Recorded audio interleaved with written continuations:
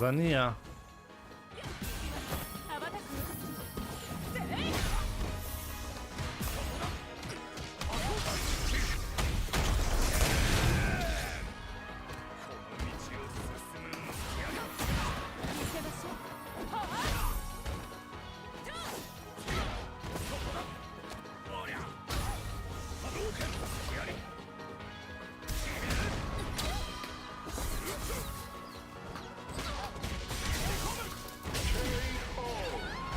I just can't believe I got that.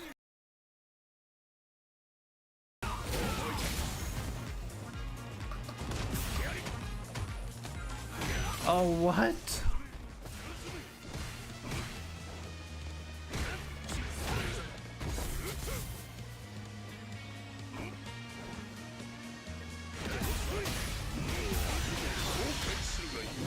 How many times has he caught me so far doing that? Not dead yet.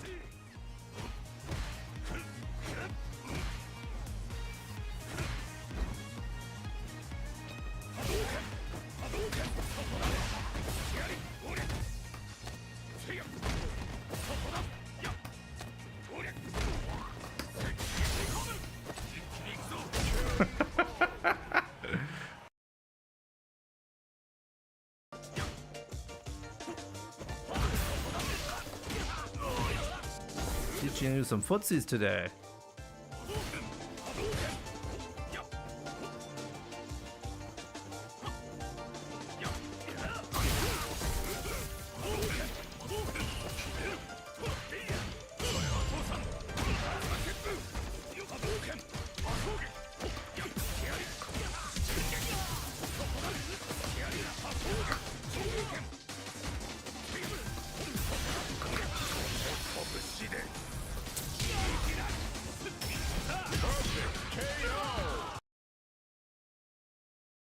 On Sunday. You think that's gonna work?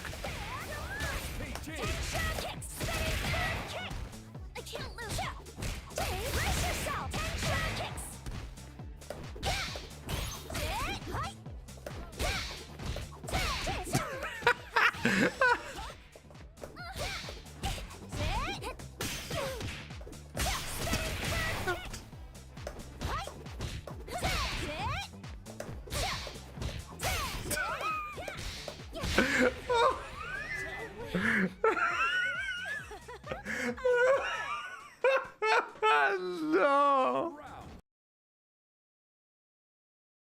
But either way. Oh yeah, he's looking to establish that heavily, right? Oh, great play again. See that crouching medium kick? It keeps him close. Oh my goodness, that big hit. Now if you get DI'd, you're dead. Oh, wow. Wow. Wow. Draining a didn't recognize it at time or just didn't get the input out. Instead, Punk abuses. Yeah, I actually agree with Punk not spending any meter. He wouldn't have been able to kill, so it's better to keep the resources. But now a very early drive rush crouch jab. And now Oh, damn, this whiff punish. Come back. More pressure. It's going to be the throw that does get teched. Pounding him down is. Oh my god, what was that?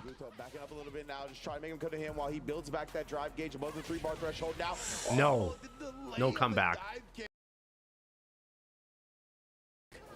There's a good advantage playing her. Oh, he missed it. Didn't complete the combo, man. It's about 4 or 5 jabs in a row. DI through it. Oh. Damn, that was a Damn, yeah, he got. Oh, he dropped it. A slight drop from Noah the Prodigy. Didn't get to continue on with the combo. Yeah, he might have been able to. Oh, what a jump.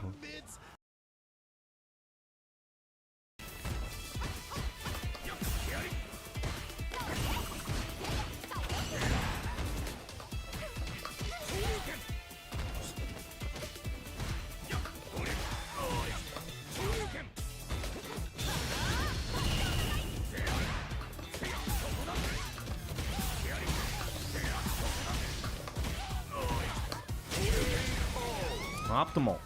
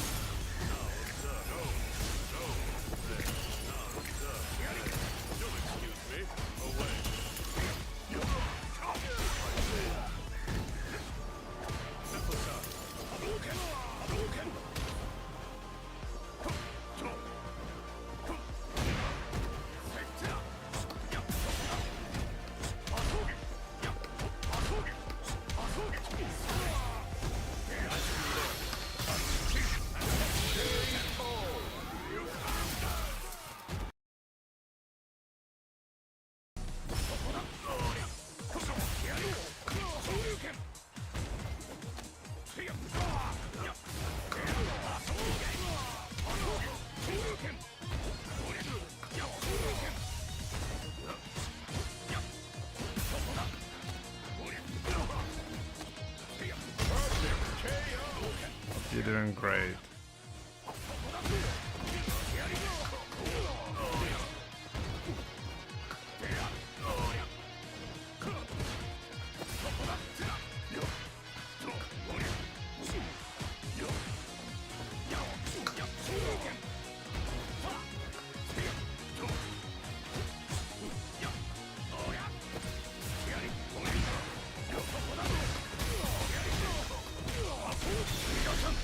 Is that a double P? Not locked in right now. That's his name.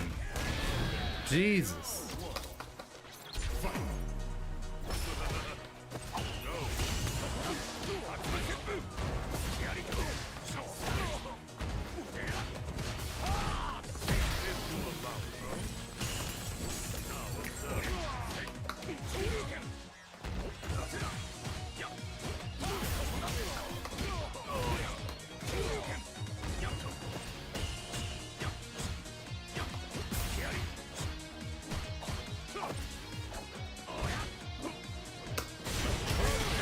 Okay, that's the third perfect in a row right now.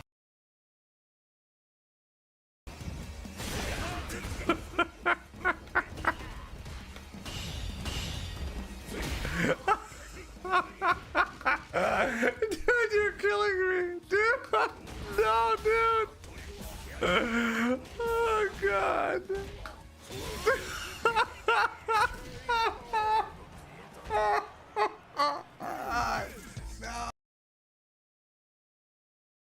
Look at this glowing effect. This should be like standard.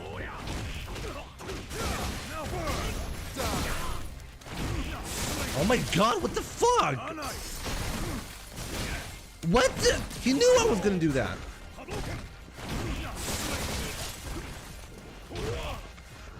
I couldn't. Hey, what the? What the hell is this? Oh my god, I got obliterated. I got obliterated.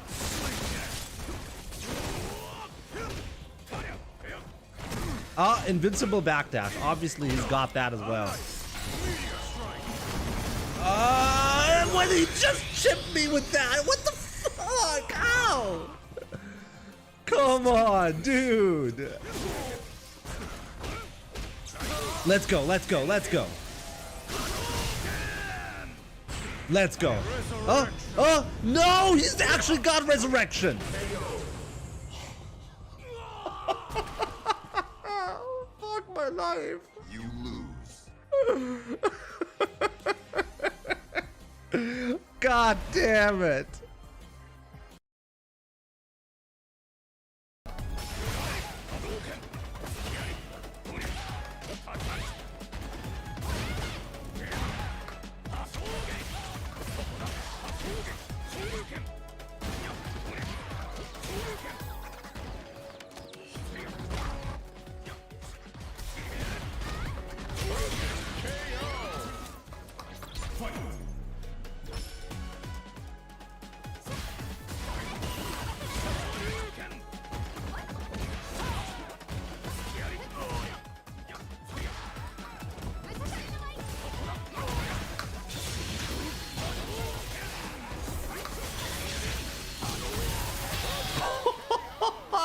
Wow, what a double perfect. Whiff punish. He hasn't been discouraged on throwing the fireballs despite that jump in. Still plenty being shown. Shigeki and Aegis gonna take the minus frames, goes right back in, forces the issue on a drive rush cancel. Caught the Oh, this is a tough one now. You gotta find that hit. Another throw, and now instead responds with the ODDP. Oh, he missed it! Close to getting chipped out here, and yes, perfectly. No, no, no. Now. He had the opening.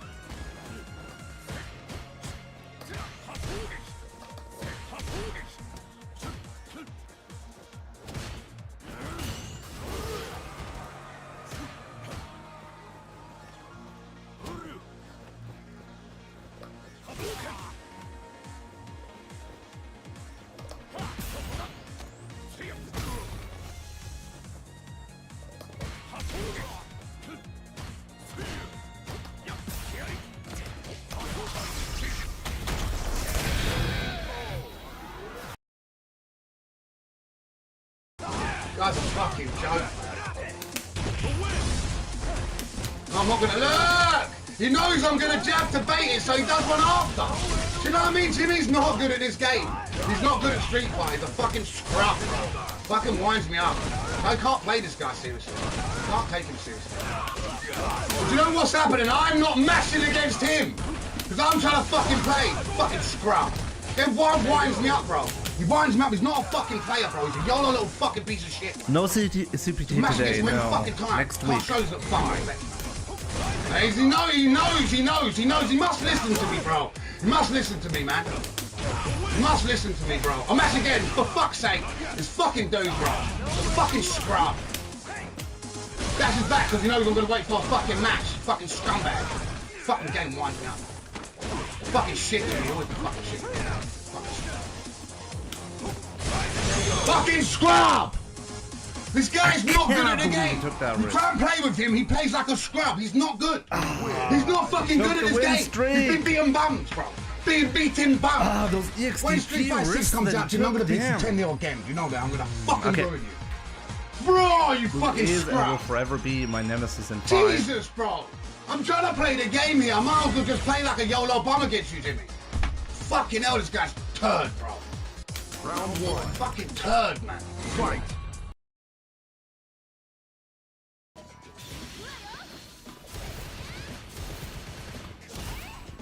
This is gonna be extremely difficult to do. You can go for the full thing, by the way.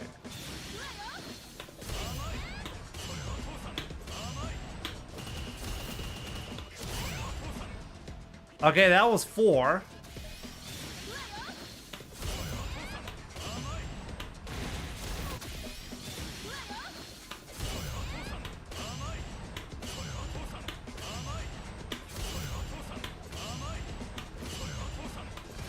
No!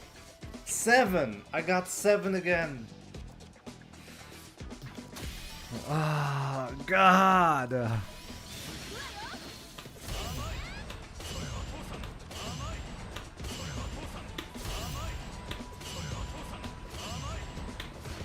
No!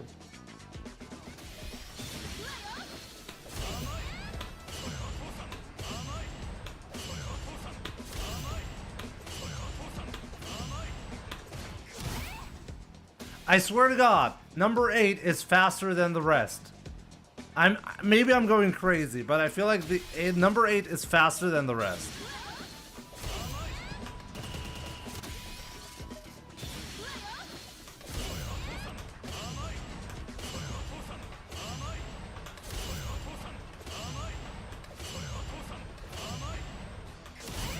Oh!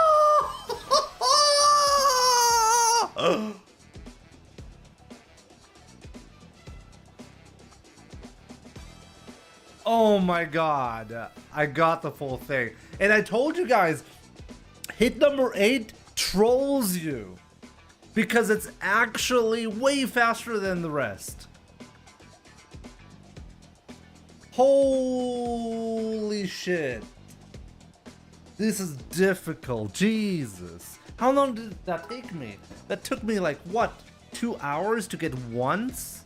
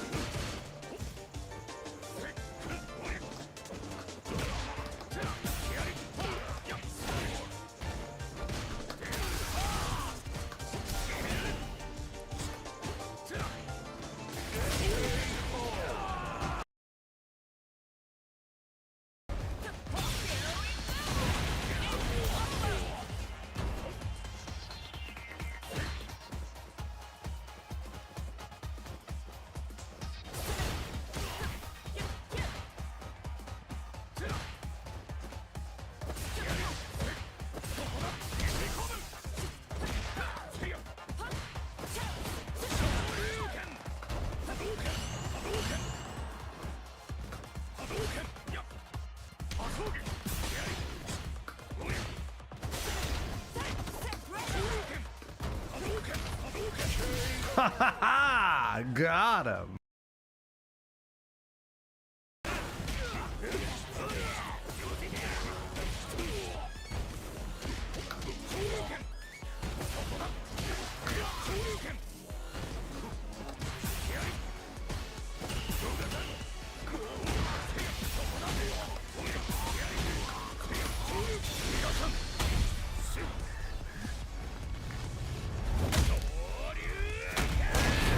Oh, not done yet.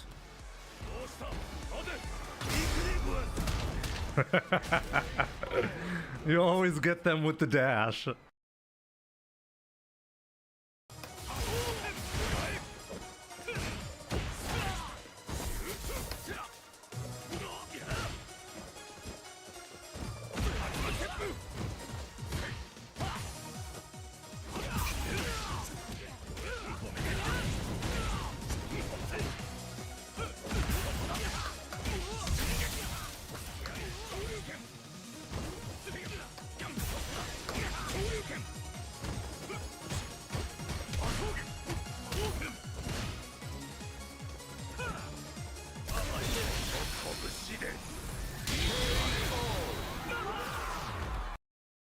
And of course, What's up, guys? Welcome to the stream. Let's check out Street Fighter League.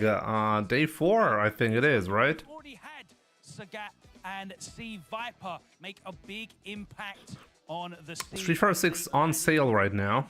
Alex soon to come, and I personally cannot wait to see how they integrate Ingrid in her first appearance in GS Luigi Bot, what's up? Donut Sauce. for us. But yes, the year Why are there so many Luigis? We have GS Luigi Bot and Grand Star Luigi. Are you somehow related? and of course, begging for the outfit. Good to see you guys. Def 5000, what's up, my man? Abdullah Khalid. That is a Good to see you. Jeff backwards. release. How's it going? Dropped on July 4th, and you're only So going Fedge? for a Is it year. Fedge? On July 3rd, it is gone. So if you missed that, Along the taxiway, what's up? out a great costume for you jury enthusiasts or you Iceber fans out there. Go and pick that up now. Oh, it's really day 5. Oh yeah, it's day 5. Of course, Street Fighter League US. It's never Fedge. A mid-season break, round 1 completed on the Why 16th not? of November, but Dude then from Dude from Desert. Desert? Desert. commencing December 3rd. One S is desert. On 2 S December is 7th dessert. is gonna be There we go.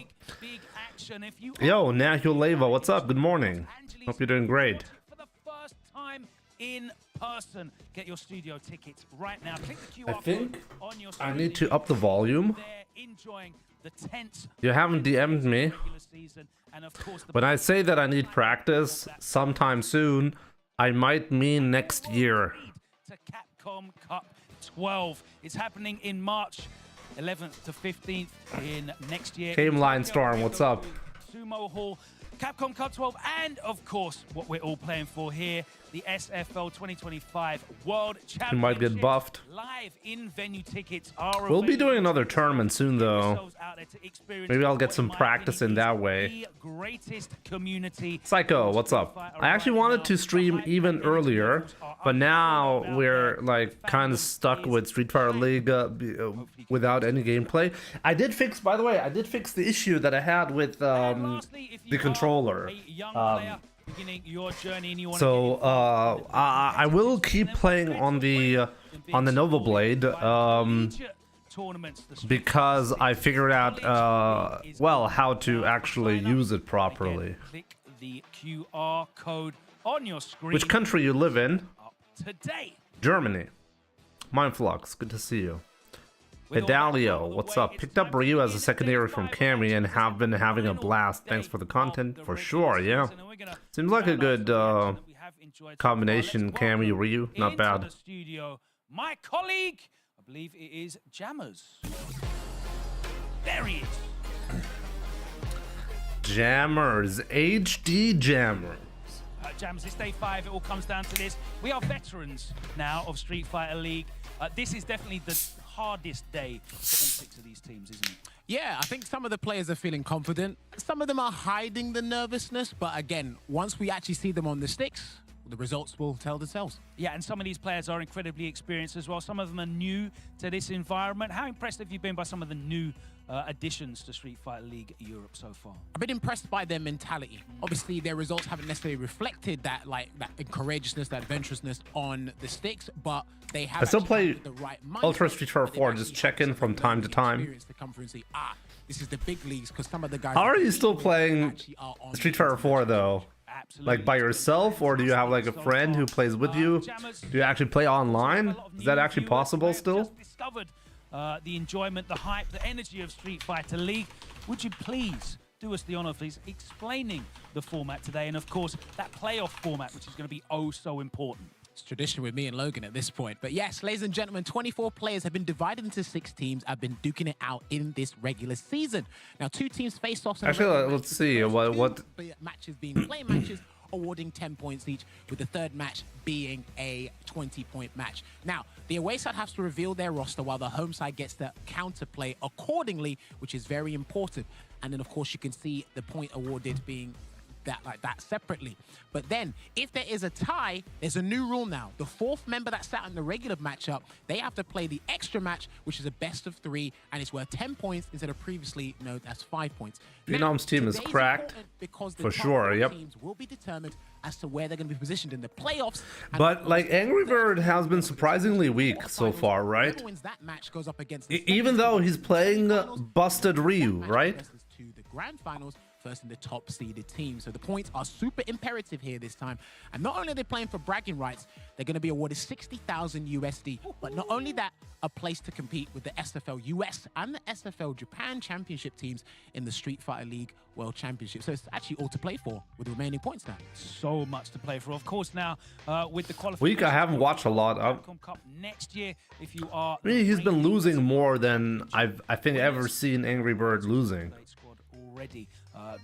Actually, I'm not quite sure what is going to be happening today. Maybe today is like the final day to earn points for the I think the bottom 2 teams, they're basically gonna be sent home. Here on Street Fighter League, we pull out a highlight from yesterday's action. I know you. Yo, Kazutukex, what's up? Good morning. So I wanted to draw out something. How you beat Cammy medium kick with Ryu? Yesterday in the first half, it's the #1 tool. Exchange between NIP and if you're confused how to play against Cammy as Ryu, you're probably not using enough medium kick. I picked up this clip in particular because he was stubborn with his backdash choices in the corner. As you can see, after the tornado landed, Big Bird got the first attempt to punish the backdash, but the second time round, he failed, and then Mr. Crimson was able to get a jab conversion. Probably could have got more damage here, but you're about to see it right now with that backdash. Misses the throw, so it might have been just 1 or 2 frames off.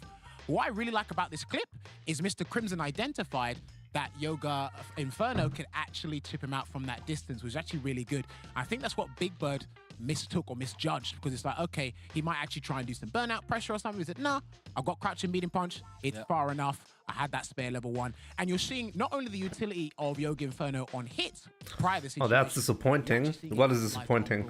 As well. So it's actually great play altogether. Wait, what? What's up? Mr. Crimson. Dead dude, good to see you, my man. A great closeout from Crimson, and of course, you know, I picked Ryu as a secondary from Sagat. For his labbing, his knowledge of also interesting. With Dalsim, he's always been good at that, and he's great. Angry Bird has dumped Ryu. What do you mean by Angry Bird has dumped Ryu? Those 10 points proved to be. Let's take a look now, talking about points at the leaderboard. We can see where we are right now. So Goliath, I think, is pretty much out, right? Added to these points, and this picture changed throughout the day, with NIP dropping all the way down to 4th, weren't they, Jammers? But they pulled it back with a big 40 points in their second match of day 4.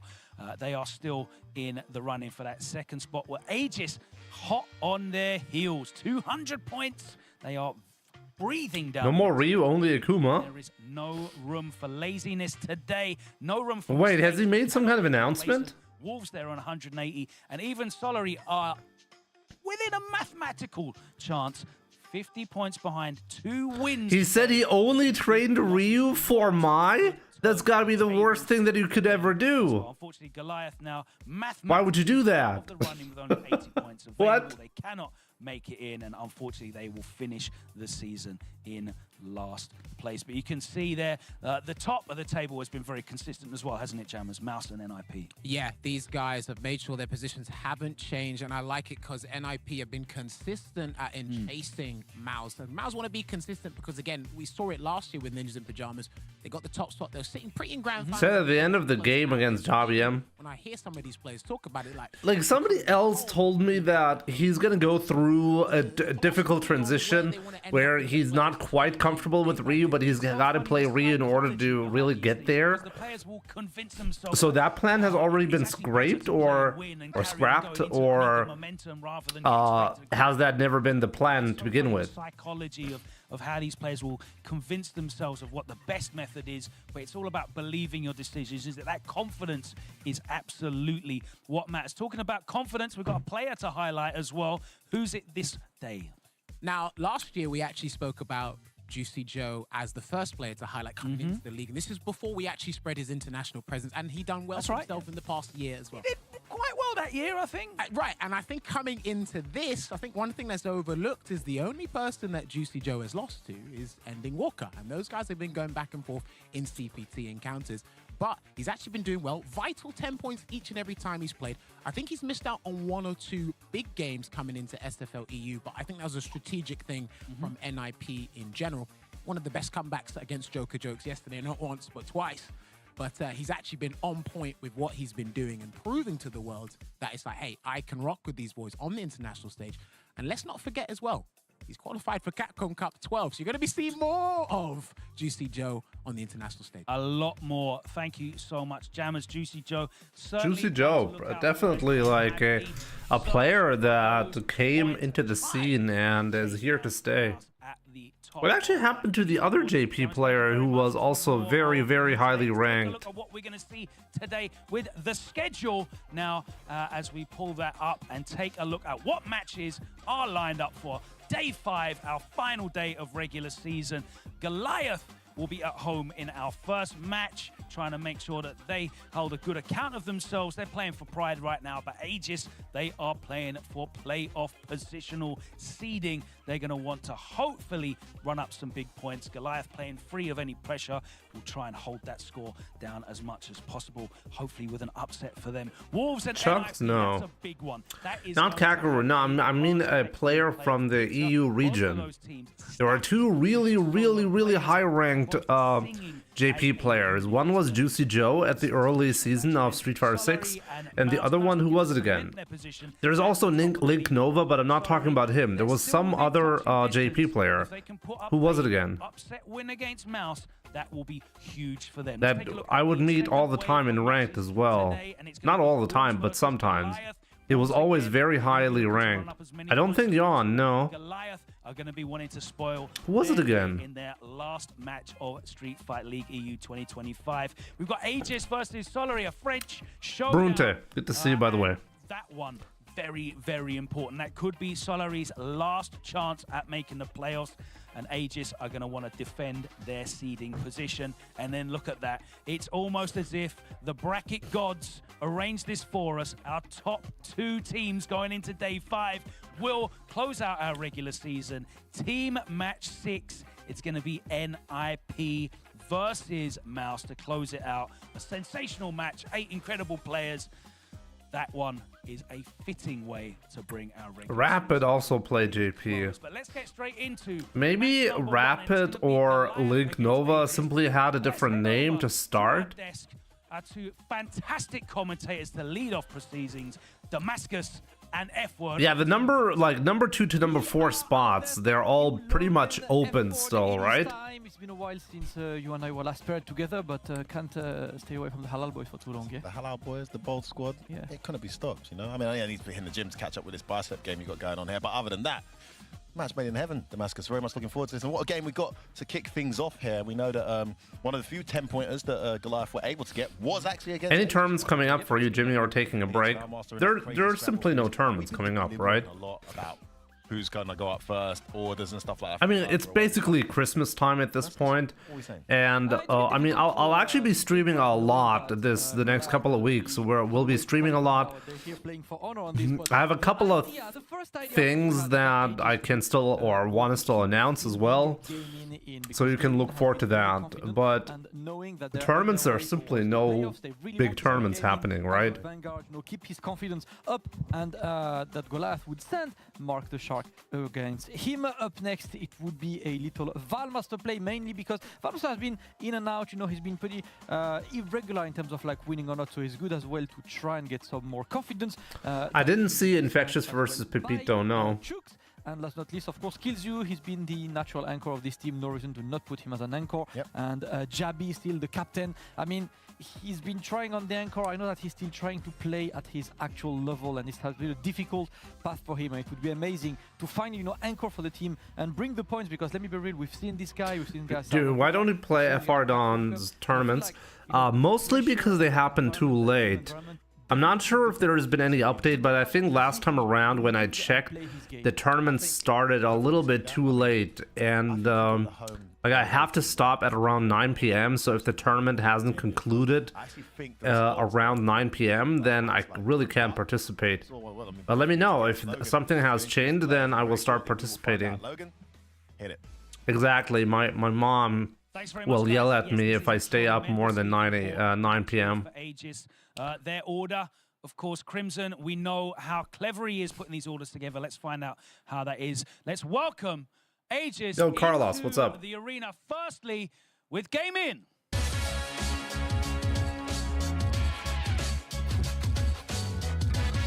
Next up, let's welcome Valmaster. I've not seen Valmaster play so far.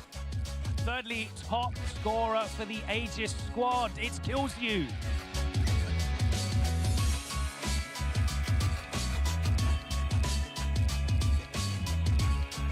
And team captain, Mr. Crimson. I'm kind of like itching to play, to be honest. Okay, mathematically today, Aegis can still finish top of the league if results go their way and they run up huge scores. And that's a great position to be in. A great position right now, Gaming. You are playing some of the Street Fighter that we know you for. A very accomplished player in Europe. Last time round when you were here with Reason, you weren't able to show that level of play, but you feel you're playing so comfortably right now with the Aegis squad. Is that how you feel? Yeah, I feel very confident, thanks to my teammates, and we train a lot, we play a lot, so I'm really confident. In terms of your experience this year, you have so much.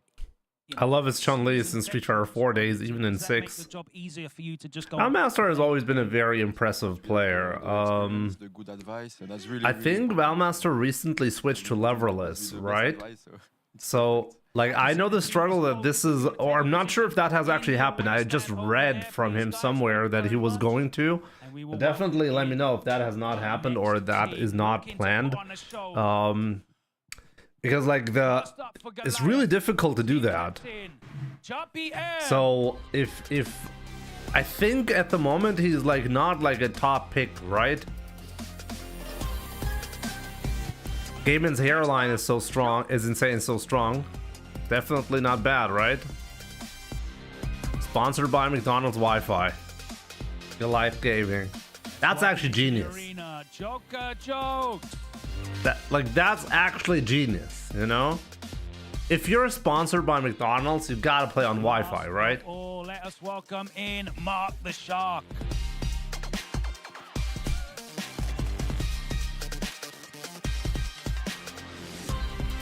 Plays on Guitar Hero controller, I'm pretty sure.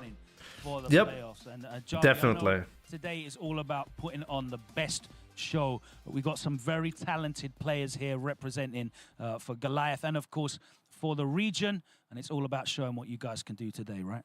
Yeah, I mean, we got to just give it our all, till the last drop. Can't be relaxing. We still got to put some points on the board. Do you think that you can upset some of these teams? Maybe rare early Jimmy stream. Yep, Morellen, good to see you. Yeah, anything is possible. And right now we're looking to take some guys with us. respect that. I respect that. It's been great having you guys involved. I wish you all the best. Hoping for some great matches today. If you want to take yourselves down there to the homestand, and we'll get this team match 1 underway. It's going to be Goliath at home. It's going to be Aegis away. We need to find out now what that lineup looks like. Mr. Crimson, the scientist, putting together a lineup to be feared, I am sure. Let's see what that Aegis roster looks like. Let's go over to Damascus and F-Word. Oh, Vimemaster does well this round. Thank you, Logan. We'll see. One of the most interesting parts of the Street Fighter League is... I mean, the cool thing is we're seeing a lot of Ryu, right? Spot on. Yeah, man. Wait, I had Valmaster. Yeah, I had Valmaster second. Oh, all right, cool. Yeah, 1 and 3, I did good. say Mr. Crimson second, but really good choice here. Makes sense for the Akuma. But yeah, Valmaster is not used.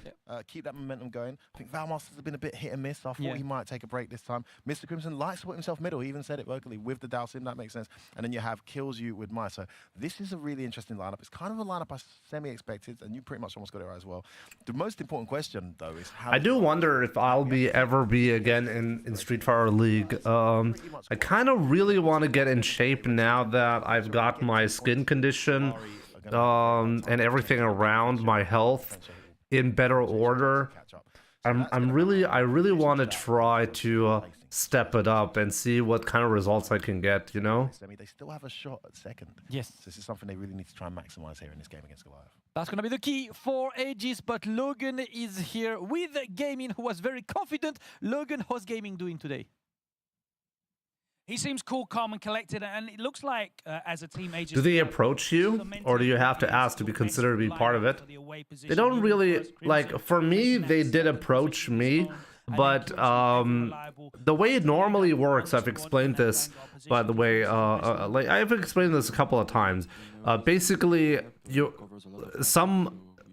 someone who's sponsored by a team is going to be approaching you, right? So let's say I always bring up Mouse. If I want to be playing for Team Mouse, then I would have to have Ending Walker or Problem X reach out to me to ask if I want to be part of the team. They're effectively the ones who are going to be deciding, because those are the sponsored players by Mouse, and obviously Mouse is going to be trusting their teammate, their sponsored players, to decide who should accompany them to this endeavor. My classic. Okay, talk me through. They won't let Jimmy in. It's unfair for other competitors. Exactly. That's the number one reason. Explain, sir. You don't get to beg. Obviously, somebody's got to reach out. In my case, it was a special case because effectively there was one team missing, and as a result, like multiple players got together without a clear team captain beforehand. I'm just guessing, by the way, what the right procedure is when you're getting drafted for Street Fighter League. I'm pretty sure it's up to the team captains of the sponsors, like of the teams who are participating in Street Fighter League. Those are the ones who are going to be calling the shots. Like, just simply, I don't know. It's like a 9 out of 10. Yeah, it's a big game. It's a big game for Chooks on a personal level. You know, we got. Hoping they don't take as long to start playing, like with Justin versus Betty. I think the announcers had more airtime than Justin. I mean, often that happens, right? You must know what 2 gifted subs. I very much appreciate that. I read something, by the way. I think at the moment, like, let me know if you can tell. I think, like, I got an email from Twitch saying that if you gift 5 subs or more, you get 35% off. I'm not sure if that is active or not, but just putting that out there. Actually, let me check my mails again. I got a mail from Twitch. Oh, there we go. Yeah, so from now to December 1st. Let me see. 35% off gift sub bundles of 5 or more. That's how it works. So if you sub, like only available until December 1st. that you don't really have. So yeah, you must know. Thank you so much for the 2 gifted subs. I very much appreciate it. And yeah, if anyone wants to gift subs, if you give 5 or more, you actually get a pretty like good discount at the moment. It kind of feels like he's still kind of looking. Hoping they don't take as long. Oh right, I read that. Yes, I'm going to win. So far, I think he's Jimmy baiting gift subs. I'm just putting that out there. Well, he got that close to grabbing some points, but unfortunately, you know, Kusanagi was. I mean, honestly, I don't even know how easy it is to tell. Like, let me actually check. Let me check. If I go to my own site kind of a classic trap, and I try to gift subs, what actually happens? So that one's better, but also you're more comfortable with this one, and sometimes the strength becomes a weakness. Oh, you know what they say as well. Oh yeah, it does say nah. It's pretty prominent. So you must know, probably saw that, right? Switch into that Mai, which has been a common theme. Just in time for a Mai rant. Character, we've seen many more. Phenom as well, picking her up. She's getting more and more popular. Oh yeah. No, it's pretty prominent. I probably don't have to explain the 35% off. It's pretty prominently labeled. I just saw that. Here we go, first game, Goliath. Fuck mine, I mean that in every way possible. God damn it! You must know. Hard to disagree. I'm hard to disagree. Guys, just ignore what I have to say, okay? Oh, overhead. Burnt himself out almost there with that pressure. Pressing the button at the right time, gets the trade. Right to neutral we go. Nice. Good anti-air, game in. Wake up jab and the medium punch there, Damascus. And she's going for the adamant flame a lot to just go for a reset on hit instead of finishing the combo, going for a knockdown, trying to catch Chooks by surprise. Oh! Couldn't snipe him out. This guy actually got hit. Darky King gets a trade. Oh my god, so many trades right So now. many trades. Oh, he does that against Kuma. He does the preemptive drive rush. He's gonna get burnt out. No, big jump in. Oh, Chucks, that was pretty. That was very close. There, and Gaming just didn't think he'd take to the skies.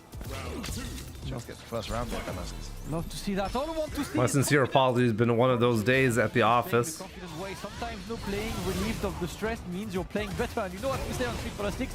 There is nothing scarier than someone who has nothing to lose.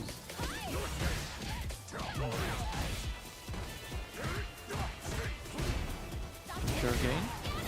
Yeah, just going to use. Oh, that was kind of lucky there from Gaiman. But he delayed it. He's getting the big damage on this one, right? Putting Chooks close to that burnout situation. And recovering some of his own Damascus. I think that's part of the motivation too. Good turnaround this round. Oh! Gets the knockdown, base out the stand throw. Chooks is going on fire here. He's been at level 2. And the follow-up is gonna kill. Oh my god, I didn't know he was gonna kill. Wow, that was very strong there from Chucks. And that is why. What are we saying on the Aegis side? Chooks looks focused. That was not bad. Yes. Uno más. Should have taken the throw. Yep. I mean, the backdash from him in that spot is also risky because if Gaiman does an ODDP, the backdash is actually going to get clipped. So it's less likely to see a backdash in those scenarios. Well, I think Gaiman's sort of start picking up on that, walk back a bit further and start with punishing. Nice turnaround though. Chuck seems very calm and collected even when he's losing, which is good. It's the sign of a strong player. Not sure what Chooks was up to there. Gonna be close the corner, great with punish. Lovely turnaround this round there from Gaiman. That was clutch. Completely, and Chooks caught reaching. Gets himself on the board there with that round. So close to going round up just moments ago with that fireball that got jumped in. For real. Oh, that worked. Just got hit by the fan. Raw, wake up DP. Haven't seen that for a while. Not much for now for Sometimes it's so difficult to decide when to ODDP. Nice jump to cover ground. Yeah. Oh.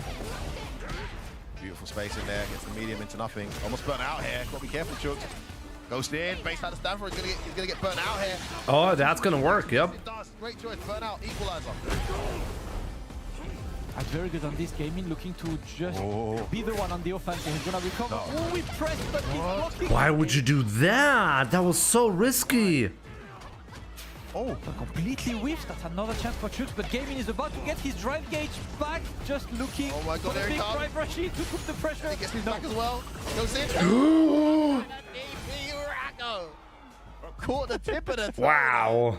As Chooks tried to approach, just needed one little snippet of a hit. One apiece, Damascus. That was so close. Damn. I can't hear these guys. Yeah. Pas trop de déchocs sur le dernier round, hein. Il chimie pas mal. Yeah, he's shimming a lot, so don't take. Je piffe ou pas? I was like, do I mash or not? She's like, no. T'as un meilleur neutral. I think Gaiman just needs to let him throw the game. Si jamais de temps en temps. Those werewolf reflexes are insane. You guys' comments are way sillier than mine. I don't even know if I should be competing. Is it smart to compete with Twitch chat on silliness on comments? I'm maining C Viper since she released coming from Cammy. No ODDP. Cam places you in really tough positions. For example, yeah, he's taking that fight straight away. Face rolling this time. Yeah, see, Viper only has level 1 super for invincibility, right? So that's actually a bit of a change for her gameplay, but I mean, she does make up for it by pure craziness, right? Now we're waiting, trying to keep him in the corner. Just about in there, yeah. Close enough to get that little walk. Oh no! Oh, that was a mistake. He didn't mean to do that. Gets out of the corner there. Chooks gets the momentum here. Yeah, Gaming was just looking to keep that pressure up. As long as he stays close enough for this fan game to not be established, that's all he needs. He's got that demon flip option when needed. Almost.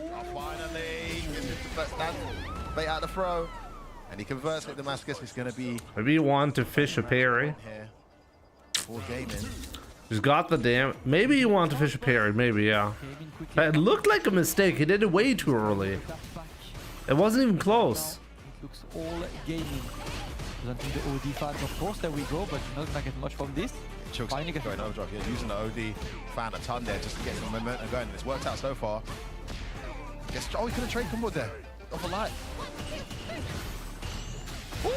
Really aggressive. Oh, Alex hit can kill. This could be it. Yeah, smart choice to not take there because he knows that the shimmy would have killed. Chooks trying to remain. Yeah, demon flip. Next hit is definitely gonna kill. Cancelled that into level 3. Oh, the early light kick. Chooks is gonna land this. Yeah, he's gonna kill here. He's gotta do that. Oh, he saved himself there, Damascus. That's all you need, but remember, you just had to spend those 3 bars, which means no install available immediately for the final round. Akuma is stealing on. Man, I love this animation right here. It's so good. She's got the damage and level 1 for defense, but without a super, the likes of Ken run you over. I like the immediate implementation of that demon, causing problems. Yes. True, she's not very good at dealing with pressure, but she's very good at well, creating the pressure herself, right? So that's basically the archetype that you're dealing with. Right, I can't just go for the demon flip. He showed that he can defend against it. You're in the corner. So look situation. Oh, he doesn't take the bait. No back throw. Almost burnt out though. Got to be careful. Nice demon flip over the fan.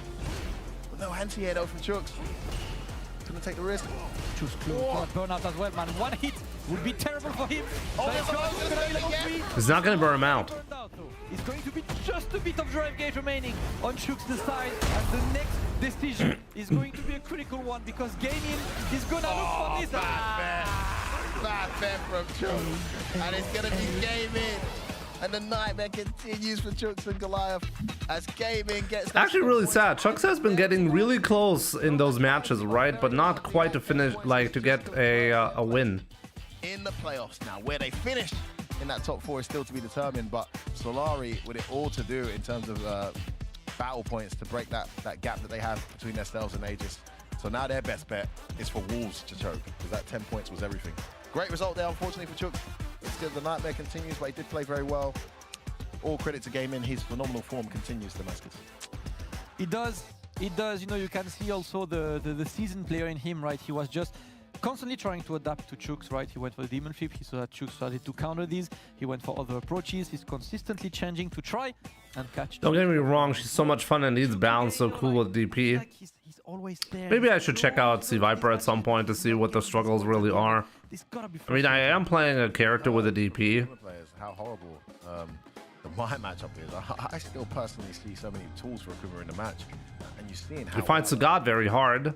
How well Gaming was able to adapt to Chooks' style. I mean, that aerial switch up, such good advice from Mr. Crimson, but also well implemented. We spoke earlier about how well Chooks was spacing that crouch medium. I said walk further back to whiff punish it. In fact, Gaming walked closer and counter hit it on startup there with a crouch medium. Great adjustment. Got a massive opening, and then Chooks with a big bet, Hail Mary bet. Yeah. Needed him to be committing to a crouch medium fireball or something, but he hadn't been doing that, so I'm not sure why that was the choice. Yeah, a bit of a desperation, you know, measure on this situation, but Gaming going to take the first 10 points. Up next is going to be the captain, Mr. Crimson. Yeah, push. Of course, we're talking about Viper. Coming in to snipe Mr. Crimson in the middle. Who did you say earlier? For Mr. Crimson, I can't remember what I said. I've got it written down now. Can go and find out. I mean, very interesting to see. I think Douse him for this team in particular is a relatively. You could catch RBM, but then you take him out of the anchor match. So. Yeah.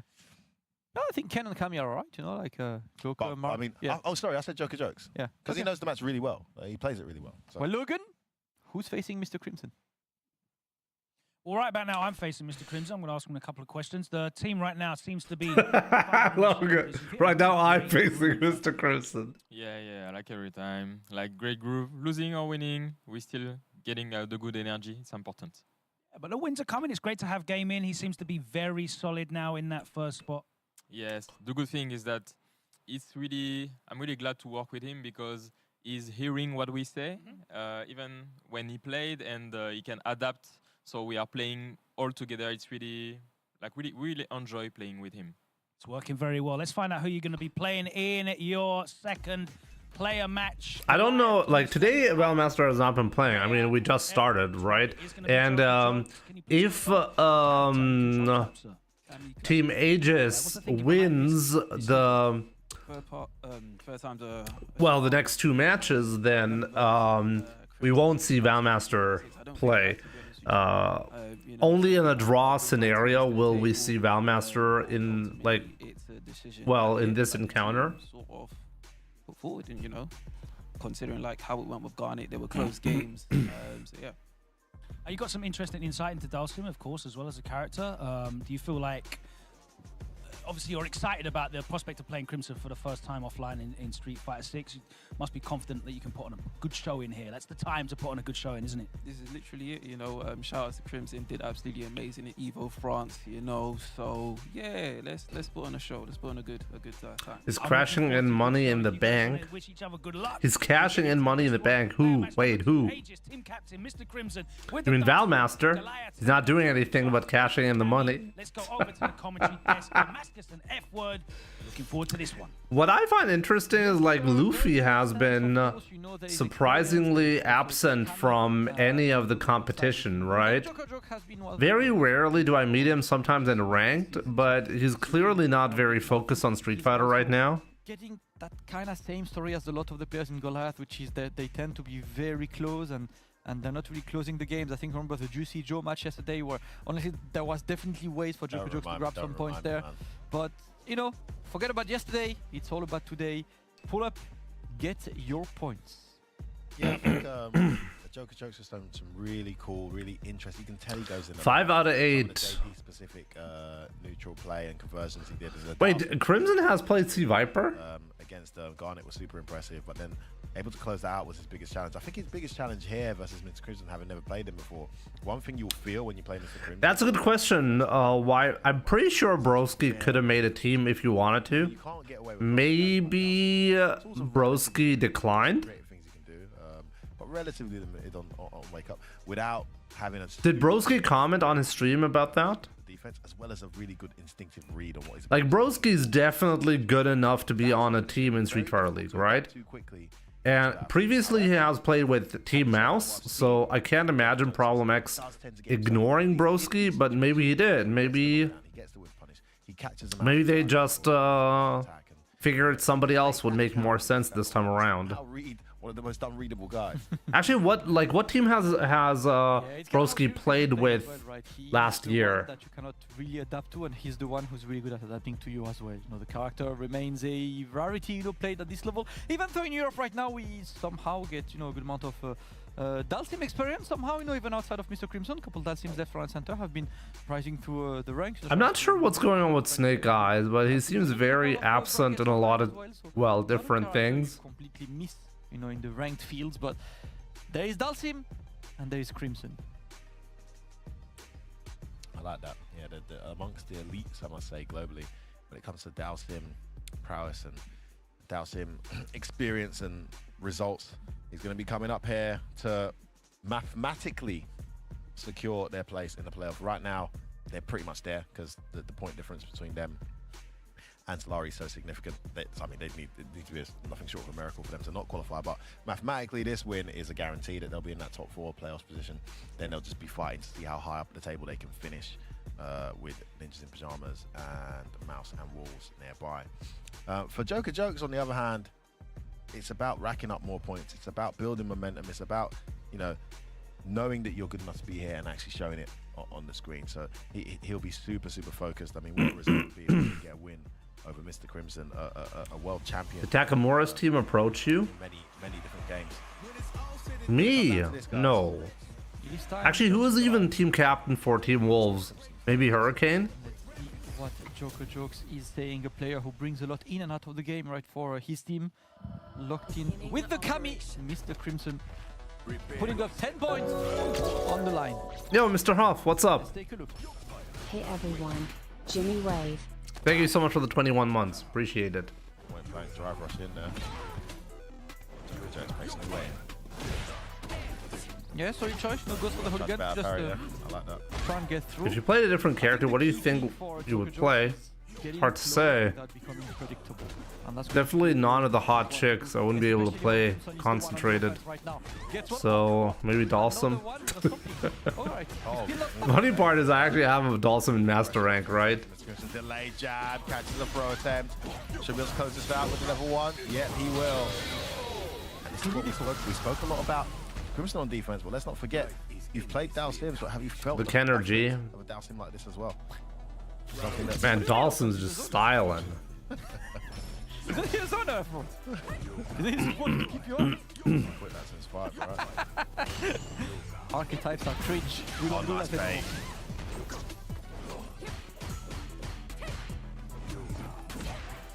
Still slow paced on all. Ooh. That crouch medium getting that whiff punished. Crimson immediately firing back, and now he's putting Joker Joke closer and closer to the corner. There's that defense variation I spoke about, Damascus. Suddenly it was a jab straight away, immediately. Nice catch out the sky here. Trying to bait out that parry, it didn't come again. Mr. Crimson, all the right read. That's gonna hurt. And he's got Yeah, just the Crimson's so aware of all the options. Will he go in here with the drive rush? Catches that empty dive kick, can't do anything. Nice spin knuckle, he's gonna spend it. No, just gonna take him to the corner. Nice button check, watch out. Oh, he thought the throw was coming. Good patient block there from Joker Jokes. He's still in this. Can't throw any fires now. He knows he's got that level 3 ready. Oh, he was buffering that super. The dash is 0. The double dash is 0, but I don't know after what. I think it was the drill setup from full screen, wasn't it? You think Capcom will make more cosmetic content soon? Great knowledge check. It's part of the thing. I mean, like learning all of the wake-up options you have. Recently I made a video on this topic, right? Maybe I should make another video. I mean, that resonated heavily with the community. I wasn't really expecting so many comments in the comment section on that video. I'm personally under the impression that Capcom, for some reason, is not willing to make content for Street Fighter at the moment. Whether that's because the game, like, and I can't imagine it's because the game is doing poorly. Let's get that out of the way. I think the game is doing fine. Maybe the game doing fine in terms of numbers is actually a motivating factor for Capcom to use the development team for other projects. distance. You got to eat them. All we know is that Capcom is very in a very unique position at the moment, and that's because they can't easily outsource any of the work that they're doing, because they decided to make every content, every game, every big project that they have in-house with their own in-house engine. And as a result, outsourcing is not impossible, but more expensive, way more resource intensive as well. There are a lot of downsides, and I think maybe that's one of the reasons why we're not seeing content. Honestly, at this point, like I pointed out earlier that Capcom might have been prioritizing Monster Hunter, but Monster Hunter can't be the reason anymore. Monster Hunter has been released, what, in February, like this year? I would think that if the development team had refocused their efforts into Street Fighter, at the very least we would have already seen a bigger, like, cosmetic push. And the fact that we're not seeing that at the moment makes me very pessimistic about the next couple of months. But maybe I'm too pessimistic. Maybe I should be expecting and hoping for more content. Oh, wow. Oh, delay on that Craps Heavy was well called out. Still chasing, but Crimson being... Wow. On that pressure, a perfect parry though. Oh, he just goes straight into the DI. That's actually okay, though. This is gonna hurt for Big time. Peep this. What are we cooking? No way, he's spending everything? That's very risky. He's gonna land it. What a bet from Mr. Crimson. Amazing. Wow, that was actually a big risk. Joker jokes. In a horrible strike throw scenario that would kill, he went for the throw and it did kill. What a wonderful calculation. When he put himself out there, I thought, oh, he should be able to put himself out. Street Fighter has to be one of the few games where people want to spend more money for silly costumes and Capcom still won't let us. But no, this has always been there. Like, people have always wanted to have costumes, even in the Street Fighter 4 days, and it was way easier to spend money on costumes because you would get a big, like you would spend $20 and you would get a new costume for the entire roster. That was a good deal. We don't get those anymore. But yeah, even back then, like, that was totally a thing, you know? We had regular costumes, and it wasn't really just about the costume. It was really a lot about, like, making sure everything stays fresh, you know? If you release seasonal content like Christmas stage, Halloween stage, you give us a costume bundle that is themed around the specific seasons, you know, that makes sure that, like, the game just feels fresh, even though the content itself is the same, you know. And I really miss that. I genuinely think that that's what we need. We don't need the costumes because I mean, let's be real, like, it doesn't really matter. Like, put Cammy, Chun-Li, or Mai in any costume, they're gonna look great and people are gonna buy the costume, right? But it's more about, like, give us something new just so we constantly get this. Level 1 combos damage was caused irreparable damage to me. Ludicrous stuff. I just want to be reminded at some point that the game is being actively worked on. Okay, that's really the main thing that I'm looking for. And I'm not getting that vibe. I just don't get this vibe from Street Fighter 6, and that's the most disappointing thing, you know? Very tight with Nip for the second place, so we aim for... The only thing that makes sense is that they started working on Super Street Fighter 6 after the success of Year 1, because nothing else makes sense. No, but even that, like, what do you mean after the success of Year 1? They needed to have a plan for Super Street Fighter 6 way before the release. Like, you're not going to be... Like... Let's find out who you're gonna Like, play. that would be shocking to me if Capcom didn't have a plan for, well, new content after the release. They must have had something in place. Maybe they don't. I don't know. Control set. Terry Classic. All right, he thinks Terry does well against Mai. Do you concur? Yeah, I think Terry does well against Mai. You know, not like a 6-4, but like... They didn't even make a new map for Viper either. I bought the Season Ultimate Pack too, and kind of wish I didn't. You're gonna be able to give us that? Yeah. The Season, like the Ultimate Pack is kind of a scam. Good luck. We'll get into this. And I'm saying that as somebody who bought the Ultimate Pack, right? I think I did buy that. Goliath. It's WM stepping up. pretty much a scam. Versus Terry. I mean, last year I complained heavily that we bought content that wasn't released in the season that we were promised. And Elena, for example, is a great character to show that. The Capcom Pro Tour, the third year tournament, started before the Season 2 content was concluded. Elena was released after Season 3 has already started, even though she's Season 2, right? So I think that is highly not suspicious. It's just that, is that really what you want to do? Is that how you want to do this? Like, go-to standard game. It just makes me feel like something is going on, something is wrong, you know, with Capcom if they release it like that. There's something off, and I kind of wish Capcom communicated what's going on and what the plan is, because if you don't say anything, it usually means there's nothing positive to say.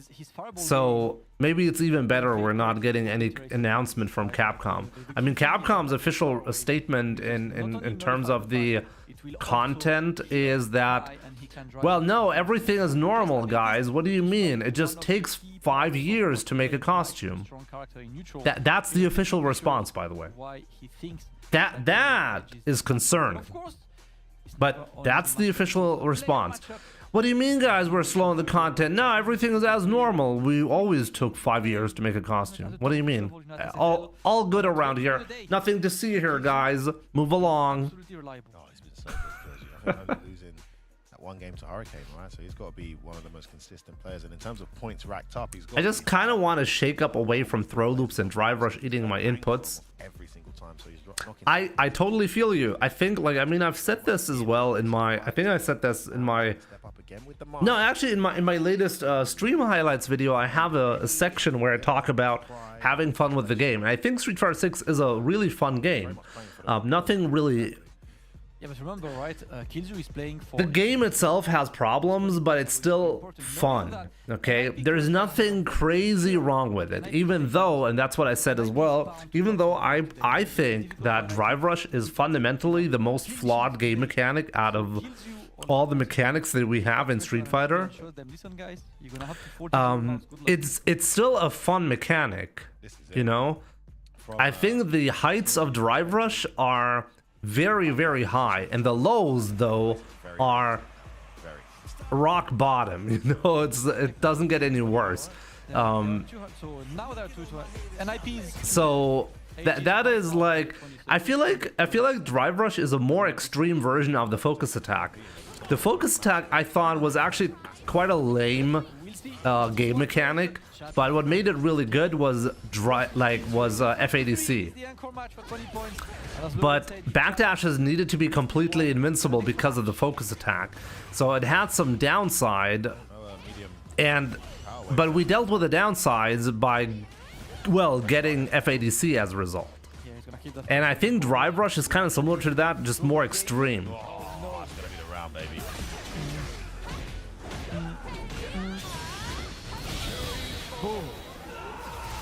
One round done and dusty. This guy couldn't hit out of the bar before coming to Street Fighter League. Who? Prez. Never time to go for the Drive Rush overextended. You mean JBM? Yeah, because she can dash forward. Her dash forward throw even allows shimmy. She can dash forward and walk back. Yeah, which is crazy. Like, I never learned FADC. Not like shimmy behind, right? But I can't believe you said that, Prez. Let's go. Jumps out 3 times there. How have you been around for so long and you don't know how to FADC?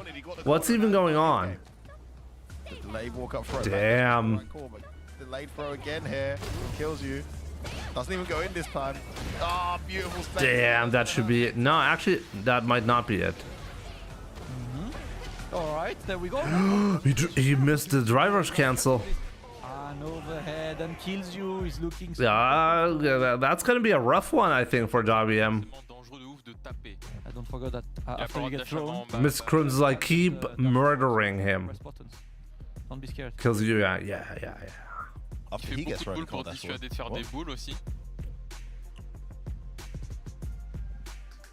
Tell me again. What did you say? No, I said after a mid-screen throw, he can't dash forward and press buttons. Ah, okay. Yeah. He's got a driver. I mean, I could do the full-powered FADC, but not the skilled ones. What do you mean by the full-powered FADC?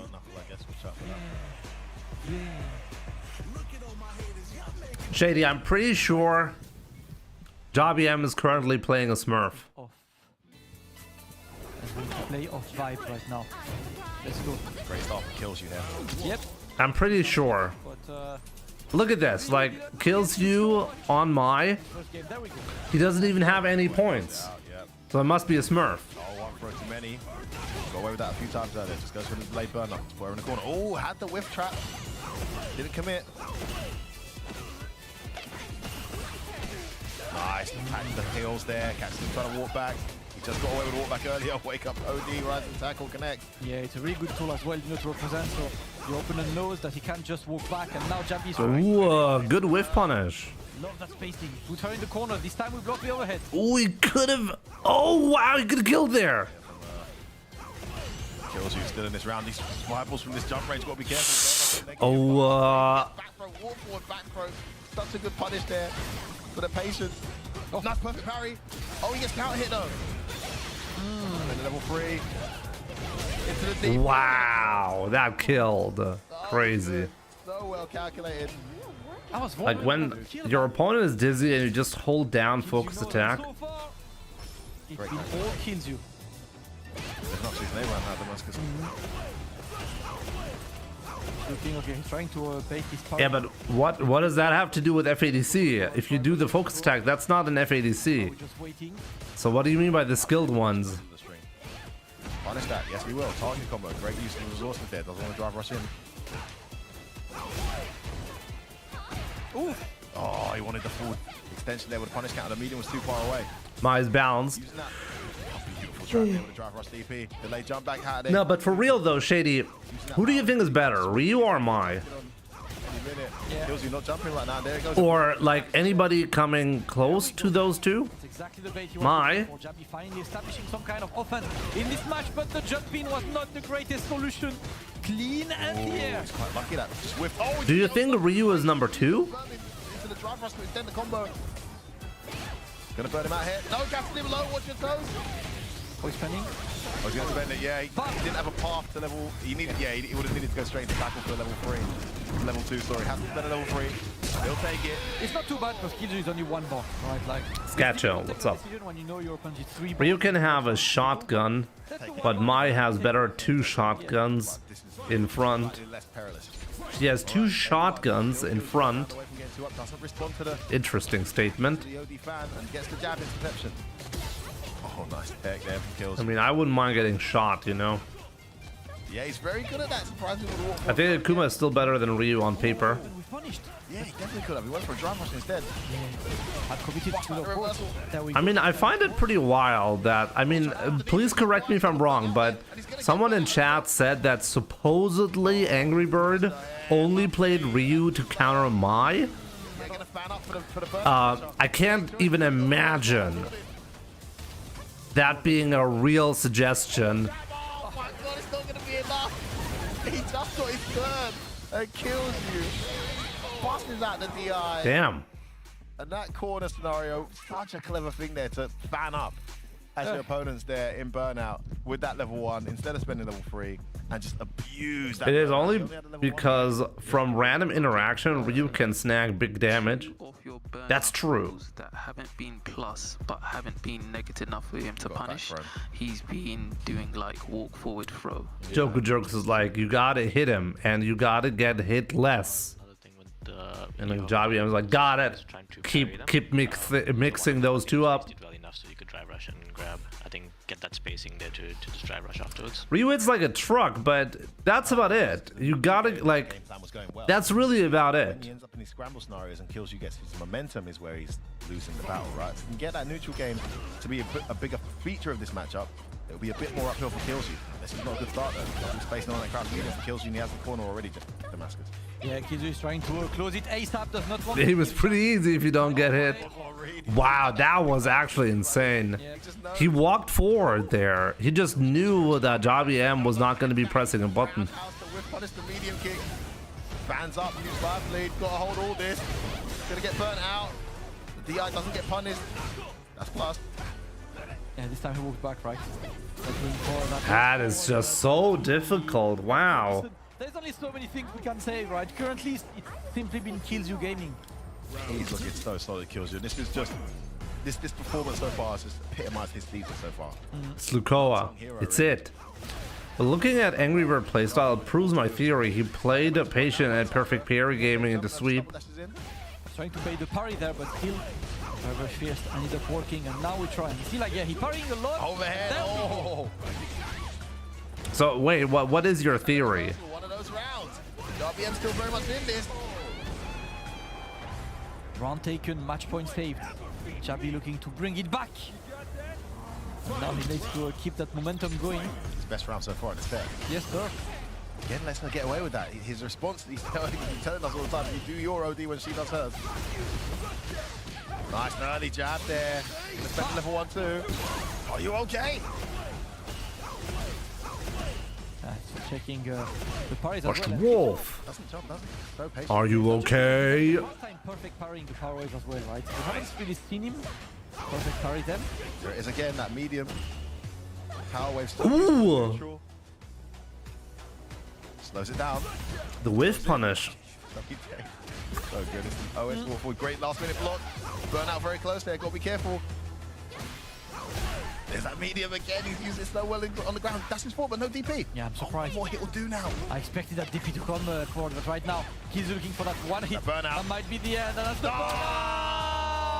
No way! I'm pretty sure Javi got hit by the same last time as well. He's just going to finish the job. Wait, is that? Might actually not be enough. It was well into the yellow, right? Exactly enough. Unless. Yeah, it is. Okay, just barely enough. A very comfortable 3-0 over I feel that Ryu doesn't have to take any risks. I mean, Kizio has been an absolute. Doesn't he? I think it's the exact opposite. I think mostly Ryu is taking risks when he wants to get his damage in. When it comes to Akuma, for example, Akuma has a lot of different ways to force his way in. And yeah, a lot of them are also risky, but at the very least he has this ability to mix it up. You don't really know, like, should you anti-air Akuma? Is he going to throw the fireball? What demon flip follow-up is he going to be going for? You know, he's quite tricky to deal with, right? And Ryu doesn't really have that, and in return what he gets for being a little bit more simplistic is very high damage output on some interactions. But as a result, they're more obvious. And if they're more obvious, they're easier to deal with. It's good for him to have realized that, and they can go home, you know, after the next game. Got any advice on not getting tilted versus modern players? I mean, you gotta understand that you have to play a little bit different against modern. Like, you're not gonna, there are certain things you're not gonna get hit by. So your expectation has to be a little bit different, you know? Because I spent I played 3 to 4 days with high-level players playing casuals all day. And he was like, just these 4 days showed me that, one, I can hang out at that level with them, and 2, I know what I have to work on. And that was like the beginning of him becoming better and better. Jabi had this experience before, you know, at the Blue Committee at Capcom Cup, and it's always a great experience to have to get better. It's just right now, Kills You has definitely been... Like, for example, when does Ryu get high damage interactions?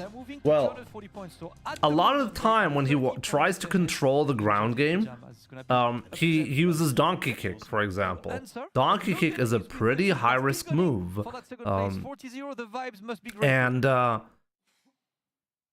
That's just in order to make sure the opponent, the Donkey Kick, for example, has to be used just to make up for the simplicity in options that Ryu has mid-screen.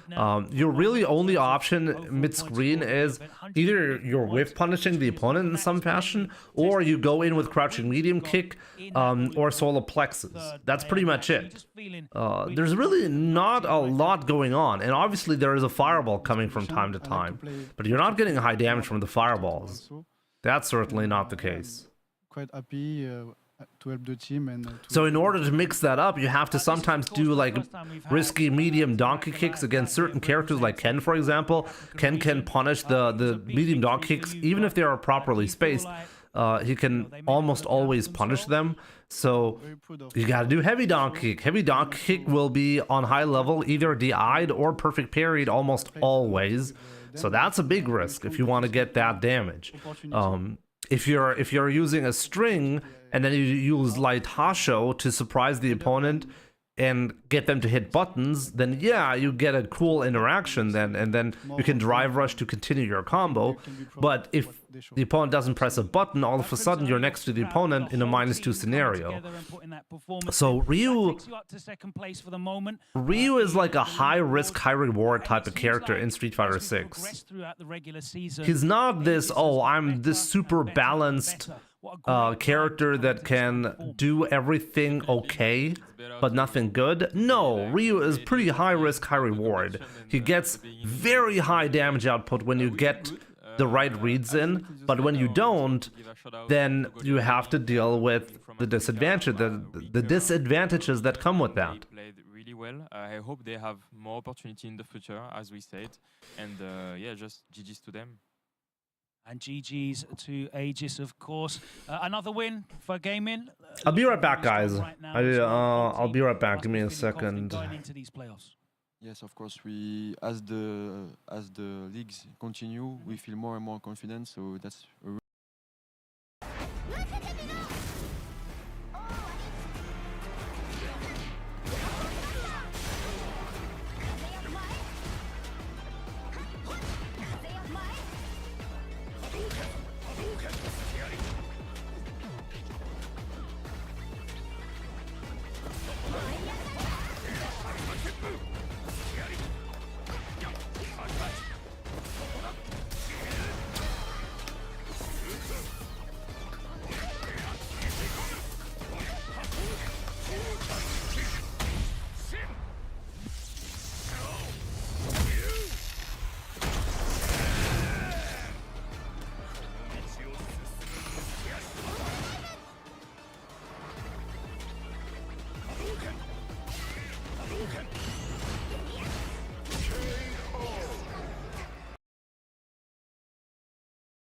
Shin Akuma. Let's see how hard he's gonna kick my ass, because I forgot how difficult this one is. We're gonna play the fireball game against him. Of course, he gets free double fireballs in the air. I should not be challenging with fireballs, right? Oh, we got a knockdown. Let's go. Oh, he's called the true Akuma. Do you see how fast this is? Wow, I can react to it, even though I'm almost full screen away. Oh my god, okay. I should not be playing the fireball game against this. Okay, that's bad. Okay. So, yeah, plus, right? Okay, we got the jump in. Gonna grab him here. Of course, you can just jump out of it like that. Okay, again, okay, we're just gonna jump in until we win. He has full... Okay, guys. Nothing else. The Sacrosanctum offers them the hope they need to live. Maybe I should start Street Fighter. Play a game. Oh, Eleanor. What?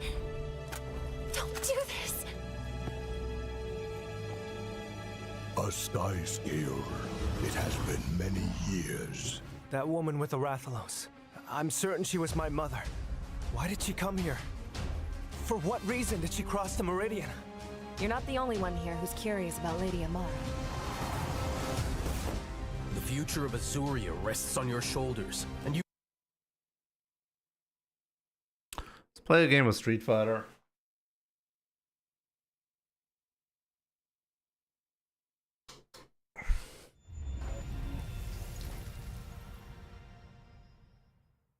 The 1984 Ryu propaganda. Ryu's not a high-risk character. The Ryu downplay is crazy.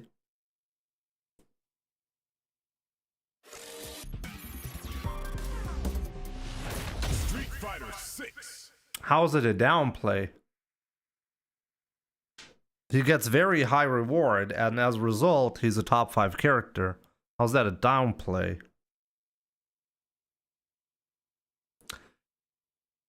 Am I playing him down by saying he's one of the best characters in the game?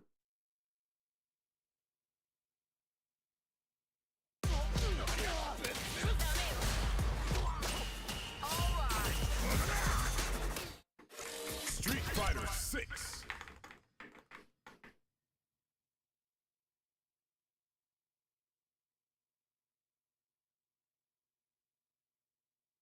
I don't know why people are so allergic to hearing about Ryu. I did. I figured out what you can do. You can actually hold the FN button, and then you can access the start button. It is not documented though, so I had to figure that out on my own and just guess. So something that Corsair definitely needs to fix for the novablade. Like you can't have like your audience not know how to access the start functionality and not like have it in your guides, you know?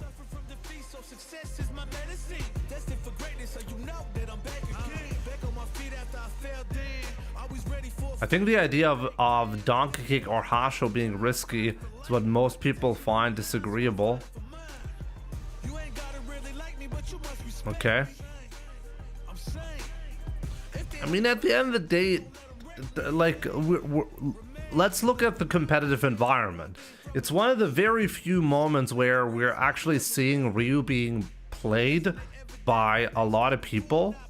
But is he dominating in a way that we're like, oh, he's got to get nerfed into oblivion?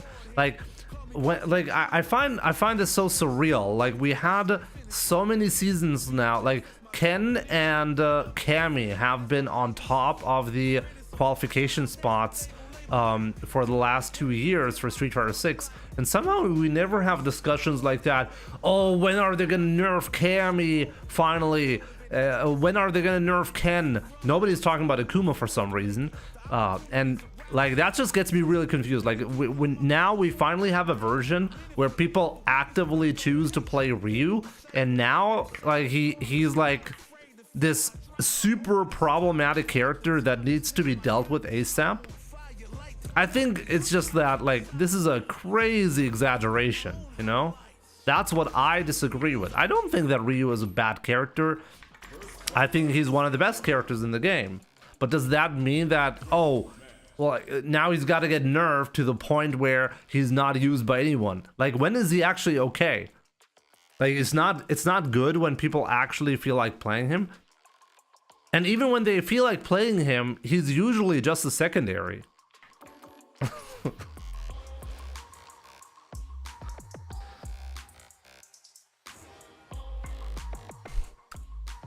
You said he's a high-risk character. He's certainly moved way, like, when I say high-risk character, what I mean by that is Ryu traditionally was this type of character that had a pretty good balance of what he can and cannot do. He could basically do everything okay, but he wouldn't excel in any direction.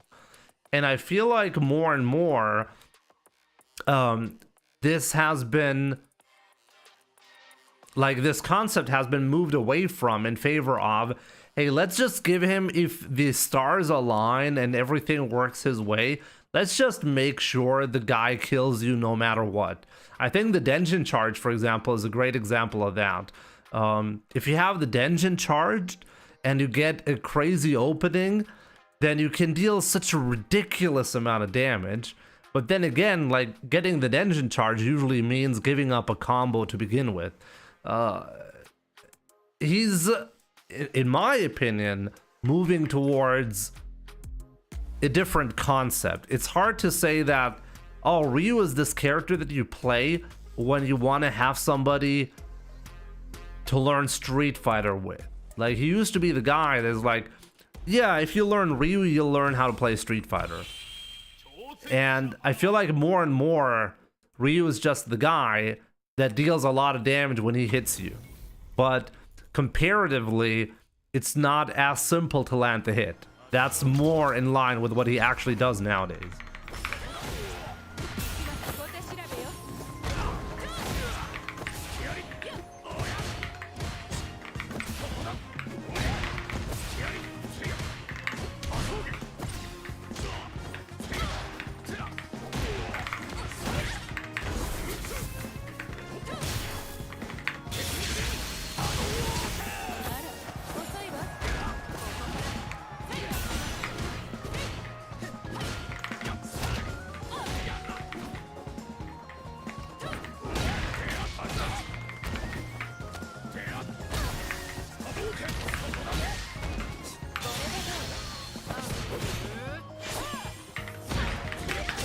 I couldn't do the eye.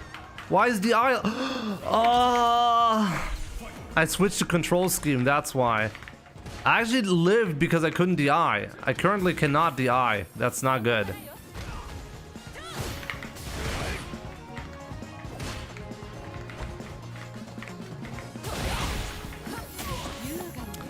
If you go into trading mode or versus mode and then you check your control scheme, it's not actually the one that you're going to be using in a match.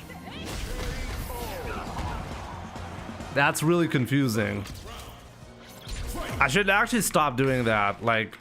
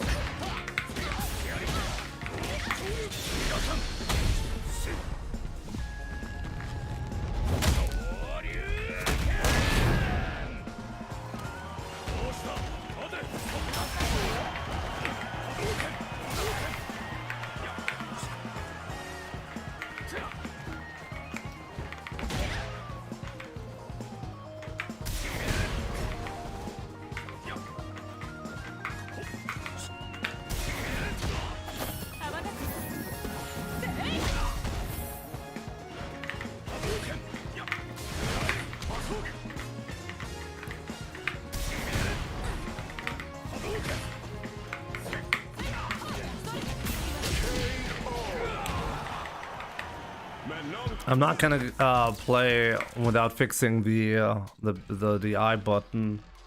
So let's fix that first. Button preset custom 2. Yep, there it is.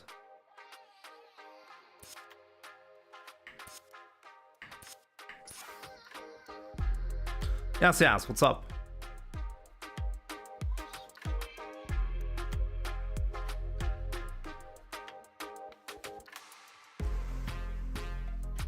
What was up with the screen glitch? Was it from the controller or something else? What was the screen glitch? What screen glitch?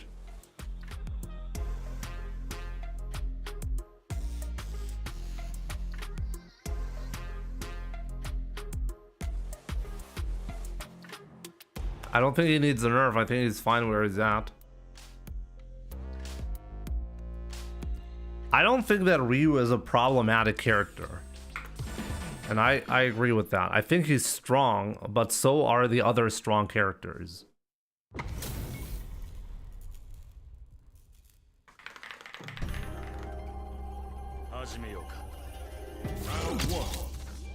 Have you seen the video the guy did based on yours? Based on yours what? What do you mean by based on yours?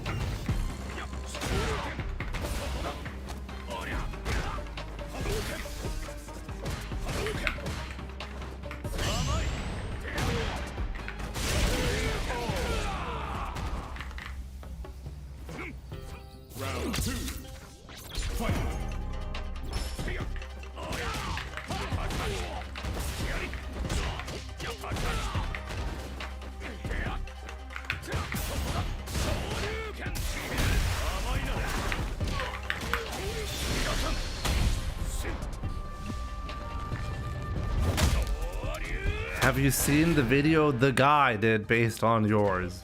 It's so funny because it's so unbelievably... Whoa. Okay, that's actually fine.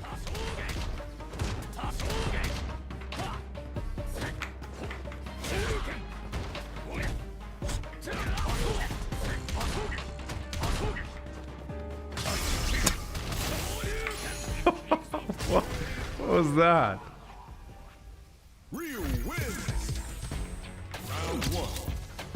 Fight.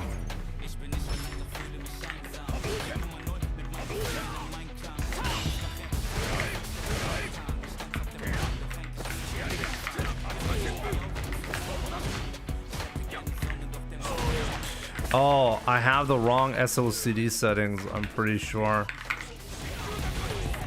Or maybe not? We'll check. Something is still different. Round two. Fight.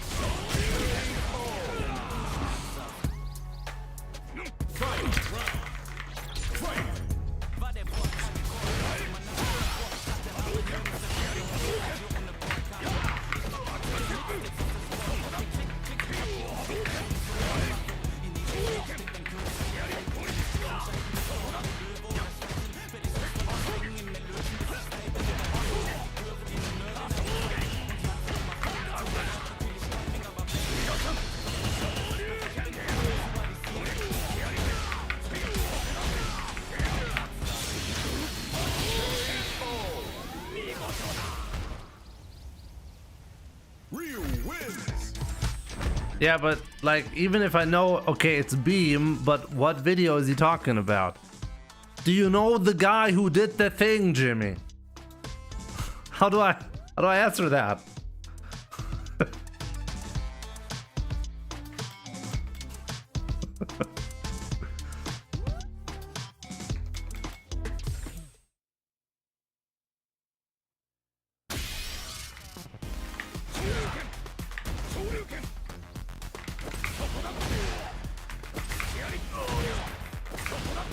I think I just happened to make an input error. Seems fine.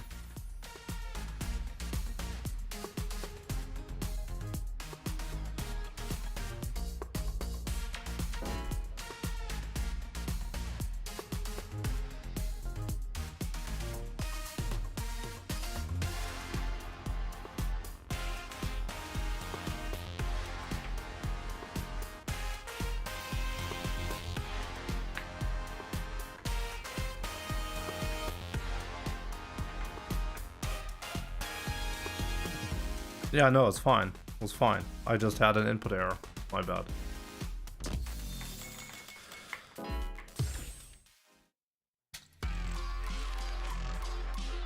Anyways, Street Fighter League? Let me see. What is Street Fighter League? What are they showing at the moment? Today, so it's time to find out what their lineup looks like, how accurate will Shori's Tengen and Jammers with their predictions. Let's find out now. Reassuring words. Let's play one more game and then we'll check into Street Fighter League again. Matches are not up, so we have one more. We can play one more set. I saw it in just echoing what Jimmy said regarding Capcom dropping the ball with Street Fighter. Okay. A new warrior has entered the ring. I mean, I did see like Maximilian made a video a couple of days ago as well, and he had a bit of a different twist, and I found that one interesting.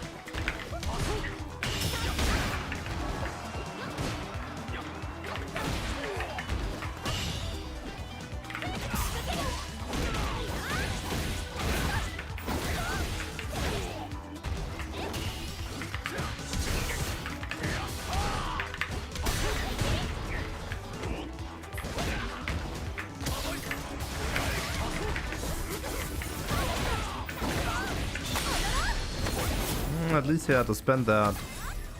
Elena pretty much still sucks, yeah, but she's still... She's never a character you wanna face, but she kinda sucks.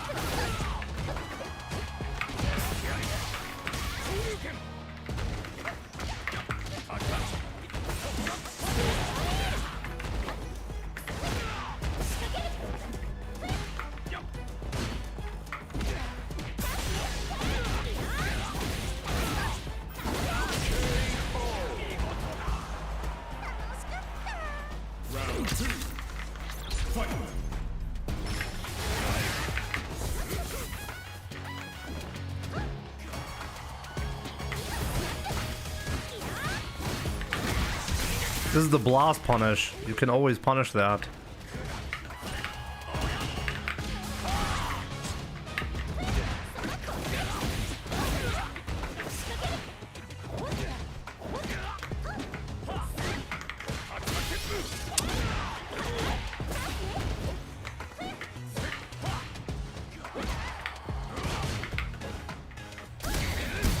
Oh no! You cannot kill me. Ah, never mind. Maybe you can. Oh, you can.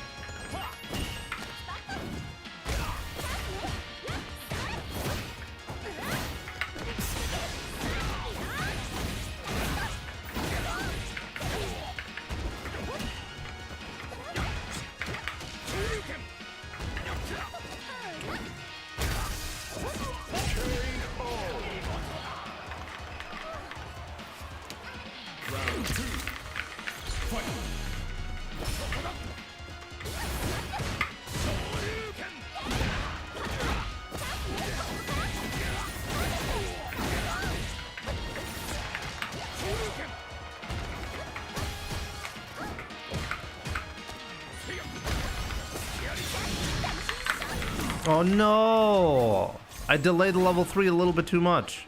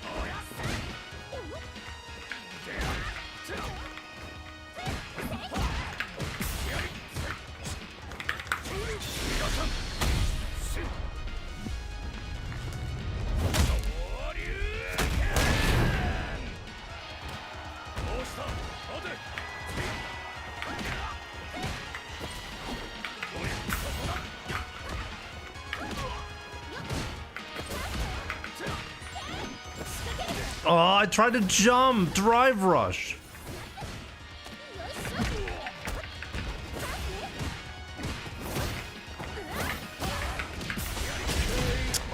Drive rush killed my jump input.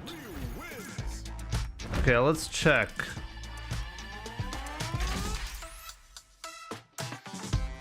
So Angry Bird versus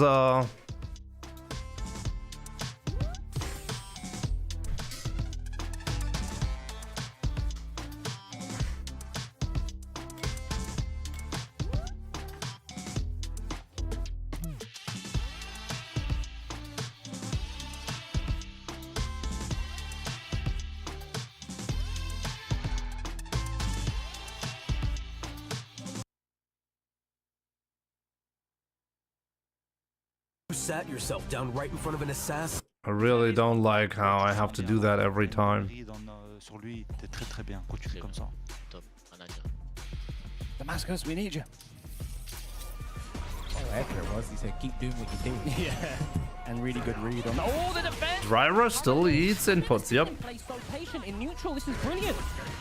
I think because he knows this is prime time. Yeah. Doesn't...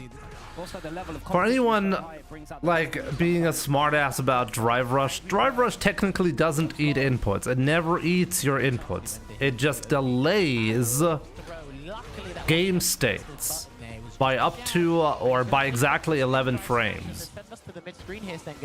So if you're in the recovery, Backs off, he expects Angry Bird to do something more offensive once he got knocked down, and Angry Bird doesn't oblige, staying solid. Actually, that's not even true. It does eat the input if you're trying to jump. It genuinely eats the input.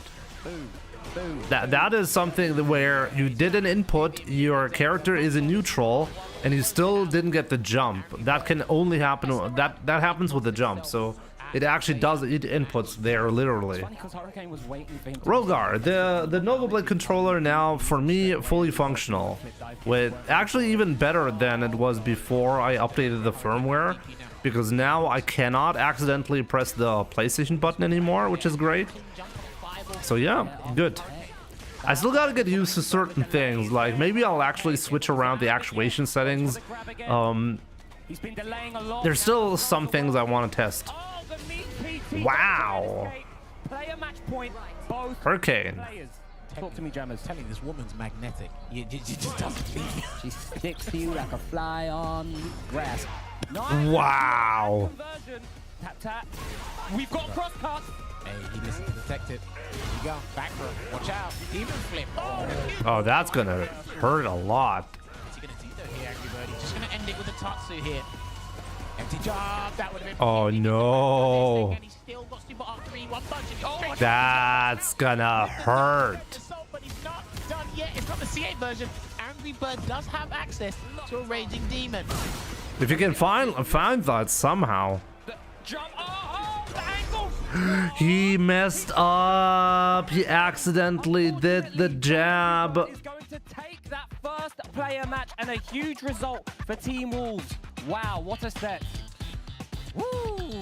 I did say in the last couple of seconds there, he did have wow. a raging demon. He got the jump, but I think. Yo, Roland, good to see you, my man. So the tournament mode, or it's actually called game mode, okay? Just to clarify, the mode is called game mode. I figured out if you press the start button and the FN button at the same time, like it's located right below the start button, then just died? Then it will actually trigger the start button. So FN triggers the actions that are locked away behind the game mode. That's a good workaround. It's not documented though in the manual. I just happened to figure that out. Like, did I just die or what happened?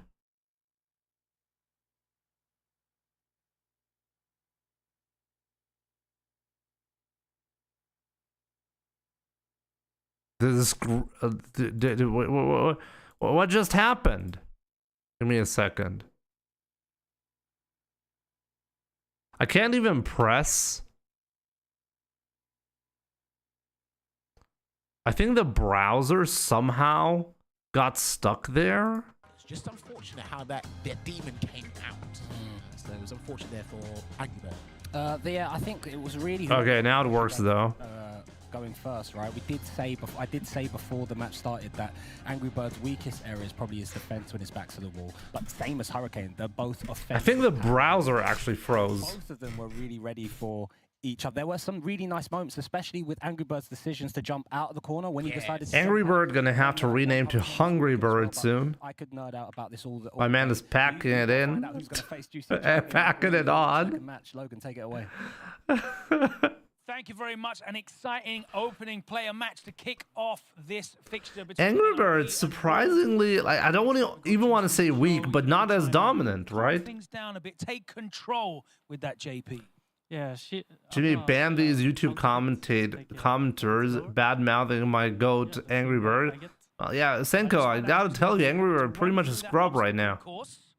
Wolves, who are you going to be sending up as your second player? It's going to be Kusanagi. Let's see which character. Of course, I'm joking. Okay, Angry Bird is one of the all-time best players in Street Fighter. But I think this is exactly where the disappointment comes from. You know, if you set yourself up that high, where you basically beat everyone no matter what, and like Angry Bird can't be happy with this performance right now, you know? That kind of confidence. Guys, if you want to wish each other good luck, and we'll get into this player match number 2, NIP. That one should be good. I'm really interested in this one. Sending forward Kusanagi. He wants to run back with that Terry. Is he going to get revenge? Let's find out. Sure, you say. Wait, is he going to be playing Terry? Oh, he's going to be playing Terry. Never mind, guys. Should we skip? I say there's a personal grudge there in the matchup, but I can understand that because that kind of like creates and ignites a personal flame within you to actually go there and actually bounce off of what Hurricane has set pace for. So I do agree with this. I actually thought they would have reserved him for later, but he wants to step up to the plate and he says, okay, I think I got the answer. Because remember, some of these guys who lost to players in the first half, they've done their due diligence and come right back and smoke the guy in the second half. Yeah, and if I remember correctly, that set was super close. Kusanagi basically, you know, I think it came down to Juicy Joe doing a level 2 and then Kusanagi blocking the level 2 and Juicy Joe stealing with the rift up and Kusanagi not being ready for it. So maybe he has drilled those level 2 scenarios and situations a bit more, but it's going to be way more than just boiling down to a level 2 scenario in this match between these two players. Yeah, I like that Juicy Joe says, you know, I want to chill. I'm going to chill out, slow the pace of the game down and take a breather. And they're like, nah, mate, you're facing the speeds that we're sending him up. So be prepared. Big amount of pressure on Juicy Joe's back. This is a Capcom qualifier. He can handle that pressure. But when it is a team event, it does stack up. Talk to me, Jammers. I really would like, this is probably just a random content piece, I really would like to hear all of the players like a minute, 2-minute post-match interview of how they experienced SFL, like the team. What did you think about coming into the league, and what do you take away?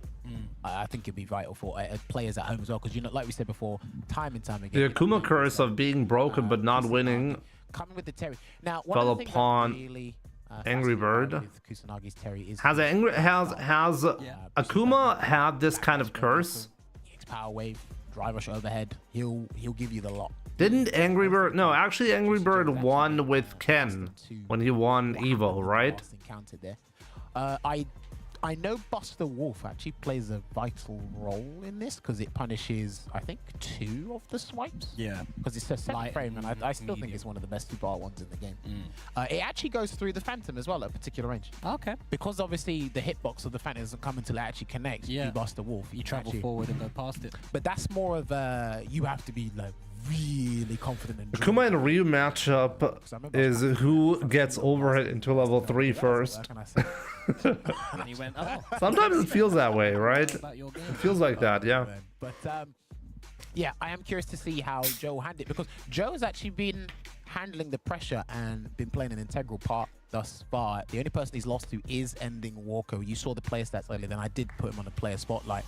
He's only lost 1 game in the games he's happened to be playing in, and he's not unfamiliar with playoff territory either. So hopefully he can get 10 points on the board here for the Super Soldiers, but Kusanagi has got... Who's the best Shoto, Jimmy? I think Akuma, Ken, and Ryu are approximately on the same level.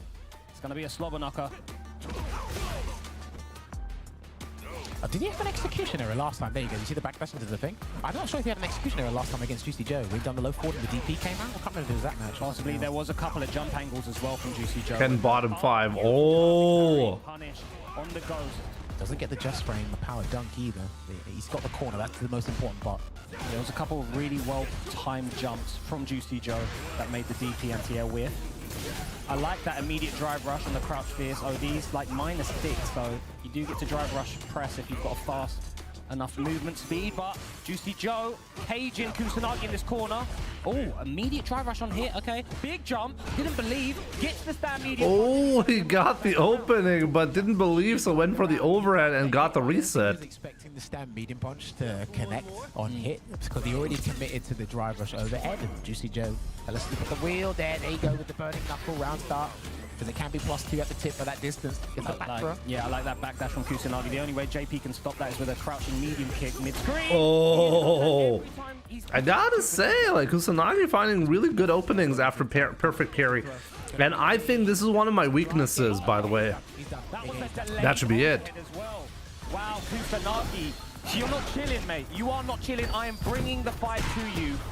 And emphatic fashion takes that first battle. Let's see what the players have to say. Damn.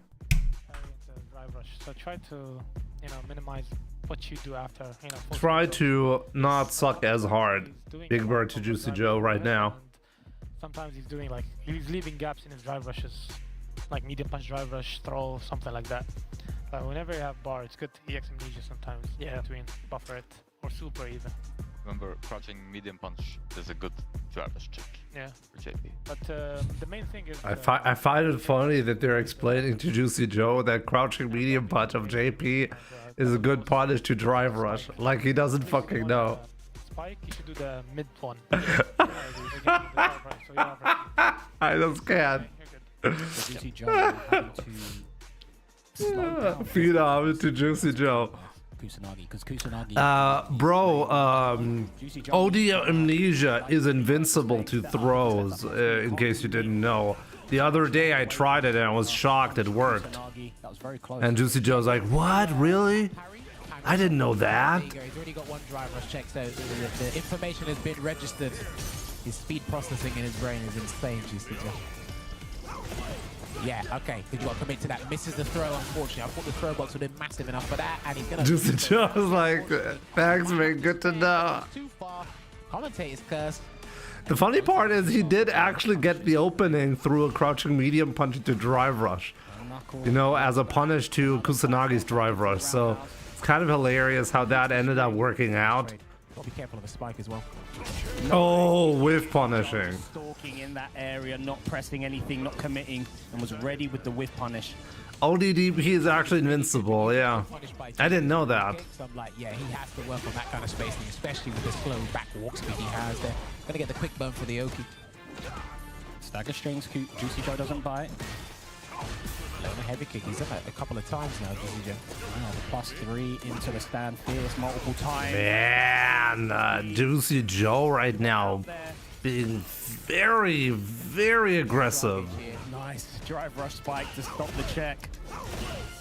I like how Kusanagi's low on drive gauge, but he's making sure Juicy Joe is maintained at low drive gauge as well. He's not trying to be over-committal here, but he's about to get one stock. Can he get rid of it, though? That's the question. Nice, perfect parry, and he's going to be able to set up the level 2 soon. He's got, if he gets enough meter.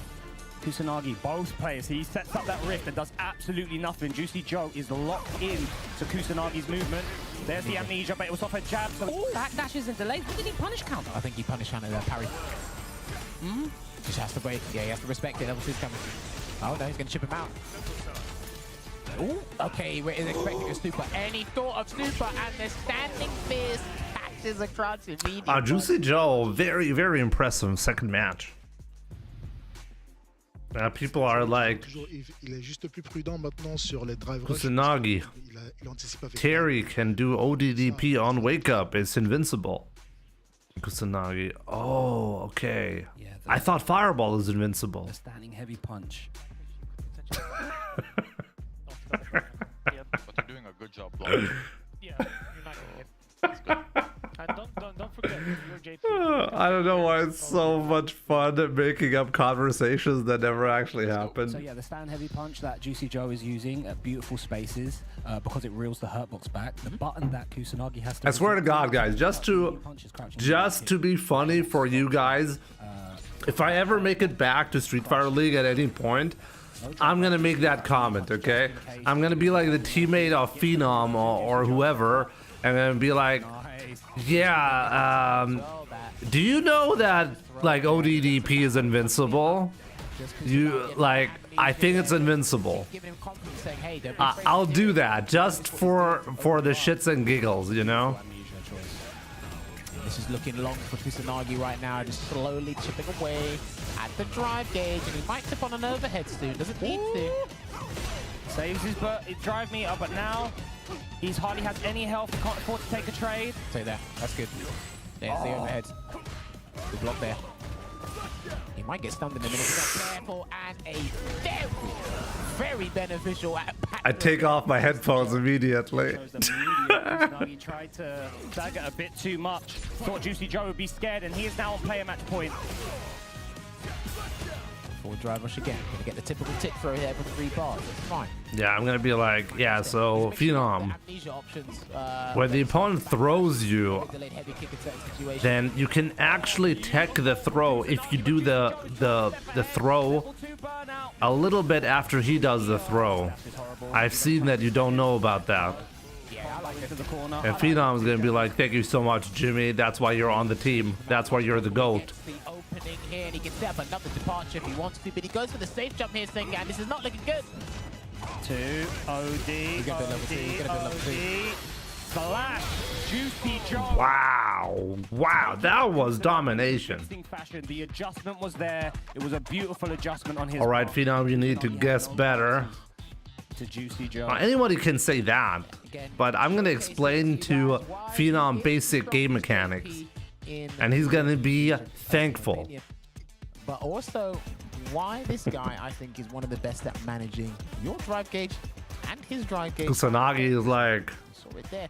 Kusanagi, yeah, he's huh, can you really tech a throw in Street Fighter? I thought you couldn't. But it is the nature of the game as well. You are going to have to spend some bar to get in. It's going to be difficult to maintain your offense. And then while you're trying to navigate neutral, you're going to be losing some drive gauge. And he's going to take... It's a culmination of things as to why you get burnt out against this guy so frequently. And there was a couple of situations where Kusanagi's in burnout, and he unfortunately just couldn't get he couldn't survive the burnout situation.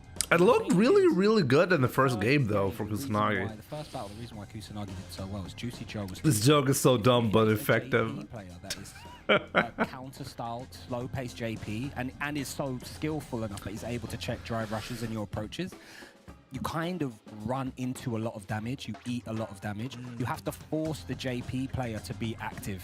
And because Kusanagi was just playing at that one gear, he played into Juicy Joe's hands once the adjustment was there. You saw that Kusanagi was opting to tap back in these normal situations, not thinking about, oh yeah, JP stand heavy punch, reels his hurt box back. So if I have to tap back, it has to be... So this is actually going to be... or a backdash or a jump. I can't afford to tap back with my... situation where somebody is going to guarantee to win, right? So there's no way this is going to end in a tie. Cancel, but it's not so much the button. You just want the drive rush cancel to kickstart the momentum. So it's very hard to keep track of that against someone like JP. But match number 2 is done. We must head on over to the anchor match and find out who will be playing that. Thank you very much. An exciting match 2 puts NIP in a good position, and it will all come down to this. Big Bird, you are in the anchor role here. Now, last time round, you didn't play against Wolves, so you put yourselves here in the anchor role.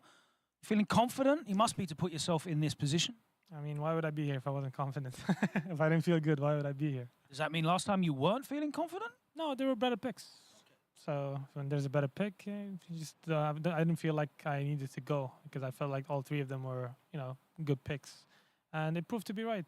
Well, Phenom did lose, but at least, in my head, we thought that's the best pick. Do you feel like, obviously being away, you're open to being counterpicked, putting Rashid in that position against their character lineup as well? Do you think it's a good character to defend those 20 points? Well, the only announcement they would do is now you need to pay in order to see the full Capcom Cup event. Basically only loses to maybe 3 or 4 characters in this game, and they don't have any of them. So it's fine. I could still lose either way. I mean, after seeing like fine for Rashid to be in the anchor spot. Takayama and Matsumoto basically be unaware of the monetization plans for the esports side, it really showed clearly that this is going to be a scenario where Capcom is just a lot bigger now, and it really makes sense to just look at everything that Capcom does through the lens of like every division needing to make their own money. So it's no longer, hey, we're subsidizing the esports side with like this is basically gigantic marketing for the game itself and sales, but the esports side just needs to turn a profit by itself because it's its own thing. It's probably they have their own department for it, right? For you to get access to. What's the big differences though between we'll see how this is gonna go. The classic version of Marissa that Big Bird took around the world in season 1 and this modern one that you are developers not being aware of the pay-per-view is kind of crazy, right? And I do think this really shows certain special moves. There's a problem that Capcom should fix. It's the same character but with slight differences. Last one, I promise, guys. Hey, Joe, did you know that the nominal gross domestic product (GDP) of Japan in 2024 was approximately 4,026 trillion US dollar, and your crouching medium punch is good against Drive Rush? I should say that, right? On the Rashid, it's going to be infectious for Wolves. And then he's going to be like, I knew about the GDP of Japan in 2024, but I didn't know about crouching medium punch. Yes, no tiebreakers, no stalemates. You just have to go beat. Harada said he was interested. He actually, like, I just retweeted a statement from Harada where he was pretty upset about the twist of who was it again? Like whoever interviewed him. With everyone else here. Infectious is the game business. Gauntlet, but now he's going to switch things up. He said, I never said a single word about wanting to turn it into paid content. I only said I wonder or interest how that could be achieved. In the first place, I'm not even positive about monetization. The context and interpretation may have been created by the article, but judging from the flow of the conversation, you would have to interpret it extremely negatively to think that I was trying to make streaming paid. That's what he said. So he's not had a wealth of Rashid experience, but played enough to be confident, obviously, to step up against Rashid of Big Bird's caliber. Bird or infectious? What I think. Should we have votes on that? Mind games that will be played and how neutrals. Oh no! Play out. Ads starting. Oh my bad, guys. I should have done better. That's a Wendy moment, guys. Wendy moment right here. Whirlwind shots. Big Bird, of course, is Big Bird. Yeah, or infectious. When we've seen Big Bird play, he actually relies more Big on Bird and just the general movement than Whirlwind shot when you can guarantee a charge. I don't even know how to write Big Bird. Infectious. You want to get them to jump, you can throw the heavy Whirlwind shot, they jump into it and get a drive rush conversion from that. But for the most part, I still say this man, like I'm a huge You have fan, 1 minute. Go. But I think in terms of fluidity, just watching. Maybe on YouTube I can do the same thing. For me, it's always been Big Bird, especially when we watched him win DreamHack Summer 2024. That was sensational to watch that here. So, Infectious did tell me this in Modern Marisa, if I'm not mistaken, he loses. There you go. Have a poll. Stand heavy kick. He says that's not really a big deal, but that's one of her punish. Yes, on YouTube and on Twitch there is a poll right now. Shouldn't have crouching medium kick either. No points. Wait, there's no points? Did I not set it up correctly? And for one of the B&Bs he does, the combo end is different. That's why he opts for that. I think it's the jump medium kick. I might actually have missed the point stuff. I'm curious to see. I'm always curious to see where he uses phalanx. 80% Big Bird right now. Interesting. He's been doing this in Street Fighter 5. No points, just honor. Okay, next time I'll put points in. Okay. Get on with my neutral. I might have like not selected the correct one. Oh yeah. I started a poll but not a prediction. My bad. Next time points are gonna be on the line. Okay. But then he tries to ramp things up with the crouching medium punch buffer into Gladius. And 80% have actually been catching his crouching medium Big punches. Bird, and on YouTube it's 71% Big Bird. To how people are actually whip punishing. But other than that, he does build on that infection. Very good analysis there from Jammers. We are about to 75% now, so approximately the same Twitch and YouTube. There's one. Big Bird did respond with a crouching medium kick on here. First throw to kick things off here. We also noticed Infectious does tech a fair bit. He does have that, but he's got the OS if you try and jump into that situation. Command grab. No, it was the wrong version. I think that was the wrong version. Yeah, it was the wrong version, Jammers. Great call out from Big Bird. Ready, even though he got perfect parry, was super ready, knew that DI would not be the right response. Good interruption there from Infectious. Delay, and that's a massive amount of damage coming through here, Sengen. That's huge. And a great jump as well. Charge it. Are we going to command grab? Are we not? We are. Good call. Fantastic call there, Sengen. He can't do another one, though. He's got to wait. There we go. Can't take another throw. The crouching medium kick, don't shimmy me. No, that's not dead. He's not dead. Oh! In the patch, great knowledge check from Infectious. Yeah, because you get less frame advantage after the Super Rashid kick, but also Big Bird knew he did the wrong combo and you didn't want to combo into the Yasar because the combo after that would have been weird. So, what a way to lose the round. Oh, drive rush, PI. You're not safe from back there. Yo, Infectious. Oh, he went for a meaty Magna bucket there. Kind of interesting because Big Bird used to play Marisa, right? Infectious now to defend against this. He's just gonna walk in. He's gonna walk into it. Yeah. Can't afford to get opened up. Accepts another throw. The drive meter's super low. Talk to me, Janus. That was smart. He went for a throw instead of forcefully burning him out because he's low on drive gauge anyway, so let him panic. Level 1, not quite. Just keep him low on drive gauge here, Infectious, and he does press a button. Instead, can it hit? I saw that happen several times against Ending Walker yesterday. And I think a lot of the top guys have got onto something. Yeah, they're going for... It looks like they're leaving like a couple of frame gaps for Infectious's wake-up instant. That was a nice counter to the Gladius with the double medium. Yeah, jump heavy punch. Yeah, jump heavy punch, sorry. Safe jump. Oh, there's one throw. Can't afford to take another one. He will take another one, though. Overhead, watch your dome piece, and Big Bird. Big Bird really turned this one around quickly, damn. First round. There you go. He's gonna finish the round in 4K, 60 frames per second. I think also... That's pretty crazy. Marissa has a slow backdash, right? Okay, so throw is also kind of safe against her. Level 1. Oh yeah, they buffed that. Level 1, yeah. But, I love how Phenom is asking Big Bird for advice. Because, you know, also the way he plays neutral, he doesn't have access to the long range. Yeah, those or the stats. That's actually a great one. I should do that too when I'm in Street Fighter League next time. And my teammate is losing. I'm like, okay, good. Interesting. Team NIP. I think how do you play the matchup? I don't like throughout. You seem to be really good at it after you lost. He actually hasn't done it. Yeah. It's always a threat of it. Nice anti-air with Gladius from Infectious, the OS.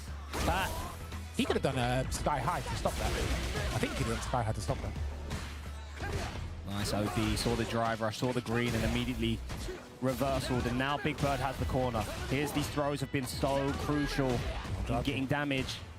Yeah, he was conscious of the level 1 wake up, but he still hasn't done it here. He can actually burn him out with the safe jump here.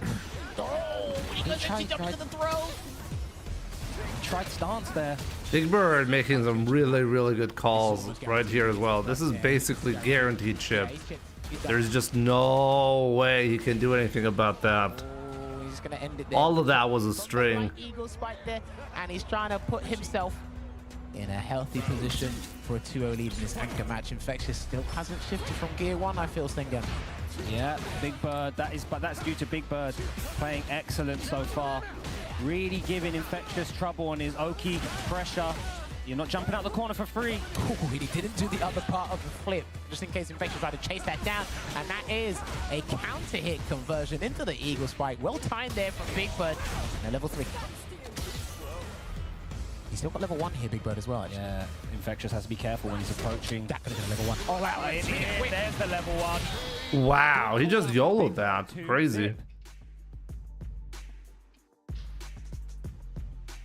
The one thing I've just noticed is that he's throw happy, like he's abusing throws. I don't know if I'm gonna advise you to tech in this case, but yeah, if you're maybe not in the corner, you should be trying to like avoid tech sometimes, or take the throws. And I don't really know what you feel about this, but he's throwing a lot. He is throwing, but he's also mixing it up with non-delayed stand fierces and mediums, because they do know that. Starting to see a modern player on Street Fighter League. Yeah, Infectious definitely struggling though. How many attempts? Almost got the pick up there from my driver, sorry. No, you're all good, Jamis. That can be punished. That looked poorly spaced. That's standing heavy kick. Not sure what he could have got, but he goes for the overhead. Yeah, he's going to have to be more audacious, more brazen now, Infectious, because I think he's been like on the back foot for the majority of this. Yeah, I guess Infectious doesn't have that many opportunities to play high-level Rashid. Good interruption. This time, the right conversion, not DIing. Big Bird is trying. But honestly, it doesn't, like right now, to me it seems more like a case of Big Bird just having the right intuition on offense and defense. It's not really, it doesn't seem like the main issue is the matchup, but more like really he's been guessing right a lot on both offense and defense. Drive meter as well. 2 big whiffs. Go unchecked. Level 2's here. Yeah, here comes Level 2 is there. This is dangerous. Unless he gets a command grab or something. Oh! Nice check on the dash. He's gonna... Oh, the block! Still not looking good here for Infectious. Another block. Oh my days. Gladius Oh my days. Whoa! He could have killed him on that crouching medium punch. Play up match. Team match point. Where the Ryu's in Street Fighter League? Well, anybody picking Ryu is currently losing because Ryu's low tier. Okay, tried to bait something there, probably with that forward medium punch. And another delay there, Sengen. Big Bird's just been so right. It was a heavy delay tech there. Yeah, he used to main Marisa. Super. He is scared of that level 1, respecting it, and the level 3. Check again. He's got to be careful the next time he gets Infectious presses the button, he's done. Ba, ba, ba. He's still got some options. Good block. Tech again. Oh, he tried the overhead. Oh, he didn't block that, he's done. Oh, nice. That was good. Burns him out. Big Bird's just coming forward. He's oppressing. He's being offensive. The counter to the Gladius. He's not dead. He's got to wait here, Infectious.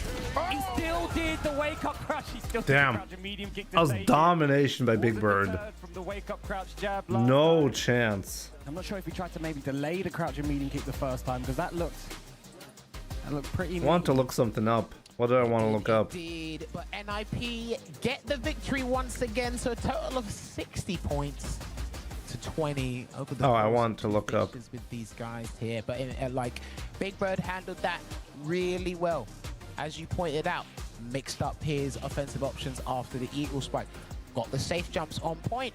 Pretty much was successful for the most part with the level 2. Might have not got a massive combo, but it done its job. I summoned you, great neutral skip. There as well, so it's very difficult for Infectious to get the right wake up. His most successful defensive choice. Pretty much, yeah. But it doesn't mean your position has really changed. No, Big Bird did. He got a lot of success off of when he got his knockdown. Like his pressure on knockdown was way scarier than when Infectious knocked Big Bird down. He had the double jump. Yeah, I really think like it all came down to opt to OD Gladius. I'm not sure how fast that is compared to just the Gladius. more gutsy. As I say it. He threw Big Bird was really gutsy in a lot of scenarios. On hit, sometimes drive rushing after block strings, sometimes backing up and throwing the whirlwind shot. So Big Bird did a good job of varying his options so much in neutral that Infectious couldn't really get his ground. And then once he got the knockdown, he just Grifty, what's up? steamrolled him. Well, Big Bird said it in the pre-match interview. He said, I wouldn't be here if I wasn't confident in who they were going to set up there. And boy, did he illustrate all of his knowledge there as a former Marisa main. But we must join NIP in their victory speech with Logan Tama. Thank you very much. And I'm here with the jubilant up-tempo NIP. They're feeling very good after that. Guys, maybe I should actually ask for your opinion before I post, because I know people are extremely triggered by AI art, and I've been thinking of doing some Christmas merch based on the funny Smurf AI art that was posted on my Discord a couple of weeks/months ago. The problem is, and I've been wondering how triggered would would people even be interested in grabbing that as merch, or is the hate towards AI so big that job from yourself coming down, you guys wouldn't even be interested in some merch? As a player in a roster here for NIP, that is just... It's not even AI art that I specifically made. It was just a joke from a viewer, but I thought the joke went was so good that I could turn it into a merch. But I know people are really upset about AI all the time. So I've been wondering if I would, or if I should or not. Hurricane Blade amazing actually, and yeah, but the real scenario, Meisner, is going to be either the art for the merch is going to be AI, or the merch is simply not going to exist. I don't know. just like I did the last couple of years. You got one more match to try and get yourself in shape, and then of course There's just no way I'm gonna be paying an artist to make art like that. Yeah, I've been celebrating that. That's completely out of my you know, the National Geographic. out of my league at the moment. No, did you sit out So, because they didn't have any other based players? the scenario is So I count this as another like a National Geographic. either that or the merch is simply not going to I think the main exist. reason is that maybe my characters. I know people are like, okay, artists are heavily Don't go for like going down because of AI. Those matchups are not particularly. But I think like regardless of how you look at AI, I think that's inevitable. We went with the lineup that we went with today. Who's the best animal-based player on NIP's roster? I think the birds. You know, in the nature. People will get upset about it, right? I think in Street The Alan Fighter, Bug. the ecosystem of Street Fighter, the birds are. Which one? I think. Like the other day, F-Word, for example, posted funny AI art about is like a symbiote. I think it was representing, like, it was basically like two babies playing Street Fighter, and that's like the next generation of Street Fighter. I thought it was funny, but people genuinely were upset about that. And every time I look at these posts, I just want to be completely honest with you guys. Every time I look at these posts and the reaction to the posts, I'm like, wow, AI must have like really murdered people for people to be this upset about that. Effort himself also said that, yeah, guys, sorry, but there's no way I'm going to be paying an artist for a throwaway joke on Twitter, right? Grand final seeding. So, Find out on the other side of this short break. Don't go.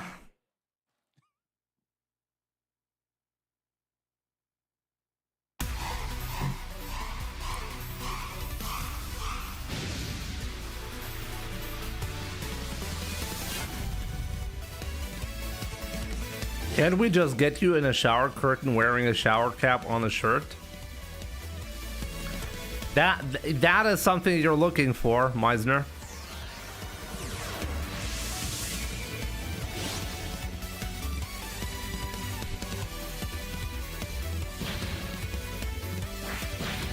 As soon as you turn for profit, you don't like it. I get that.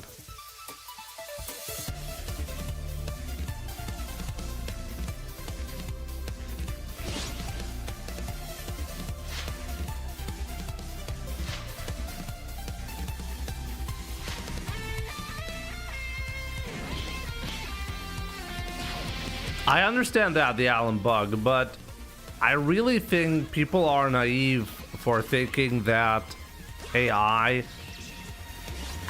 isn't gonna be taking over the, like, in my opinion, the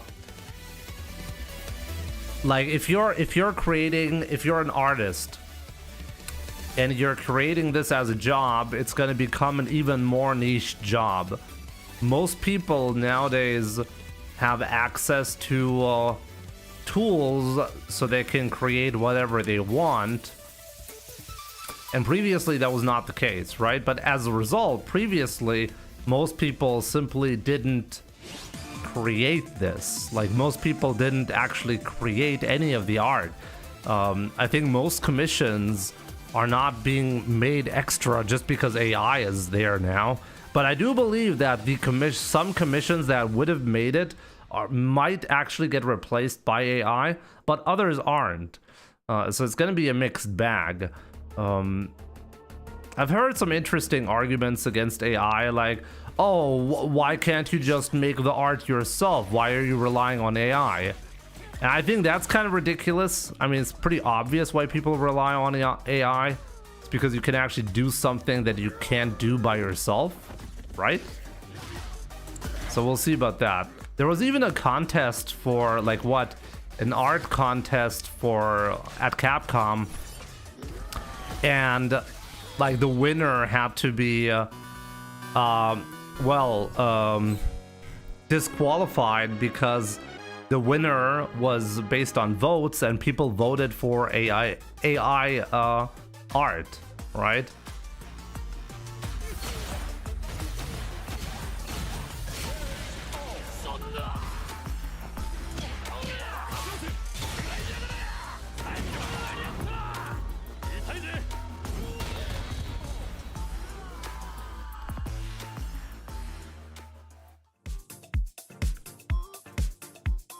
Movies, games, music, and art will have some level of AI in them from now on, and we just gotta find the line you're okay with it.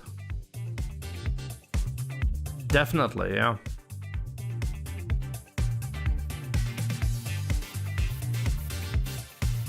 You're not gonna find a law that is gonna trace back an AI generation to a real creator. That is not gonna happen.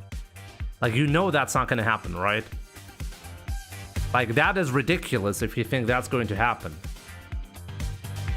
There are so many influences mixed in to the training data set of AI that you cannot easily trace it back to any creator.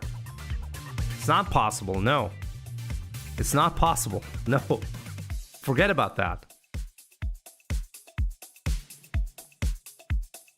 Laws need to change. I think you fundamentally don't understand how the tech works if you think that you can easily trace back art based on what it is. You know that this line has been completely blurred just by the fact that, let's say you have 10 artists and you train an AI based on 10 different artists, okay? Now you have a mixture of 10 artists within one picture, okay? Let's say you're some kind of genius programmer and you find a way, or you make an AI that can trace back all of the influences back to the 10 creators, okay? Okay, let's do that. So now we feed the AI pictures from the generated pictures of AI that were influenced by the 10 creators. What do you do then? That's a really, really simple example of how you're gonna get this is absolutely impossible what you're asking anybody to do. AI is a bubble and it will blow soon enough. I have no idea how that has anything to do with your statement from before. It doesn't matter if AI blows up, if the AI bubble blows or not. The fact is, you're not going to trace back art to the real creators, whatever that even supposed to mean.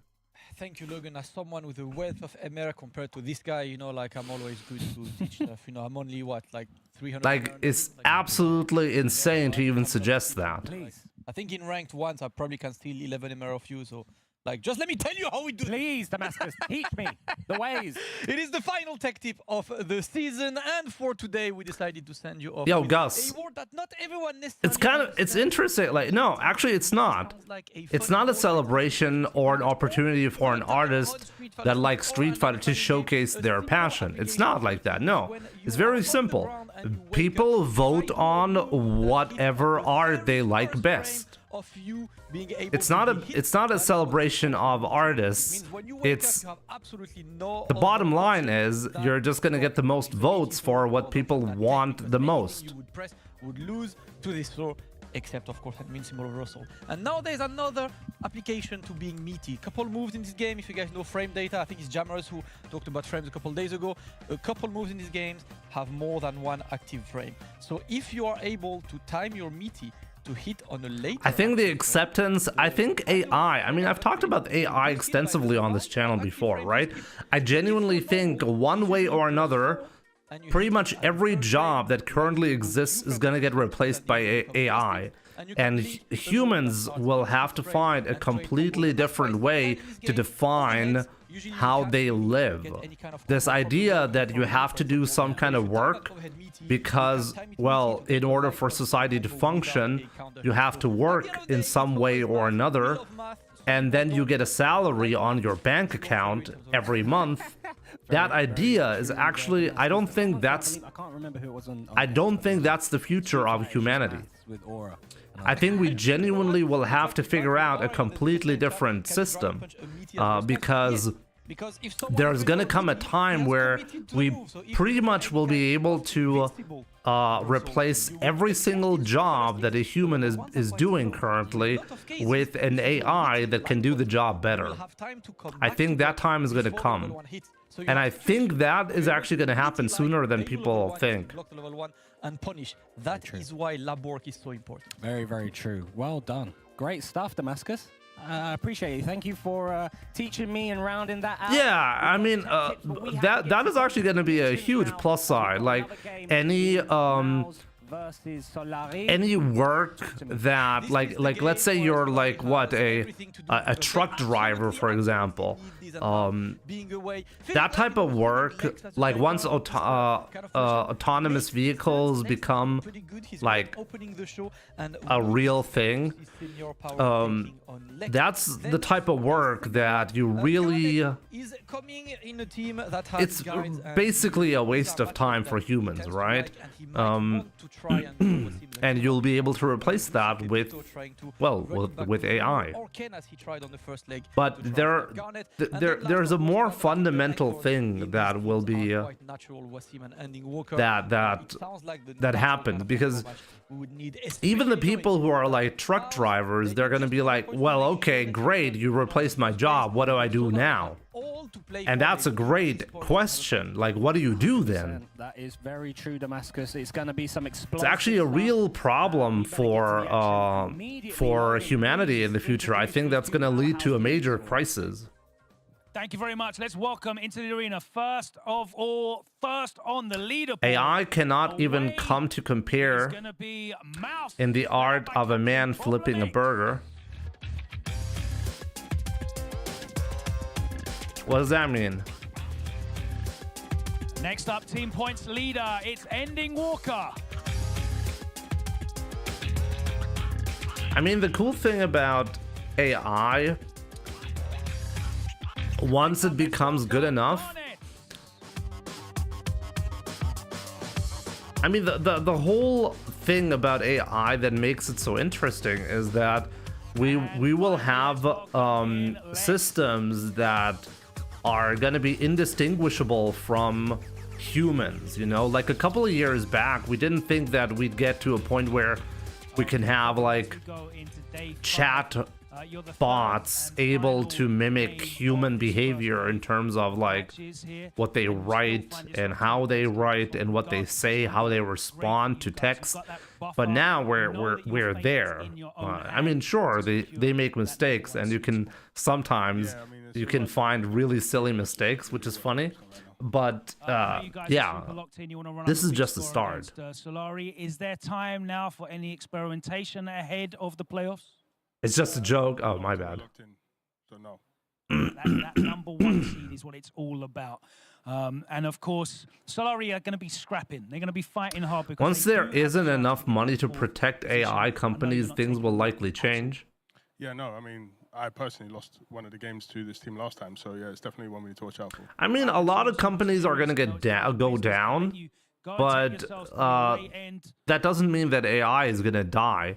You think that like the things that are gonna like the AI rollout in every aspect of life, pretty much, that's gonna get rolled back significantly in the future because it's not useful enough? I think that's pretty like naive.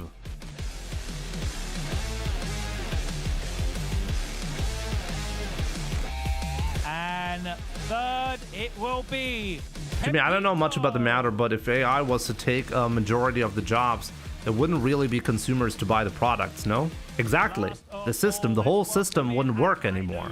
That's why I'm saying that humanity is going to have to figure out a completely different system. Because if we can make AI do all the jobs, then humans, well, won't have jobs to make money from. You don't seem to be enjoying the. That's a major issue. Tough. You're trying to give me. Don't give me the Ending Walker interview. Come on, we're all friends here. obviously, you are still in position to secure. AI itself won't die. The way we have it now will change significantly. I mean, we're at the very, very start of like this AI generation, right? Clearly, it will significantly change. I definitely agree with that. We have, like Goliath have to win against Wolves, and we have to make 80-0 on the two teams today. I think it's so the products are pretty much being made in vain in the long run. All you guys are in control of. You think AI products, if they replace every job, are going to get abandoned because people aren't going to be making money from it?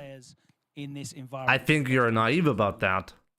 Most people won't be making money from it.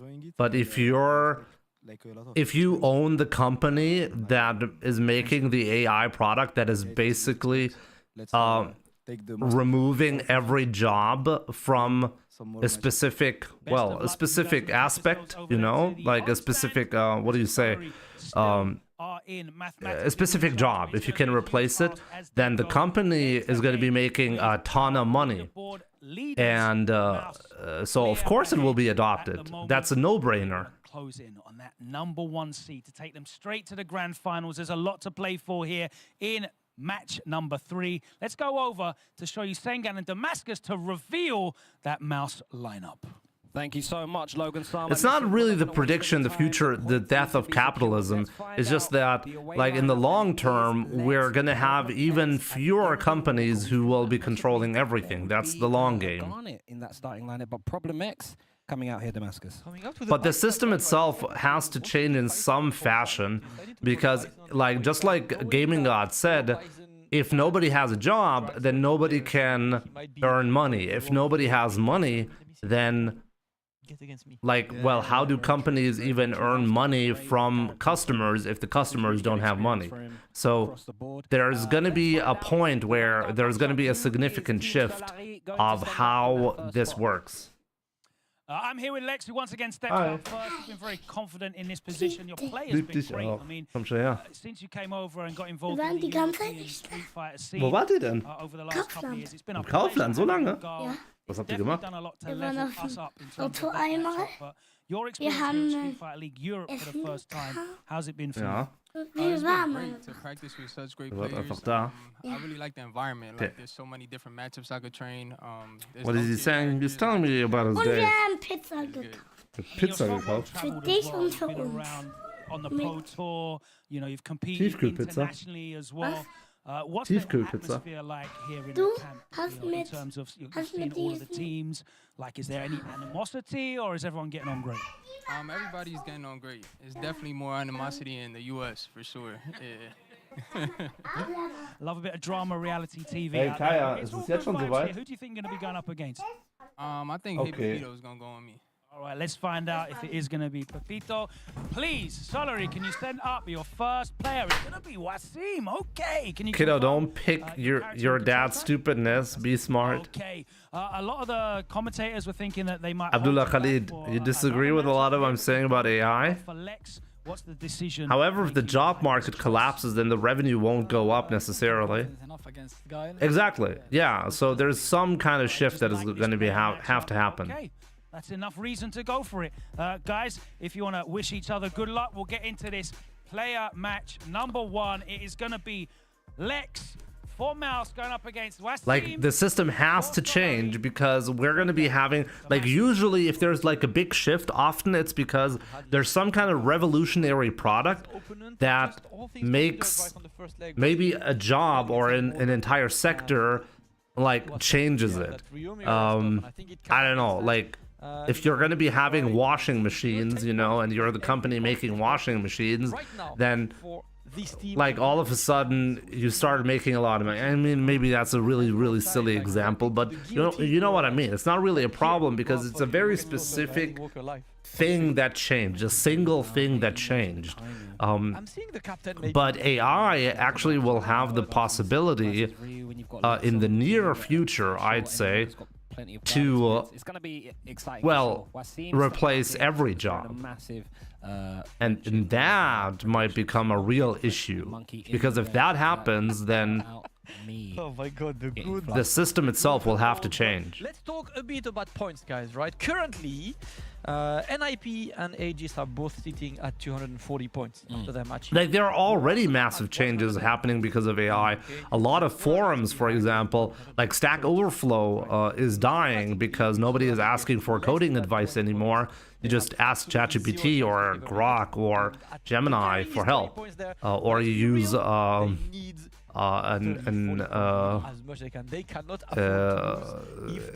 IDE that integrated AI in some fashion, like Cursor, to help you with that, so you don't actually have to ask and wait for a human to comment on your shitty code anymore. At 190, if they get 10 points, they are 140, so there's 50 points difference. It's done. You can't get more than 40 points per match. Wait, what is Solari on 130? There simply won't be jobs for people. If they get 10 points. Exactly, and this is why there's going to be a point where we're going to have to rethink how people work, because human work will not be necessary anymore. At least for the most part, it won't be necessary anymore. So the expectation that everybody needs to find a job, or for us to create an environment where this is possible, is simply not a necessity anymore. Previously, it was necessary because if we had too many people not doing anything, then the whole system would collapse because certain things wouldn't get done. But now everything is getting done because we have AI doing everything. So what do people do? What is left to be done? The community who was a math teacher before, Ken Bogart. Is it? Ken Bogart. Maybe they could have a math off. They do that, right? Exactly. We jack off to my, and then we're all good. Doesn't actually sound too bad. Yeah. Galon Classic versus Wasim here. I'm pretty sure we'll get there. We get to 99% unemployment rates, and it won't be a problem. That's a joke. Projectile game somewhat. Like, yeah, you have ways to make him think twice before he goes. It won't actually be a problem. It won't really be a problem if you think about it. It's just that this thing that, hey, we need to have people work Try to call something out, but so they can make a salary, you know, that is gonna significantly have to change. Wow, these players, huh? They understand the projectile game to a T so far. Nice counters going back and forth. Yeah, life will just look different. People aren't gonna... looking to keep some more pressure, and I really like the space. It's hard to picture, honestly. Honestly, it's hard to picture. I find it interesting how Wasim is holding on, like, doing the firewall game like that. Chose the wrong check there after that perfect parry. It's looking somewhat even, but I feel like Lex... Oh! He went up and flexed his little toe in the air. That was great, damn. Doing that medium into Sonic Blade to bait out parries. If you're trying to like perfect parry normal into Sonic Boom on defense. Uh-oh. Freeze time. Bang, flash kick, and you got to hold this chip. Yeah, it's a guaranteed chip. There was nothing. That was one of the best checkmates I've ever seen. That was like, Jimmy, do you have Wall E in Germany? Surely got a translation. We do, yeah. I never watch it though. You're kinda nice. Bro, you're ahead of the curve by not having a job. Hey, I'm self-employed, okay? I pay my taxes fair and square, okay? Team is on the offensive, cannot get any kind of break on this one. Light in these situations, he's forced to block. No perfect parry, just... Imagine 150 million people sitting around doing nothing, with nothing to do all day. Honestly, that might be a problem. Actually, who said it again? Maybe we end up getting there where we actually gonna refuse to use AI just so that people have jobs. Now, like, the more I think about it, the more I feel like that's a likely scenario where we actively will be abandoning a revolution because we might not be able to solve the problem of well, having people... Yeah, that's it. We might not be able to solve the problem of, like, what do we do with people if they don't have jobs? That might become such a big crisis that AI itself might actually get like might become illegal. Two pretty close rounds. I can see that. I could actually see that outcome. Because he did the OD fireball, and I swear Lex had a 2-hit fireball on the screen, but because he drove rush into a button, it extended his hurt box and flipped him. And you had these. I think it was one of these. I think AI cannot create entertainment. On the drive gate, so you know you need to do the drive rush. I don't know. Yeah. Right, and sometimes you're like, all right, let me not burn myself out. Yeah. Every single time somebody says, I don't think AI can do this, I don't think AI can do that. And I feel like every single time somebody says that, Ain't got no time for like sooner or later they get proven wrong. Take this. And you know why? Here's like a hot take. Here's a hot take right now. I think we're wrong about AI not being able to do certain types of work because in the long term, or once we have enough compute, an AI and a human brain will not be fundamentally different.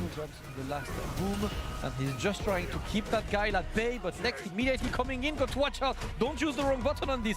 Burned out, getting close to the corner. Lex is not gonna try his reactions for now. He's just happily managing his life leads.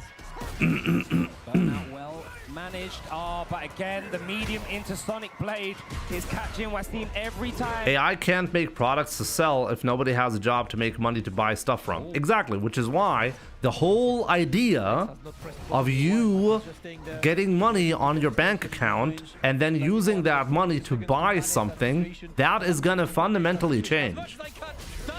That has to fundamentally change. The game, Lex. But yeah, Lex is too dominant.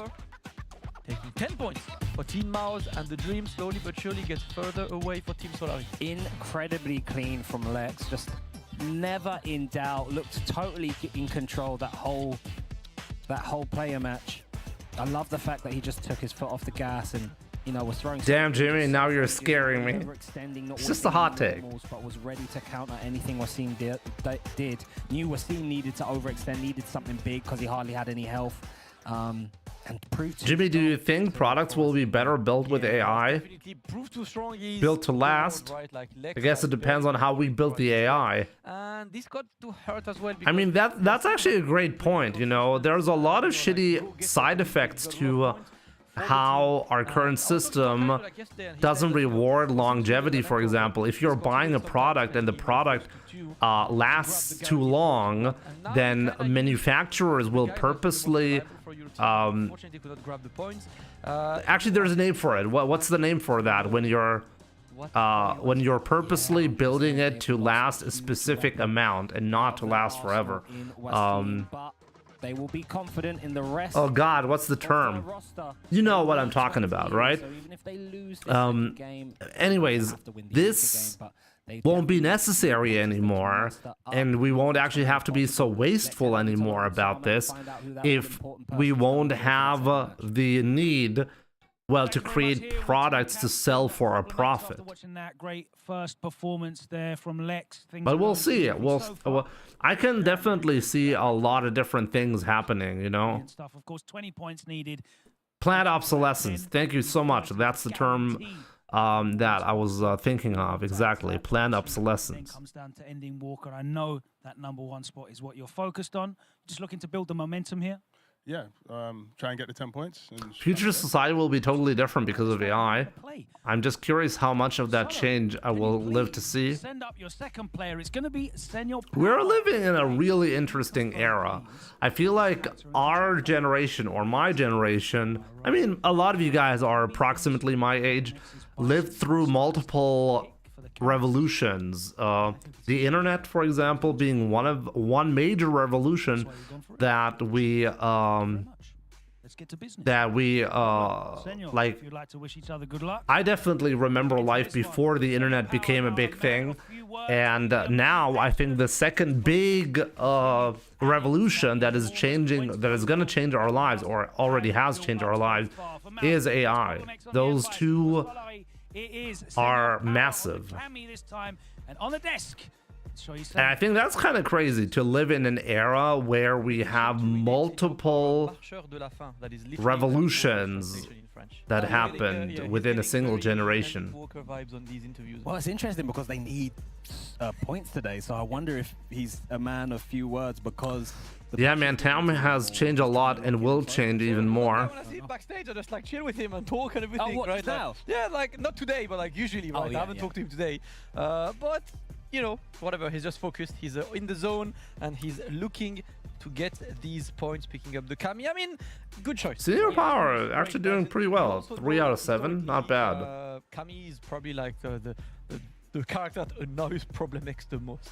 Now, having said that, he has got plenty of experience in the UK. Kids these days live in a totally different world from their grandparents. Yeah, it's kind of crazy, right? Changes that happen between these two players. Kami's going to have the threat of the dive kick in case Problem overextends. However, Problem has the... Yeah, we're on the verge of a new revolution. And I think some people who believe that AI is just a fade and it's gonna be gone soon, and so they'll do light dive kick in that light exchange that whiffs. I think crouching medium punch or crouching medium kick. I think it's pretty silly to think that nowadays. I think it's obvious AI is here to stay. Is it gonna change significantly in the next coming years? For sure. There are a lot of advancements, a lot of changes still happening. Like LLMs, for example, themselves not being able to reason properly. Sure, but like, I mean, I've heard software engineers say that ChatGPT will never take over their job because AI cannot reason and we can.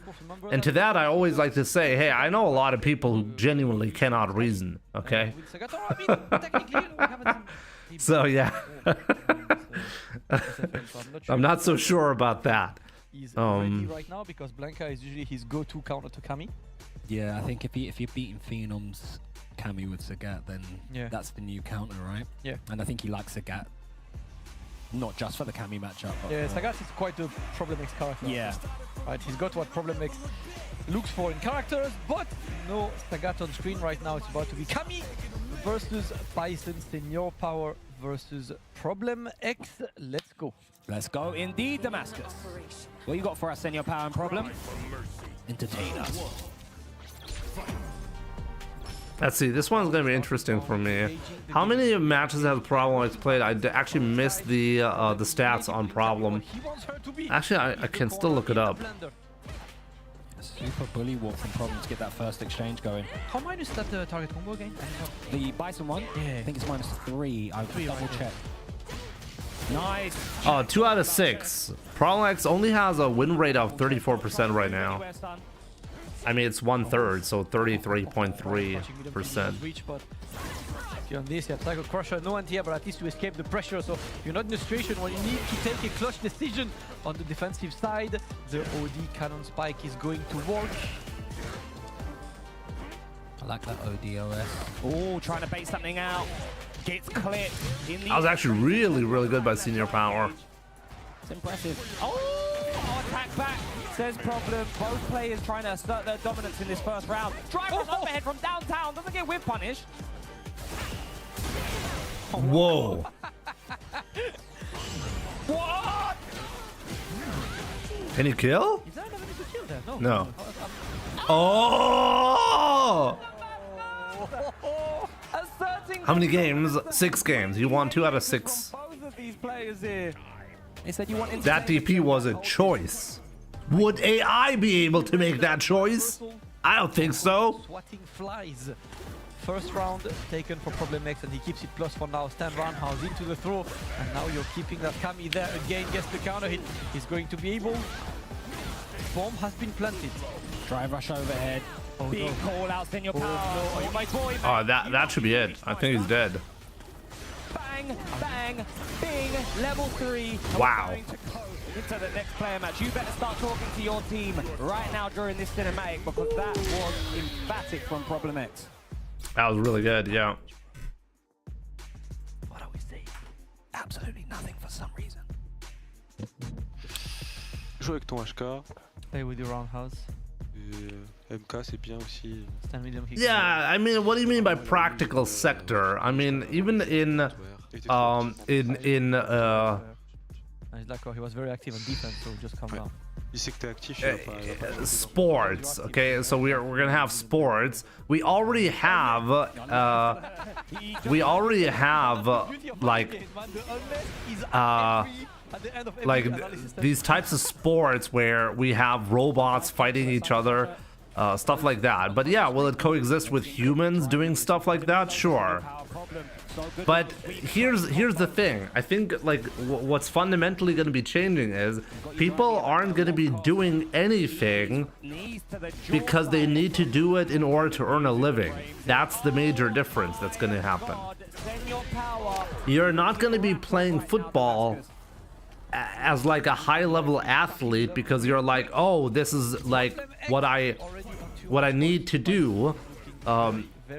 I think we genuinely will get to a point where nothing will have to be done because all of the jobs that are absolutely required for society to function will be done by AI. So whether you do something or not is going to be a voluntary choice. I like this discipline now from Senior Power, being a lot more calm. But as I say that, he gets opened up by the knee. It's kind of like streaming. I'm like, okay, honestly, I mean, I work as a software developer, right? My job, I'm pretty sure, is going to be done pretty soon. But as a streamer, I think I actually have a longer... And now it is looking long for Solari. They have to win that anchor match. As a streamer, I think my lifetime as like this job is gonna last me longer than software development. But are there gonna be AI streamers that are gonna be that coexist with humans? I definitely think they will. At the right time, just before the playoffs, problem. So will we earn money by not doing something? Now that's going to be the question, right? How do you do that? Like, what will be the response? It's been, I feel a bit sad for Solari. Well, it's going to be hard to say. Started in a way where there was a lot of promise, right? The first few days, I was like, ooh, that team, they're contenders, you know, they're out there. Like, I know there is a good amount of talent in this team. It's players who are new and don't have that much experience, but for the people in Europe who go online, who watch like the brackets and stuff, they all know. With stuff like streaming sports and stuff like that, I feel like because emotion is taken away, it'll last for a long time, if not forever. Put that foot in the door and yeah, I think that can happen. But will there going to be AI channels that are going to be popular? I think that will also happen. Yeah, trying to steal with some throws. Problem did really well at recognizing once he got hit by that Devil's Reverse OD Stomp. My man, Haroon Butt Pirate, thank you so much for the Prime sub. I really appreciate that. He completely shut down Senior Power from like trying to attempt to anti-air. He just allowed Problem to... Yes, there will probably be AI content creators. You saw him do like 6 knees in a row before Senior Power finally checked. So when you play Problem, if you play with fear, you play right into his hands because he is incredible once he gets going. But listen, we've got one more, possibly one more player match to go in that all-important anchor match. So let's head over to Logan Sama and see who Solari are going to send up. Is it going to be Akainu? Is it going to be Pepito? Thank you very much. And I believe that based on tiebreakers, even though... Cheers to streaming. Humans in this case are very unlikely to be eradicated. For Mouse to be overtaken. I mean, I don't think that humans will be eradicated in almost any aspect unless I think you'll truly see you'll truly see some jobs never disappear from humans simply because humans love to do certain things. So you'll always have this. There's probably going to be a sticker on certain products made by humans or so, something like that. It's going to be a specific category. Hey, this product was made with love, with human love. Okay, it might not be perfect, but that's the point. So I think a lot of stuff like is going to exist like that, but for the vast majority, if you buy like an AI version or like anything, any product that was done by AI, that's probably just going to be a lot cheaper. If the whole system even works like that at that point, we don't know. Few months ago, I think he have good tools against Ryu, so I wanted to try with Ken. Obviously played ending in this matchup last time round when you faced each other. You're trying something different here? I will see. Yeah, we'll see. We will definitely see if you can stop the unstoppable. If you guys want to wish each other best of luck. Can AI even replicate itself to another device or program? At some point, maybe, we'll see. You don't know, it's hard to predict the future. It turns out it's hard to predict the future, you know? I mean, if you take a look at so many people trying to predict, you know, there's like this really interesting experiment where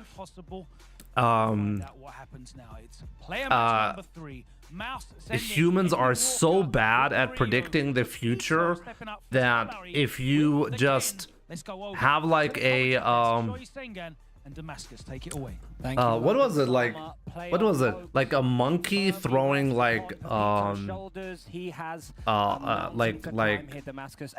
basically, if you just have certain outcomes and you then like choose randomly what the future holds, that random choice is going to be closer to like expert predictions on how things are going to get developed, stuff like that.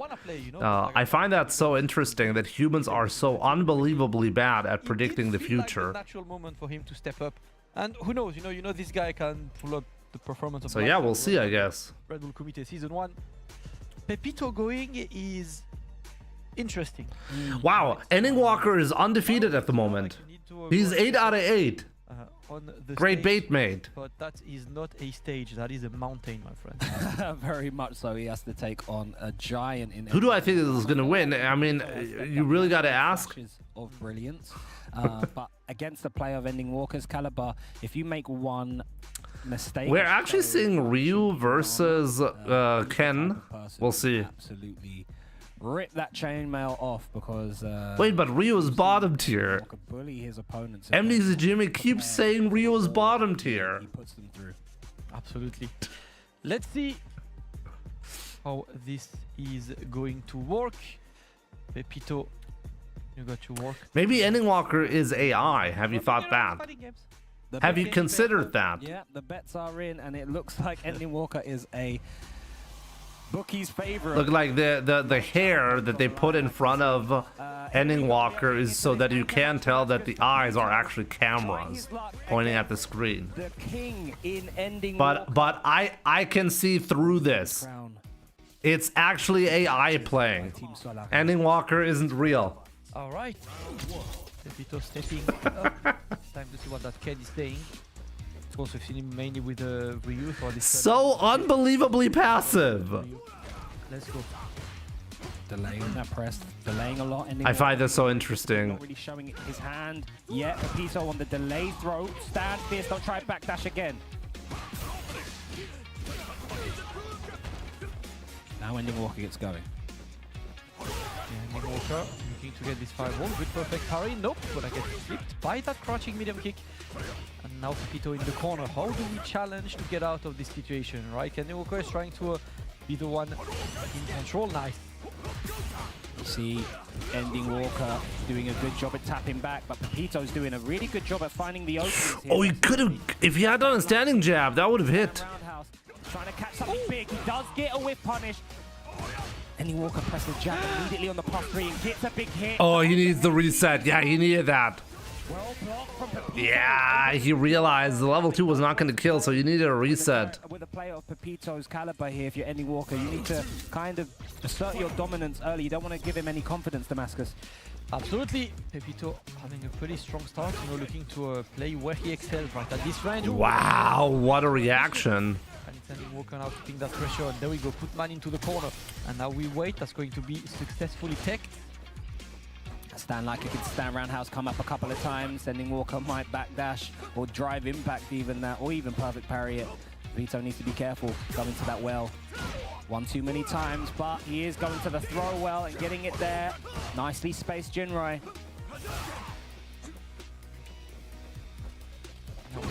Oh, great wave punish there from Pepito. Playing the footsie game and Pepito is standing. Is this matchup favorable for you? It's a 5-5.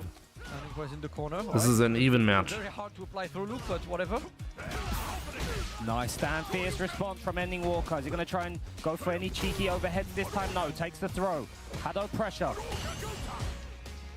Tries to pull it out and a well-timed crouching jab from Ending Walker. Buffered into DRC on defense. It was the right defensive option. Yeah, I'm not sure. That was really good. He's shown a lot of walk back stand fear. You know, that might have been the play there. Ending Walker sniping the habits of his opponents, and this time he gets clipped by the stand light kick into drive rush. Oof, yep, gets a simple reset, but the backdash is going to be in Ending Walker's favor. Great. No, not punishable. Corner. Delay crouch medium, spinal DP level 3, attacking your drive gauge, and now, what, plus 15 situation after this? Let's see what he chooses to do. Walk up, tries a stand fierce. You're not that plus this, Pepito. Oh, big whiff! Nice. Oh, great. And oh, I thought that reset for a second. Final! Oh no, we blocked those. What a block! Oh no, we blocked. Oh! Alright, Pepito has been. Oh, that was so good. Listen, Pepito has played excellent. I remember I played him online and first time ago. I remember he parried every fireball. Yeah, so stop doing them then, innit? I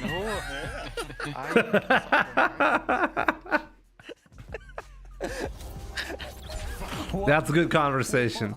Beautiful coaching there from Problem X. Ending Walker is like, oh, I didn't know you could perfect parry fireballs. And Problem X is like, yeah, I didn't know either. Perfect parrying all my fireballs. Yeah, well, then stop doing it, son. What are you playing at? Oh my god, alright, we are back! And not a single move has landed for the first 20 seconds. There we go, until we get that stand field. And we try to get more damage using that crouch position to extend the combo with the Dragon Lash clean. Yeah, Ending Walker pressing, waking up with immediate button. You're not going to get double tap into walk throw on me anymore, says Ending Walker. Presses after the second tap this time. Stand fierce, press back. Ooh, watch your feet. Punish counter on that fireball. Ending Walker, great spatial awareness. Oh, trying to perfect parry the Jinrai. Nice mind game happening between these two players. Oh, Ooh. Oh, nice check back. Yeah, a little bit more, but not happening. Pepito just waiting, trying to stand his ground right now. It's been an excellent gameplay from the Frenchman, blocking the overhead. Another opening for Ending Walker. Yeah, you can kill here. Medium kick is going. Yeah, level 1. For the man who is still invincible. These are long rounds, but Ending Walker wins in the end. Yeah, Pepito is doing a good job, able to try and keep up with Ending Walker, but there's just another gear. Wait, if Pepito beats Ending Walker, they're even, right? In the chaos area, just seems to So they're going to be doing the extra match. so well. Again, pressing back after 2 taps is Ending. Oh, saw that coming. Saw that coming.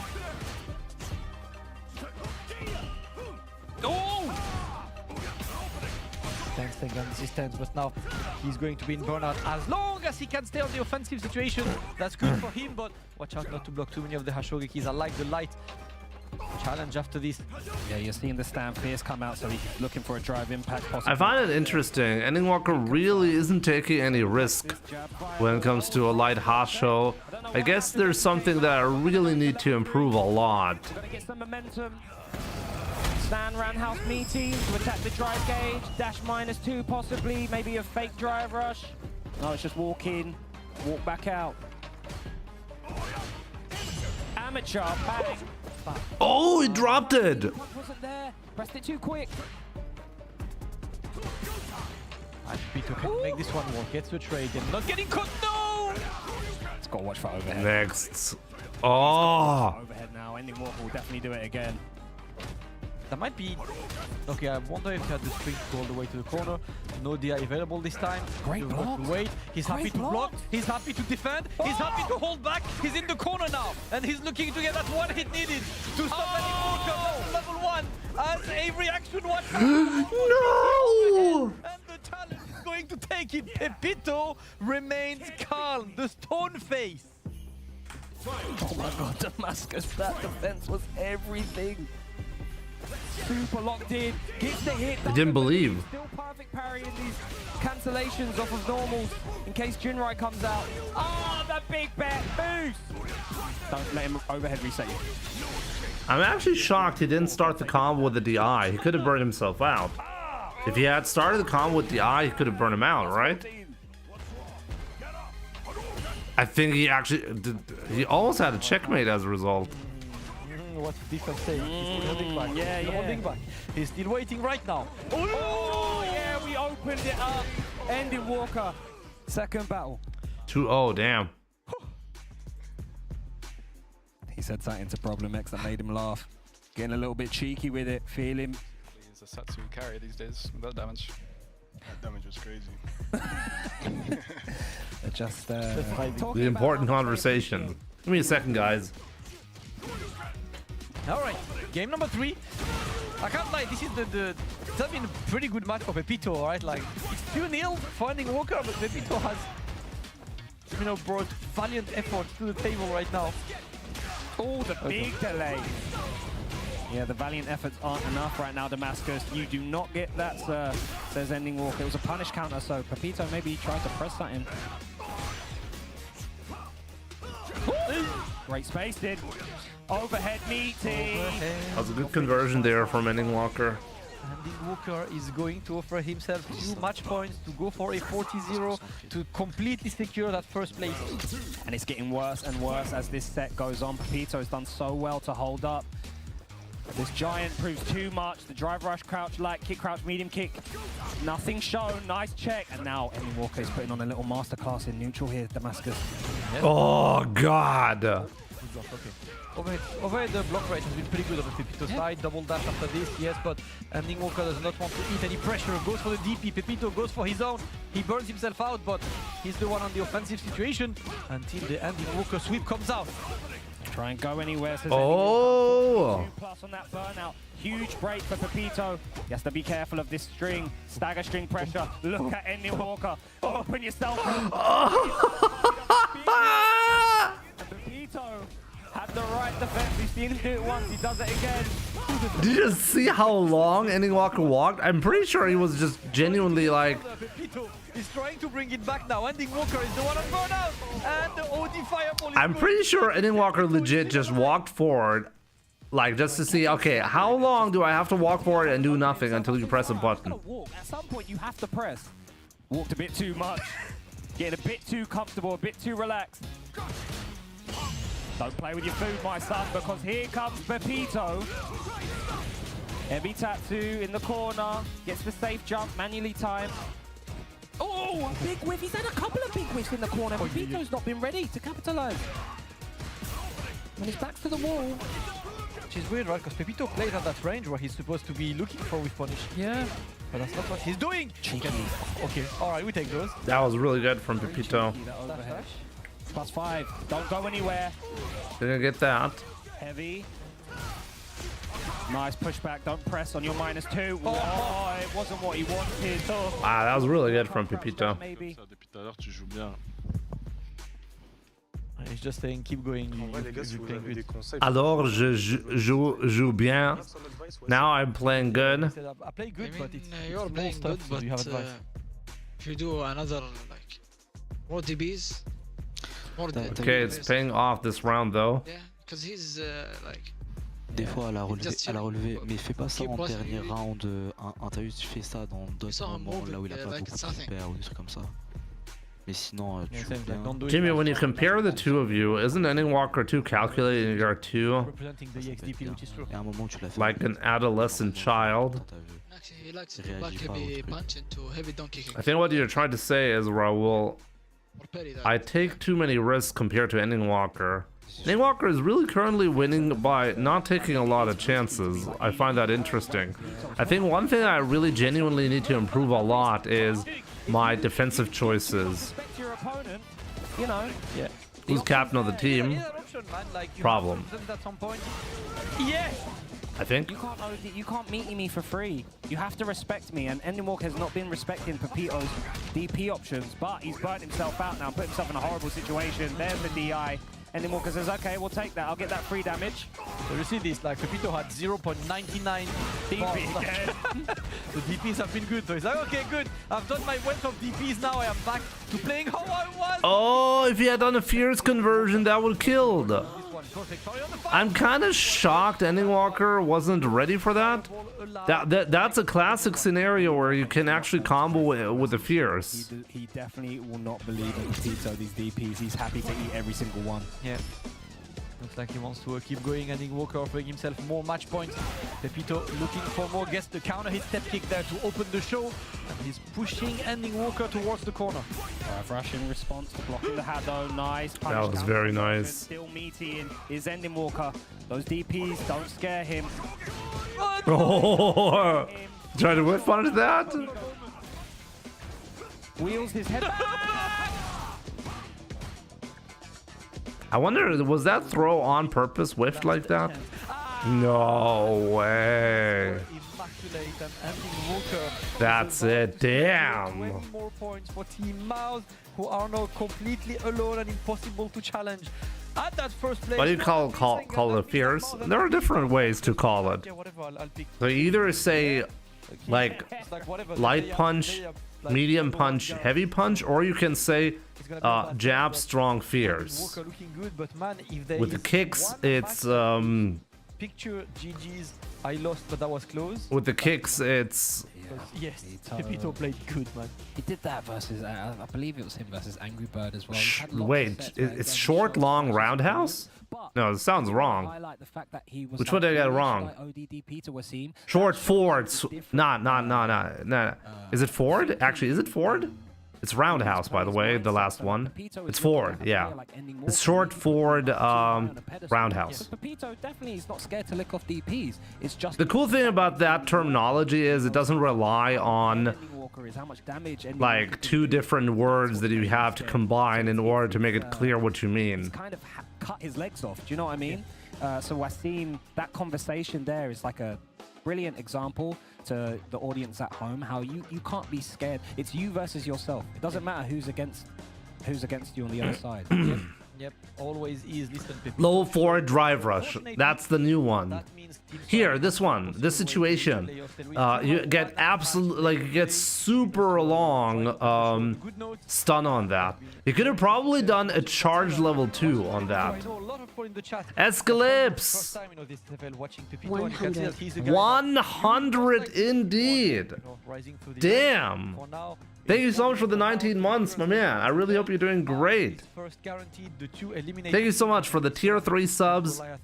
100 total. Jesus. That's actually crazy.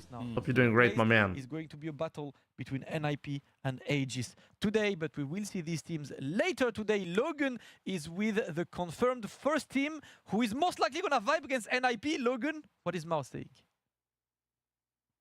Well, it's a job. I've been wondering when did people start using low. Well done by Ending Walker, another 20 to add to his tally. 160 points scored so far in this competition.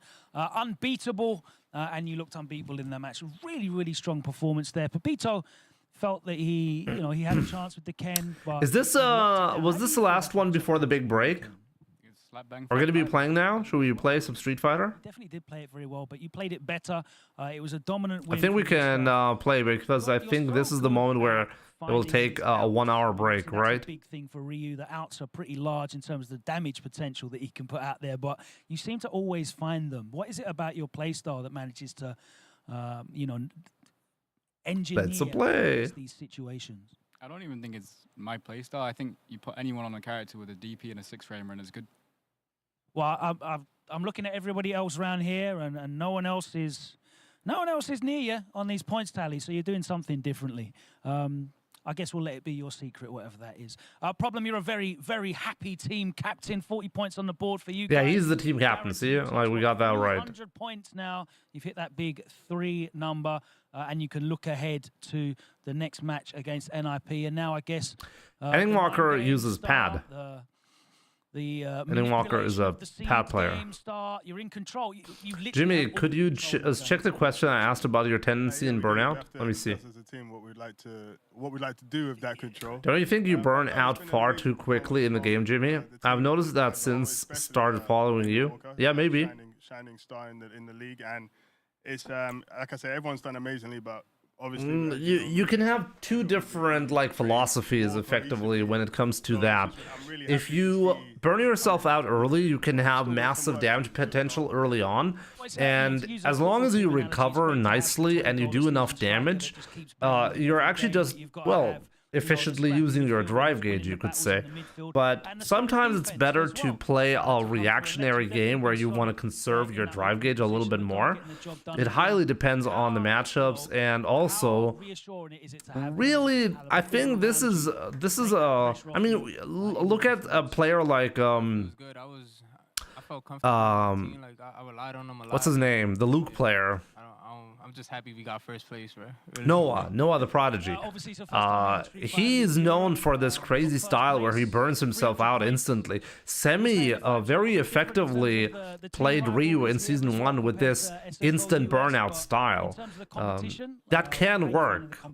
That can work. The question is, maybe you're sacrificing a little bit too much consistency with that playstyle. It's something to talk about. It's crazy. Definitely been exciting. And Garnet, you got to watch that exciting performance. I didn't need you today, but you're always ready to go, and you're going to be ready for the playoffs, right? Yeah, always ready. I'm always ready. All right, looking forward to that. That is the end of our first round of matches. Let's take a look at that leaderboard and see where we are, and that is Mouse confirmed. They cannot be caught. 300 points on the board. NIP trailing 60 points behind, and they're going to be facing Mouse in our last match of the day. We've got Aegis versus Solari in another very important match. Wolves will be our first match after our extended break, going up against Goliath, and Wolves' own fate is in their own hands. Thank you so much for joining us here for our first 3 matches. We've got 3 team matches to go as we fully flesh out this playoff pick. Okay, time to play, guys.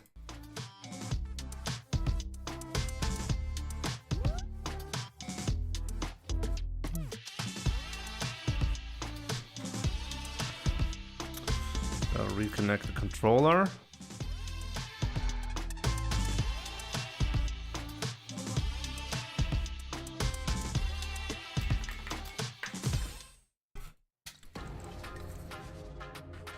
Let's play some matches. Ending Walker really impressive the way he's playing though. So reactionary, so composed. Really, this is something I find really impressive about him. A new warrior has entered the ring.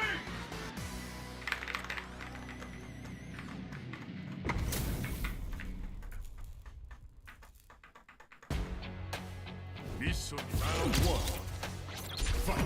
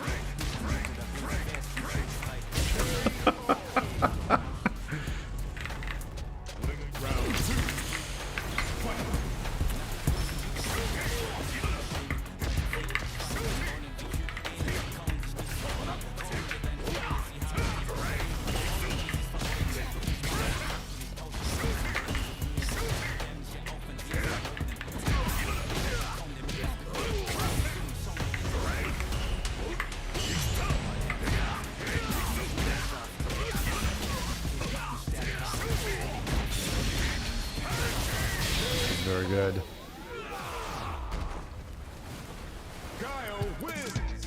Pad player means controller? Yes.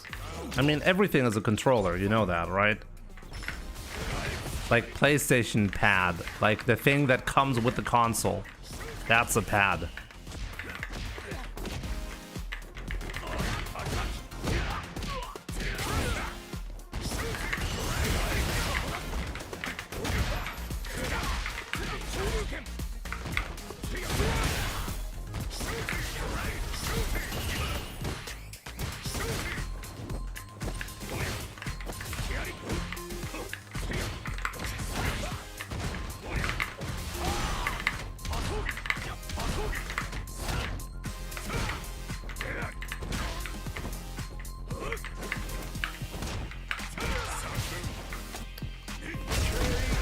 Really did that.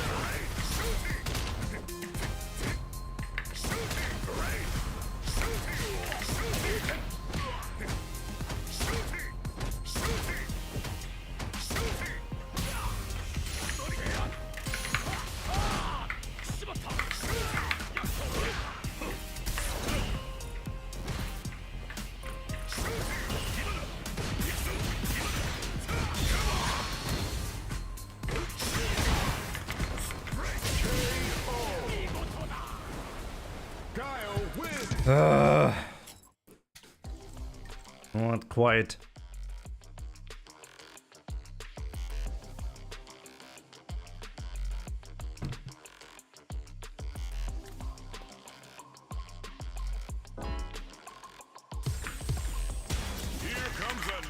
Not quite.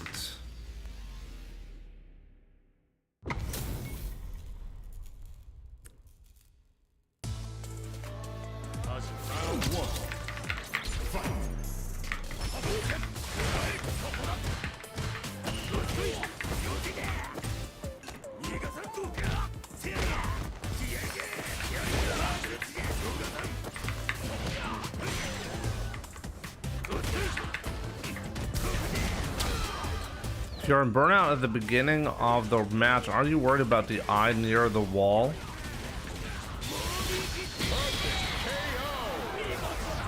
Doesn't that set you back by around 50 to 60% health? Yeah, but that only sets me back if I'm using drive gauge and I'm not getting anything out of it. Also, if I'm just defending myself, I can also get burned out from not doing anything, like right now. So if you proactively burn yourself out,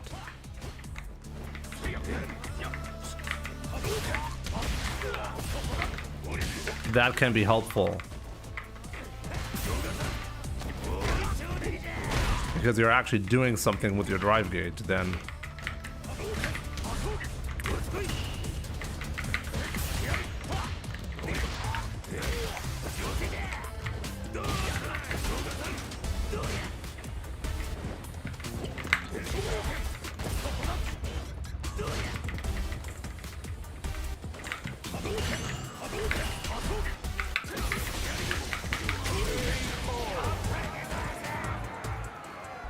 Like, you can't ever just play in a way so that you don't have something bad happen to you.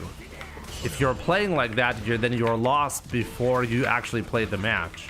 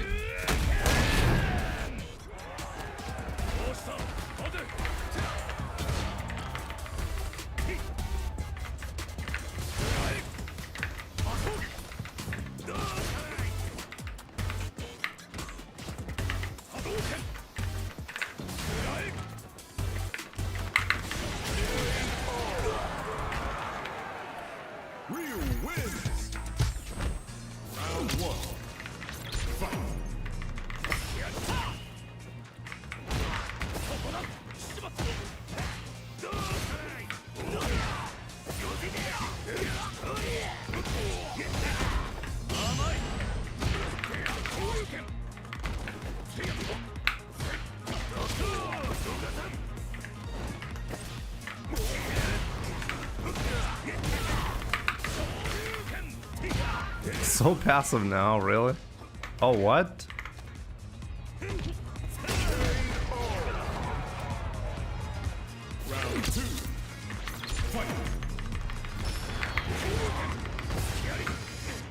I can't believe he did that again.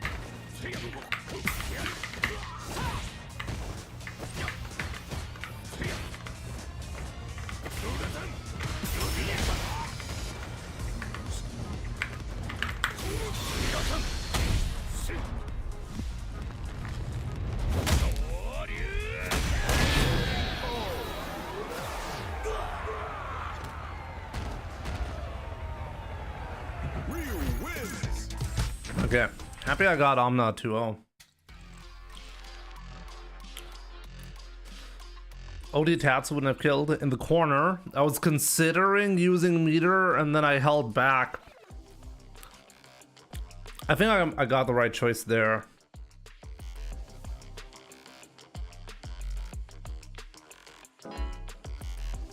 Sleepy Surge. I played competitive Street Fighter on all 3 major input devices. I started on pad, PlayStation pad to be exact. Then I moved on to arcade stick, and now I play on leverless. So I have a pretty good understanding of the pros and cons on all of the major controllers, you know? That was good.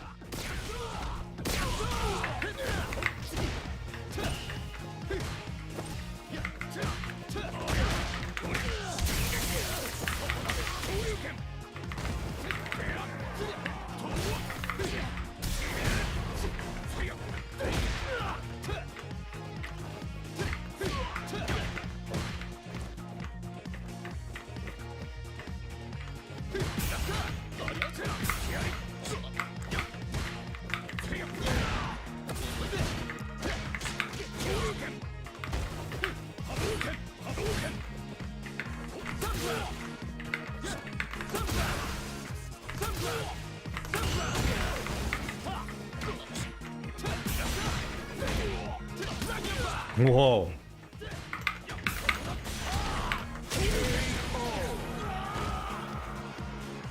Round 2. Fight.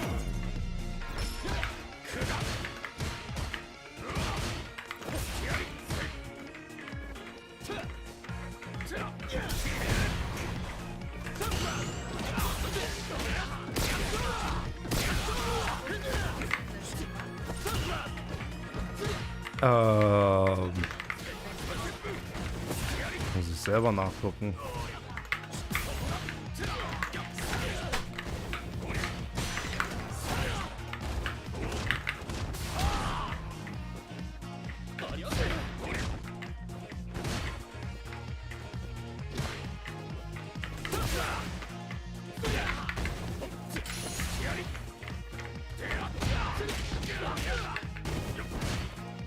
I find it really impressive the way you played this one.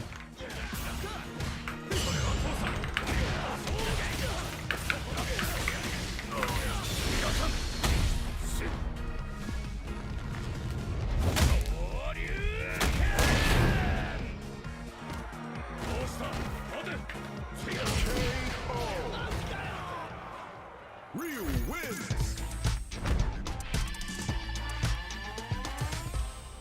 Round 1.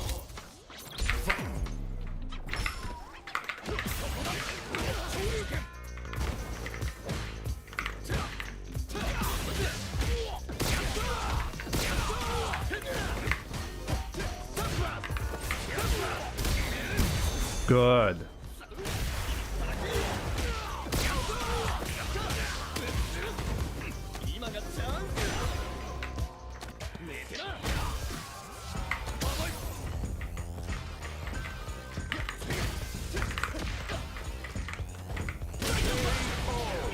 Very, very patient. Round 2. Fight.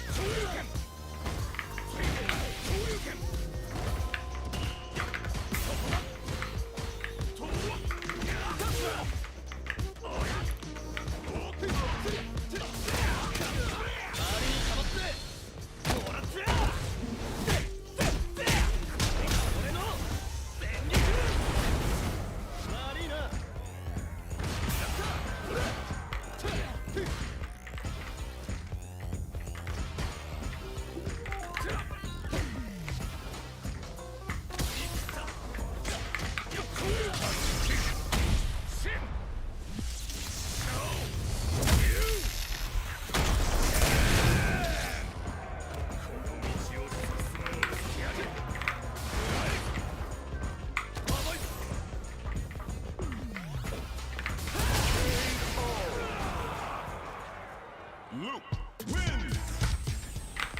Round 1. Fight.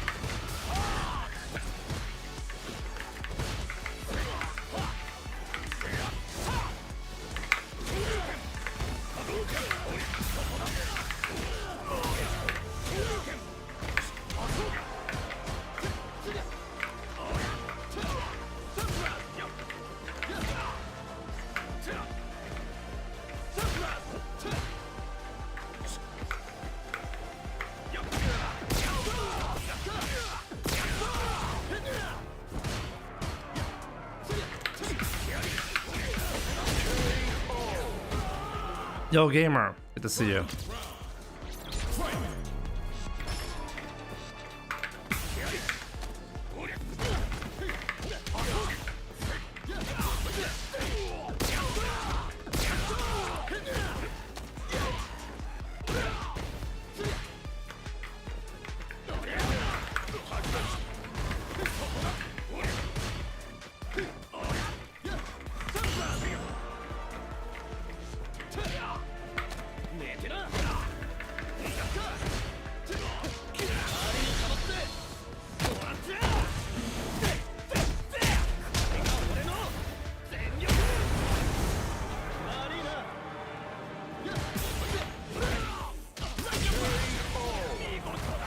That was really, really good.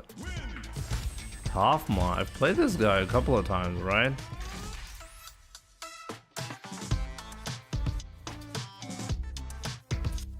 Is this a Smurf account? It's gotta be a Smurf.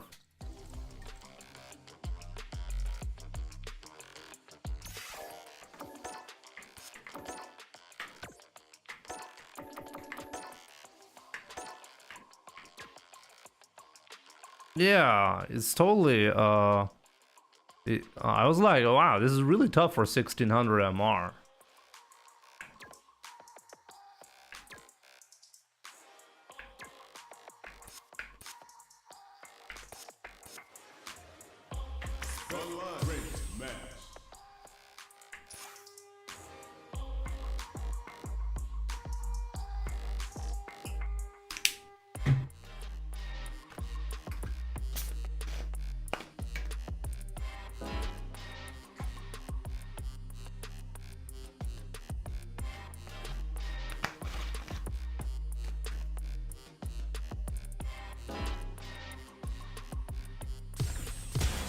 Comes a new challenger.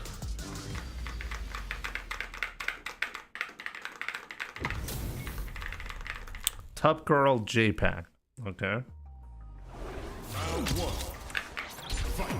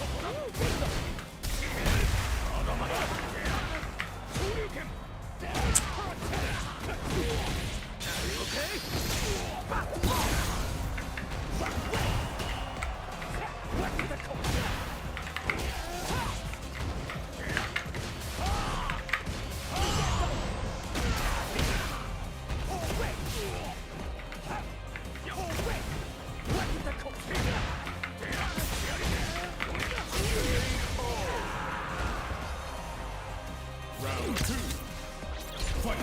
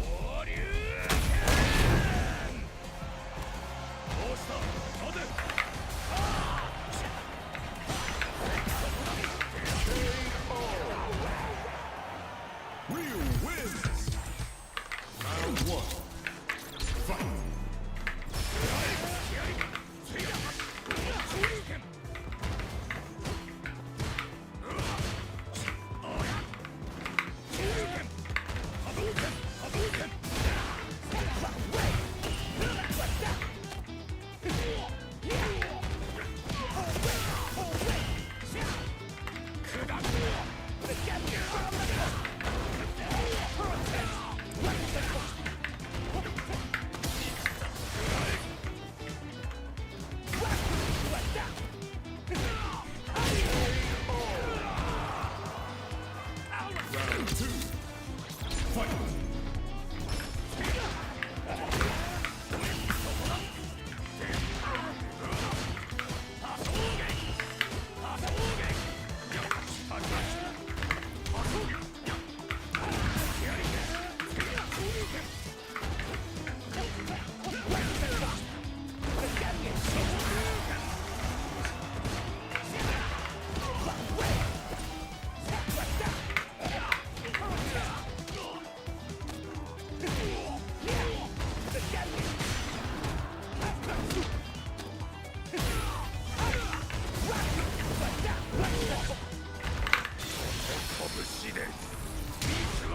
If I had done a light.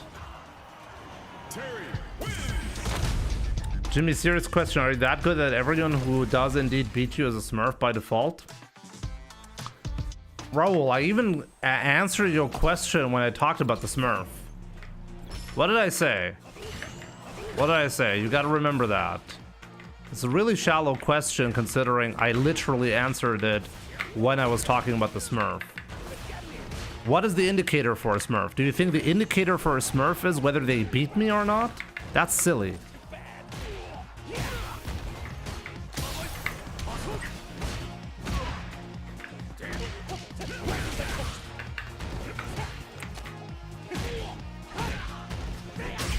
The indicator for a Smurf, number one, is name. If the name is not there, but most importantly, like if the name is, if there's not going to be an unknown player that I've never played before who's suddenly going to be able to show up and beat everyone on a high level. That just doesn't happen. But most importantly, how you can, what the indicator is discrepancy in skill and rank. If you're at 1600 MR and you're beating somebody at 1900 MR, then it's likely you're playing on a secondary account.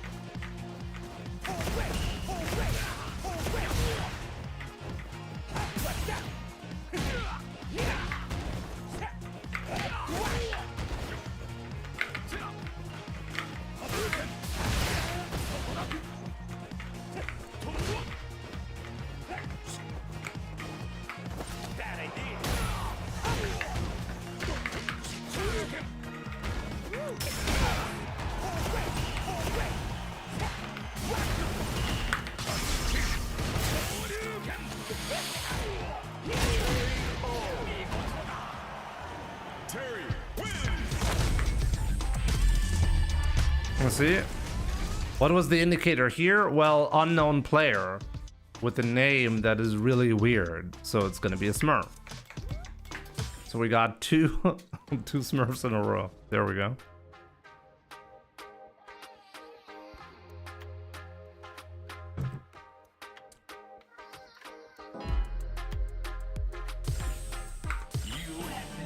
Immediate suggestion, Jimmy, after heavy DP,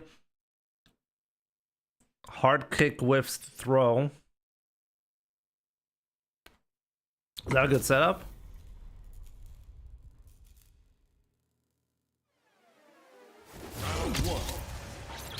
We're gonna be 3 out of 3 in terms of Smurfs today.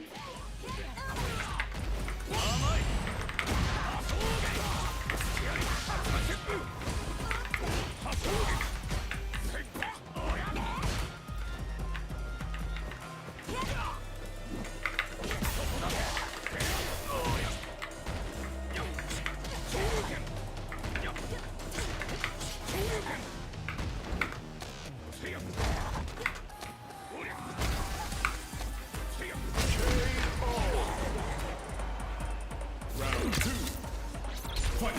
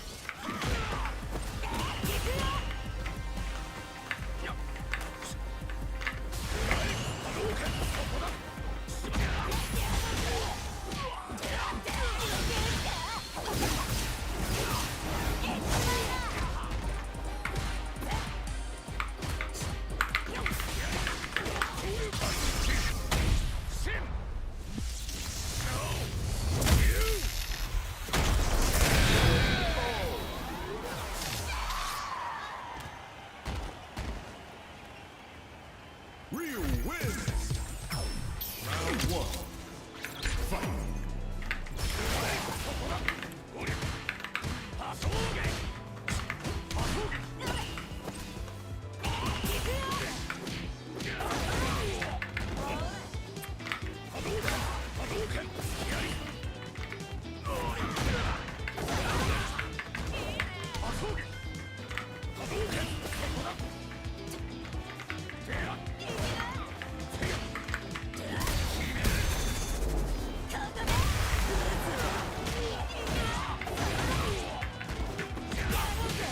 I'd be shocked if this turns out to not be a Smurf.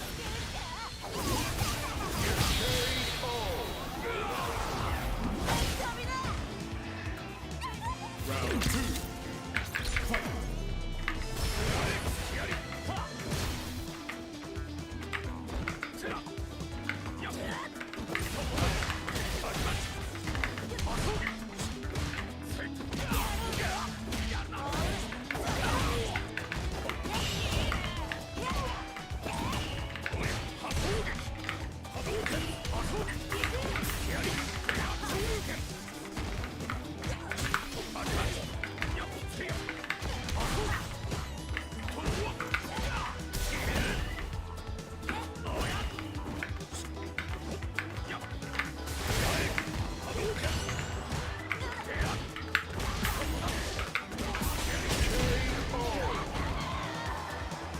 Fight!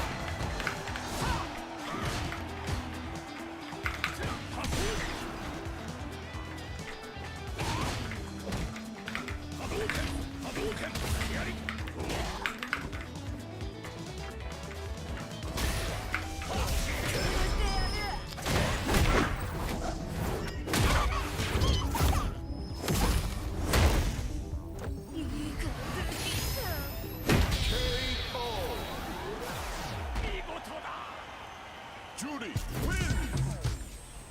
Round 1. Fight!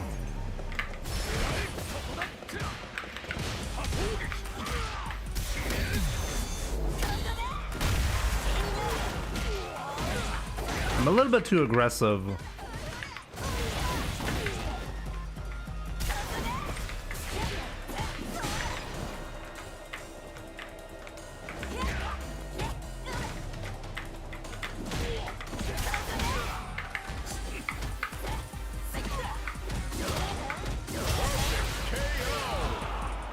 little too aggressive.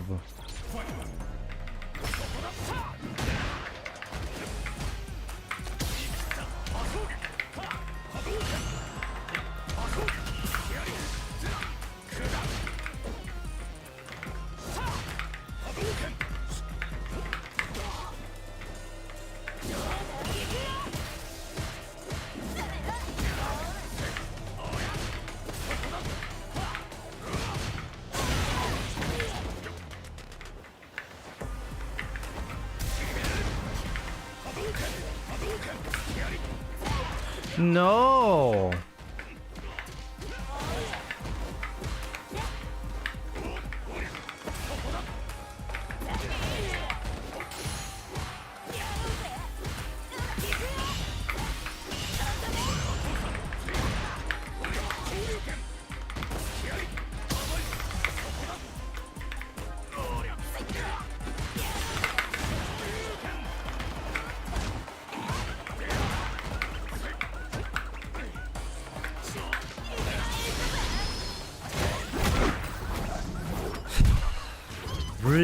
Really hate those Smurfs.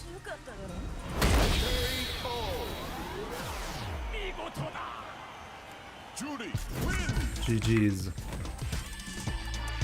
I really wonder like where the motivation comes from to play on those Smurfs.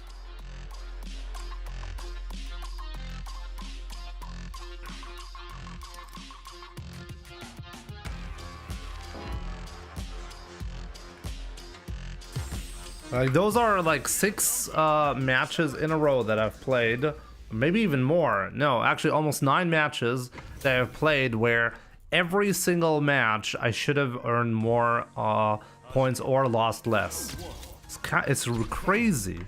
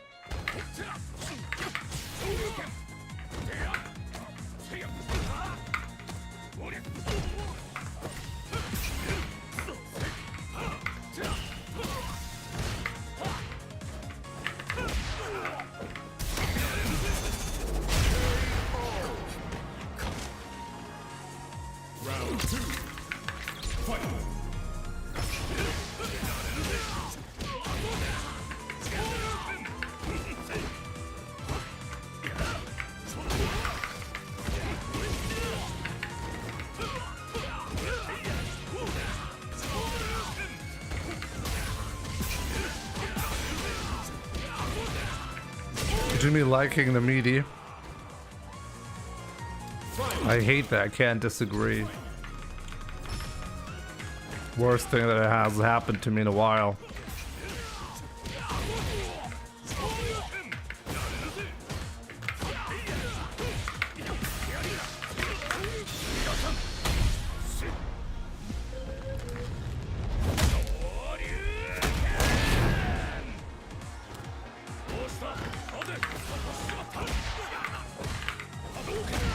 Really? What a jump. You can't stop someone from smurfing. The thing that really shocks me is just that how popular it is. Like, I've had entire streams where 70% of my opponents were on smurf accounts. And I genuinely don't even understand. I really don't understand what the benefit is. Why would you constantly make new accounts? Like, what are you gaining from that?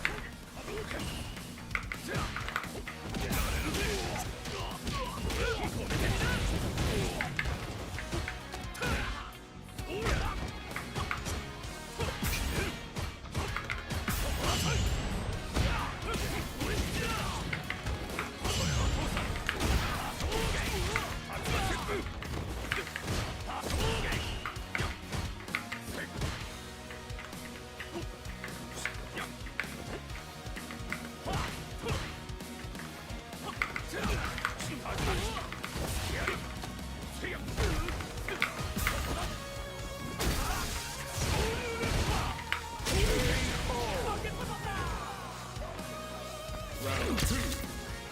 Fight.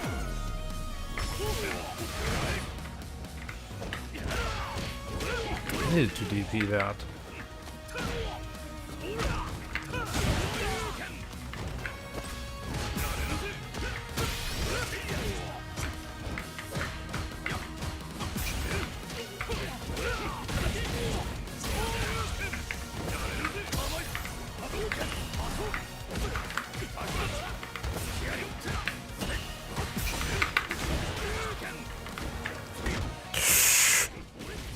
Oh.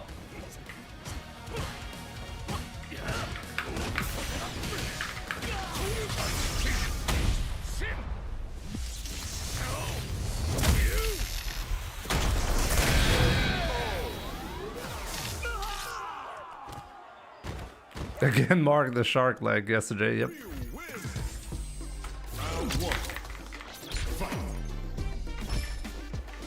My gameplay changed. Anahi. Good to see you, my man. I'm trying to play more like Ending Walker, but I'm playing like a shitty version of Ending Walker right now. Give it some time.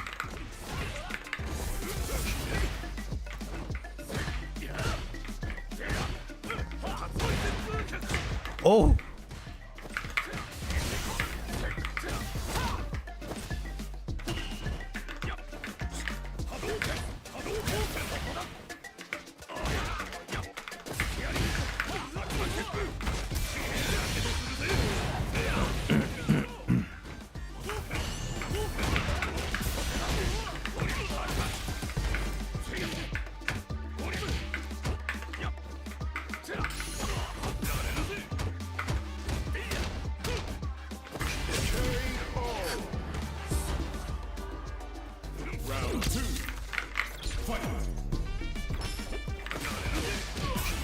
Ending Walker doesn't play carefree. It's actually the exact opposite.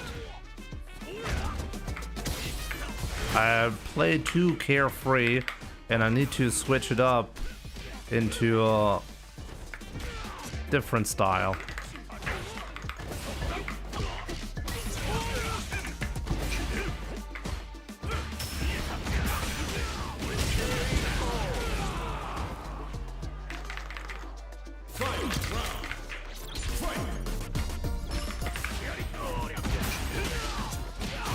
Nice hoodie, by the way. Thank you. I got it when I was at Capcom Cup.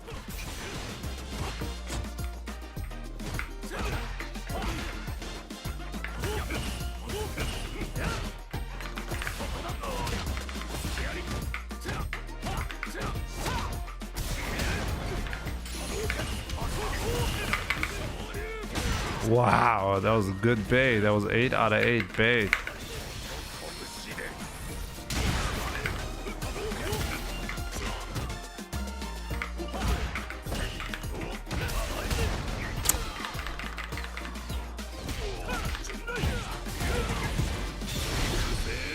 Jeez. It's Mark the Shark, yep. Marking the Sharking.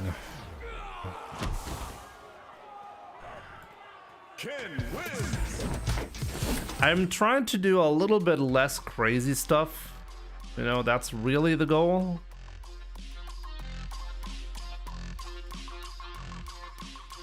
The moose is loose. That's pretty good. Now, find a new rival. One thing that I've noticed is like the parry button is a slightly different position. So sometimes when I'm trying to do medium punch, I accidentally press the parry button. But I'll get used to that. That's just a minor adjustment.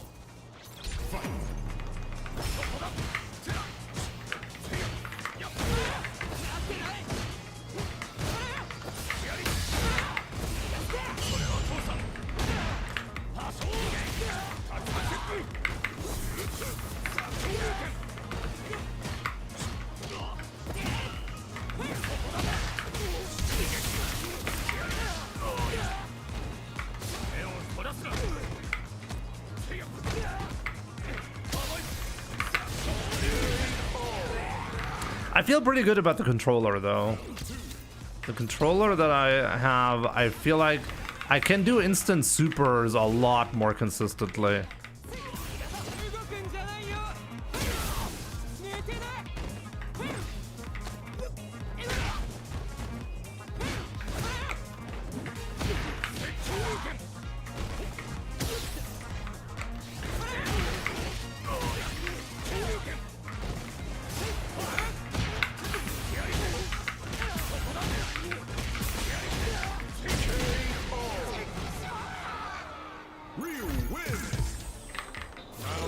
And the controller, novablade, exclamation mark novablade, and you'll get a link. Corsair sent me one for testing, and I think I'll keep using it. I don't think I want to switch.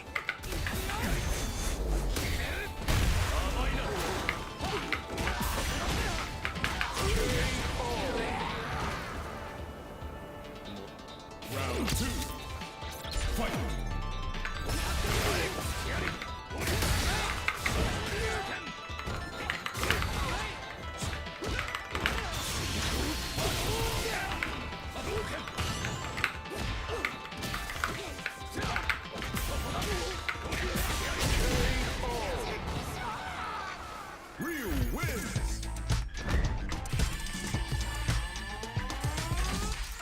Another Smurf. I've genuinely almost exclusively playing on Smurfs right now. Like, what is going on? Like, what? At Mark the Shark, I think the only non-Smurf account? It's crazy. That's actually insane.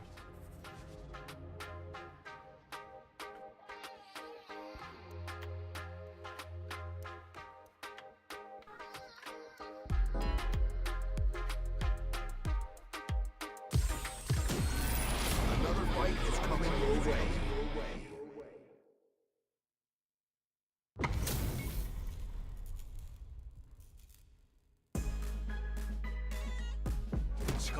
Round 1. Fight.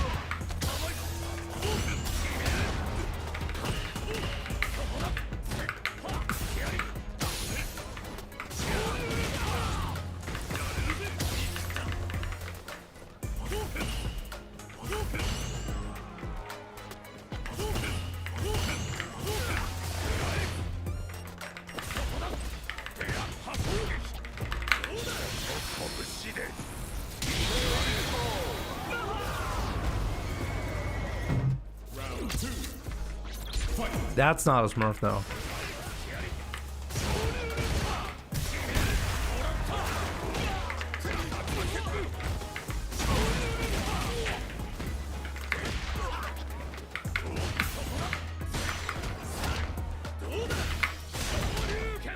Really? Okay.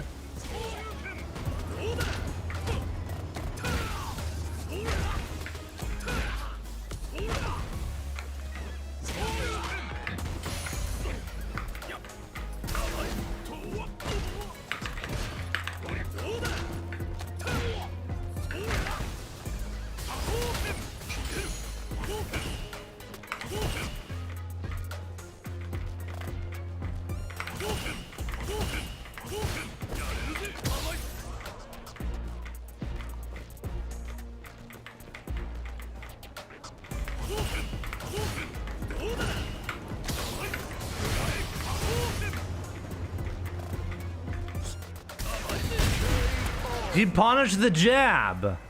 Gotta be shitting me.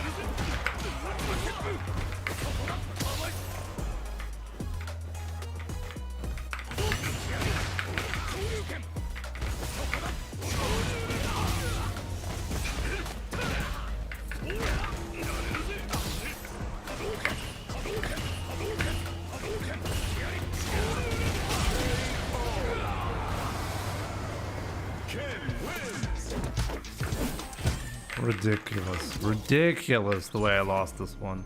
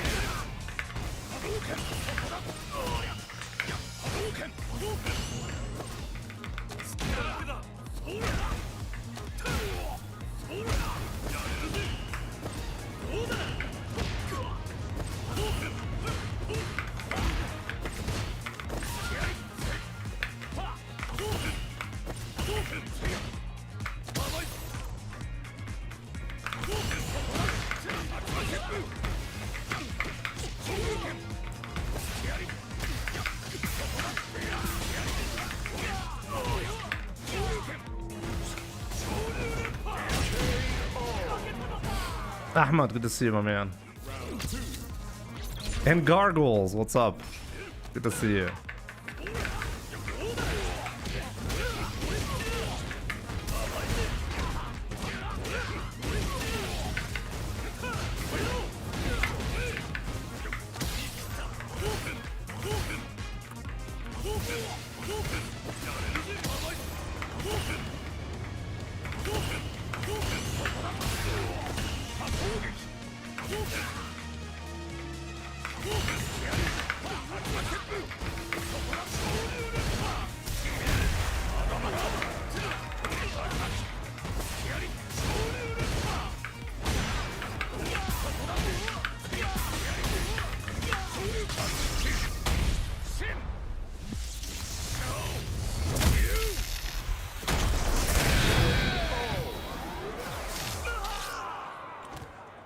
Modern Smurf. This is not a Smurf.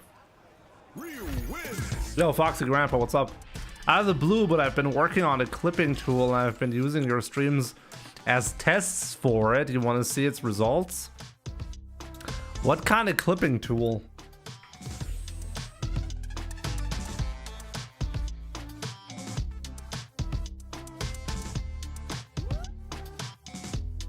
Give me a second.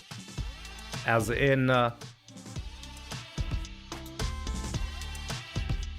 sure, I can show you 1 minute. Okay. It basically clips your streams while live. Show me. You're a developer? I mean, I've developed various tools for my personal stream to automate certain processes. So definitely interesting what you got there.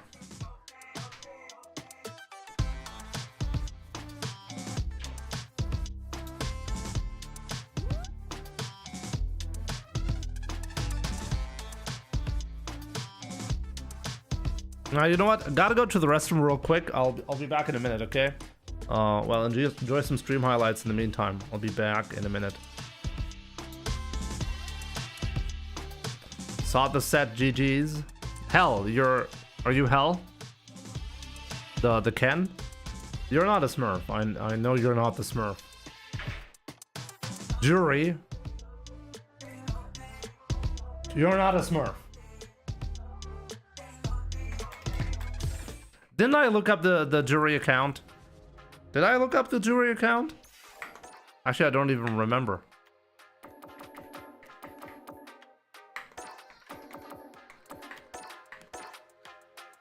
So you're telling me you're just a genius?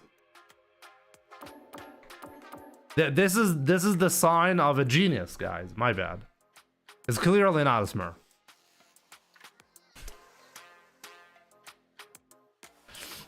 I swear to God, I don't play often. So you have no playtime, but you have good enough playtime to be really good with the entire cast? Yeah.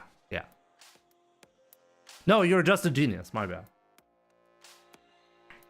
Come on, dude. Like, at the very least, like, try to say something that makes sense, okay?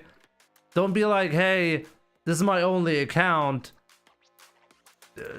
I swear I'm just a genius.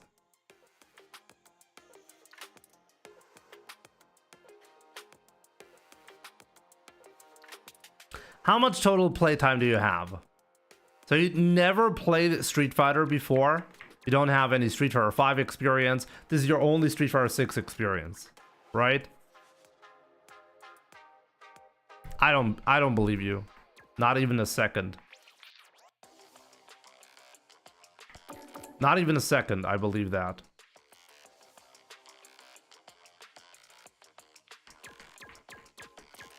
Says 480 hours on Steam. Here it says 240.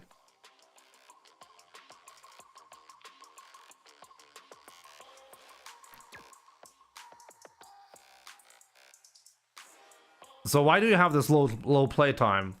Where does that come from? Actually, how do you do the filter on? Oh, here, right. Just to get this straight.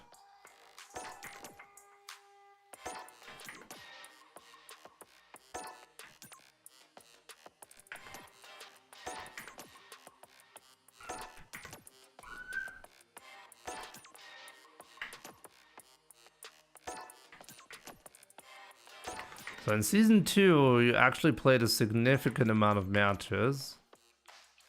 Season 1, you played a ton.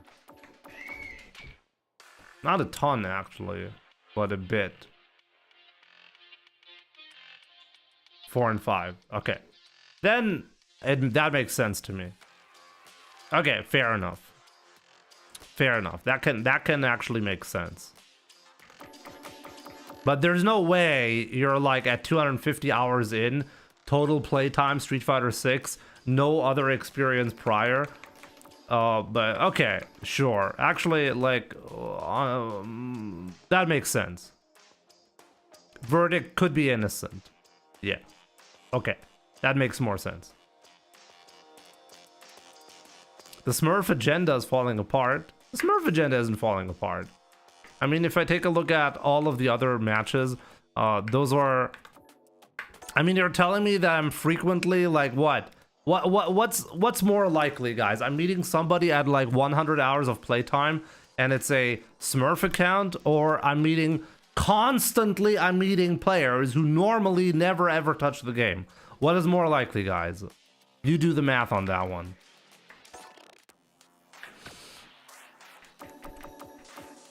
I mean, you think this guy is not a Smurf? That's not a Smurf? I just happened to run again against somebody who happened to almost never play the game. You think this is not a secondary account? Seems legit. Seems legit. It's really no wonder why people get depressed when playing Street Fighter 6, because they see all these 100-hour accounts and think, oh god, I gotta be really terrible at the game. At 100 hours, I'm actually still stuck in Platinum League. But no, guys, those are all just geniuses, okay? That guy, that was a genius too. Look, 52 hours. It's insane for me to think that's a Smurf. No, that's gotta be a genius. He's just really good at all the characters that he plays. And he doesn't have any prior experience. I just happened to run into this guy, and he's just a genius. This is just a genius, guys. It's not a Smurf at all.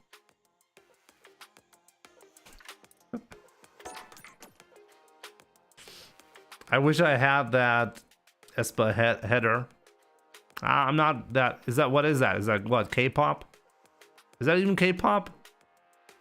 Is that J-pop? Whatever.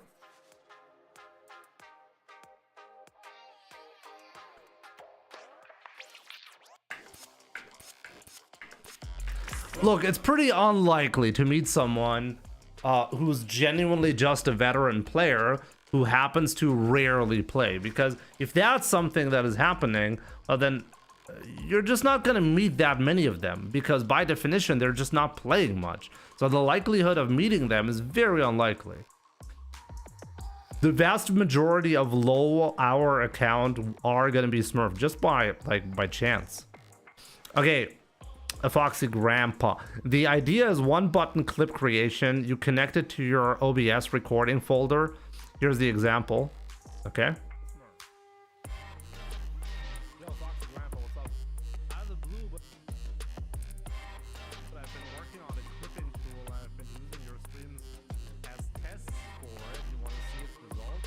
Wait, you just created that with a single click? Really? I actually do have a tool, by the way, to auto edit my clips that I generate into shorts. So the shorts that are on my channel, they are actually not edited by myself, but well, I wrote code to automate that process. But that's quite interesting. So how do you decide the length of the clip?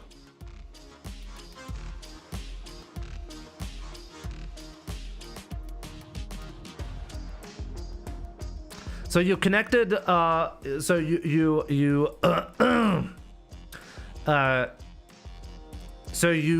like what? WebSocket? You use the WebSocket server to connect to OBS? Fair enough. I've done that plenty of times.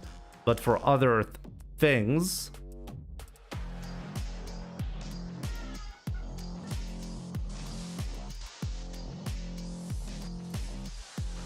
it's done by your recording through OBS. So if you make a short recording, it'll just use that.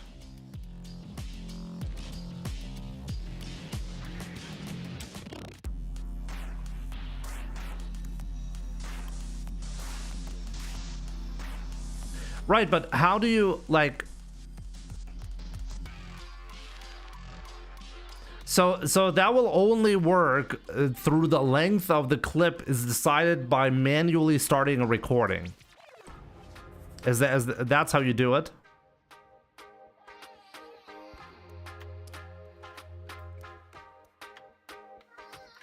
So basically, whenever I stop the recording, it'll automatically use that file and then edit it.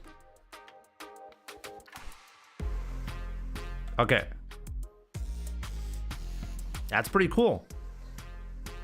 That's pretty cool, I gotta say.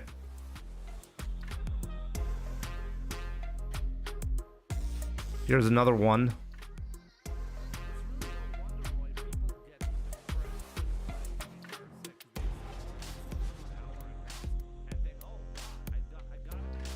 That's actually kind of funny.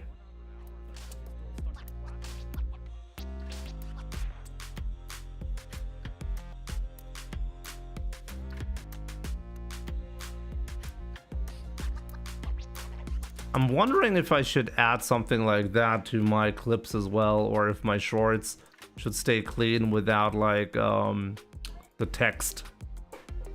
It's pretty good. Yeah, nice. That clip is gold.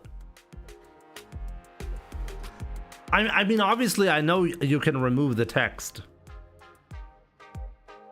I have, as I said, I have a pretty similar tool. So basically, I mean, I use replay buffer whenever something interesting happens. And here's the downside, basically, of what you're doing. I can't know when something awesome is happening, so I can't just like keep a recording live. So I have to use the replay buffer feature, right? So when something interesting happens, I just use my hotkey to save the clip, and usually I label it in some fashion. And when I'm editing it, in my edit, I just choose, okay, where do I want the clip to start and where do I want it to end. Usually not more editing is necessary. And then in Vegas, I use the Vegas API to automatically create 2 different versions of the clip. One for like a Twitter post, like with 16:9 aspect ratio, and one as a short where, well, I automatically edit it so that it crops into my face, puts it down there, has a second clip for the gameplay portion, and properly puts it there. All of my shorts that you see on my channel are created by the tool that I made as well.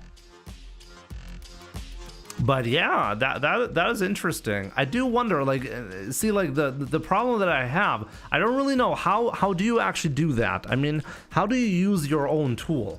Because you're basically limited to like clips that you are mentally prepared to make. It's not something that, okay, like on a live stream, something unexpected happens. You can't really like use your tool for that before, like, unless you are, well, editing it and well, if you're using the replay buffer feature, you still have to set the start time, right? Like in post. And I think that that's like the biggest downside. I've been thinking about optimizing this setup as well, but I can't find a solution to that problem. Yeah, let's say you want to use it post-stream. You would still have to prepare the perfect footage. Like the perfect start and end.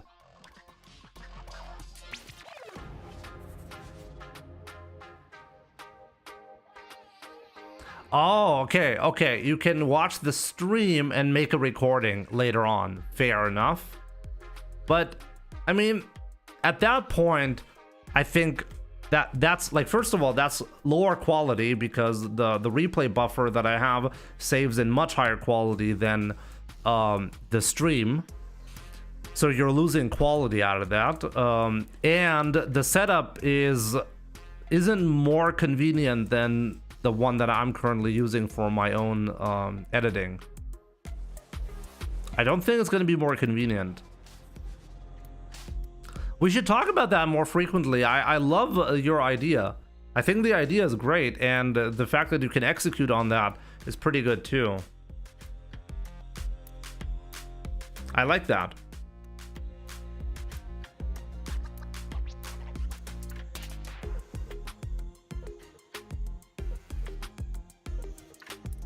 I mean, you could say thank you, Jimmy.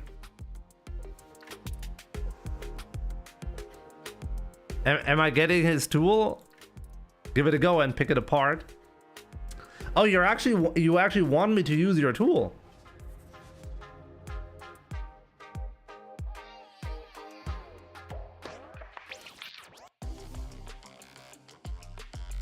I really love the idea that you developed something that lets you do that kind of stuff.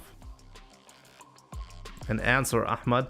Oh yeah, I've been only watching Twitch comments for a while. Sorry about that, Ahmad.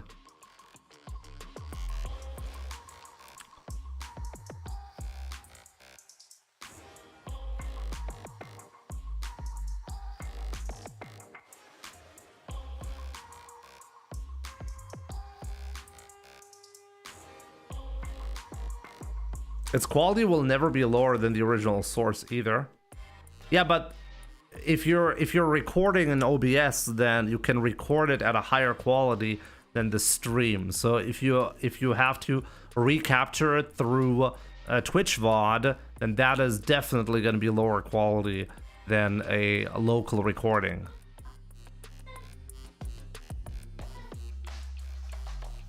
But yeah, if you create it live, then that's going to be good quality. Yeah, exactly. You can make it into the recording and then it's going to be good quality, right? But that's the thing. I will almost exclusively would have to use it not live. Very rarely do I like prepare for a clip that I want to specifically make for YouTube Shorts or as a video. Less yapping, more street fighting. Yeah, that's the replay buffer power, but here's the downside of the replay buffer, right?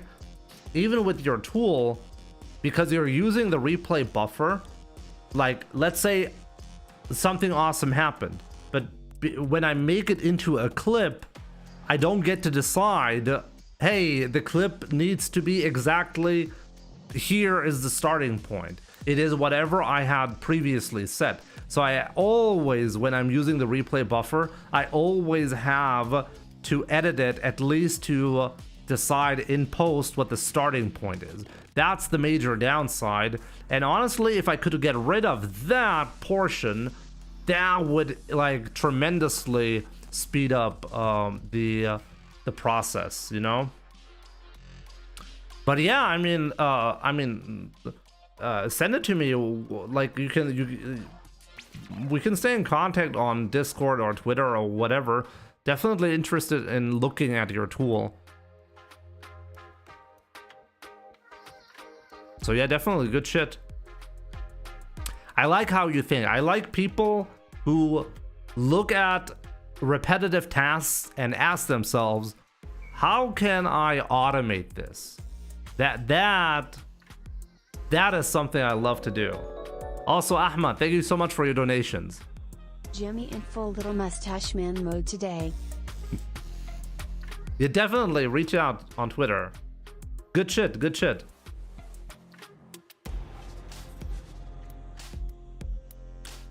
You want to check his tool? I definitely don't want to check your tool, Khalid. I'll be right back, guys, before he kills me.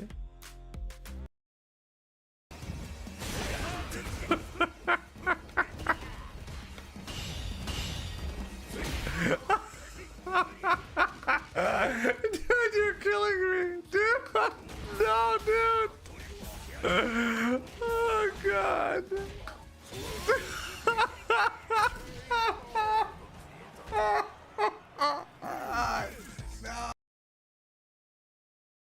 Commanding right now for Meguto, a little dry, has to back away as soon as it's turned. Oh, just walk up throw. Right in, getting within throw range and nailing that throw. Punk at critical art territory needs more than just a hit.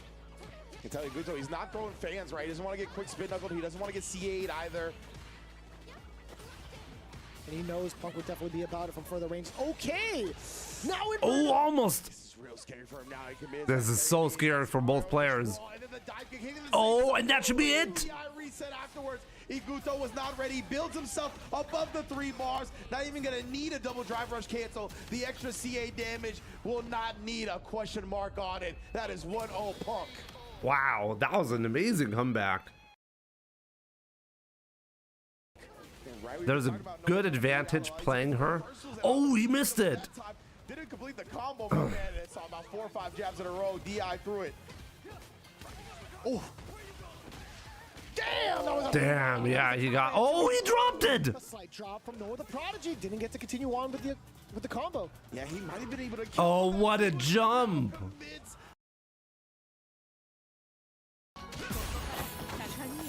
Tanzania.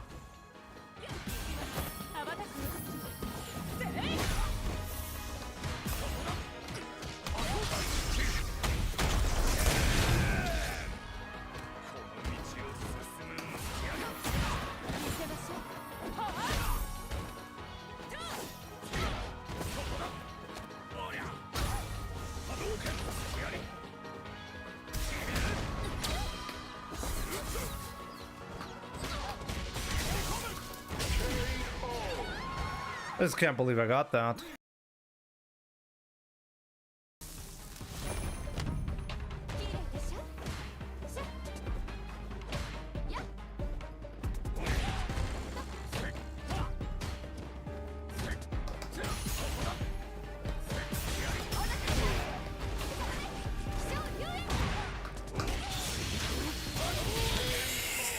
Ooh, clutch that one.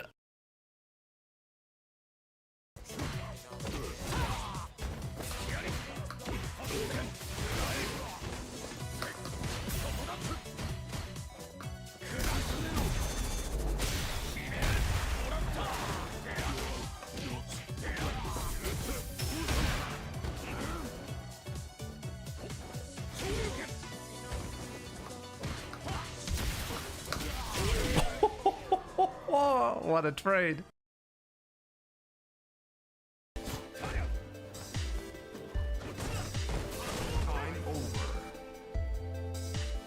Oh! A draw game through timeout? I've never had that happen.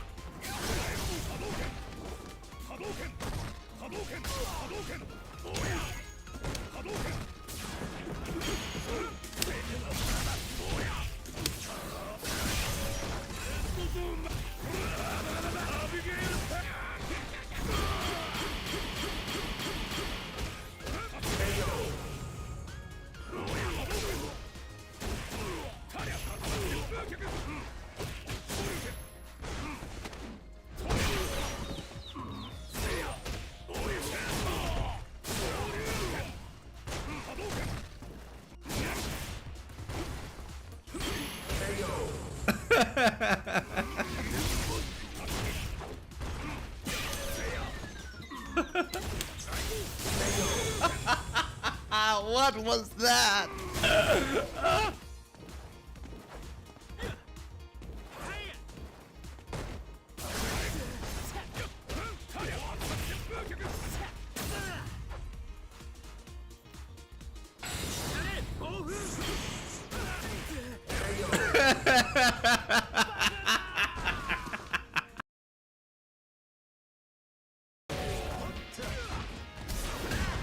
It's okay.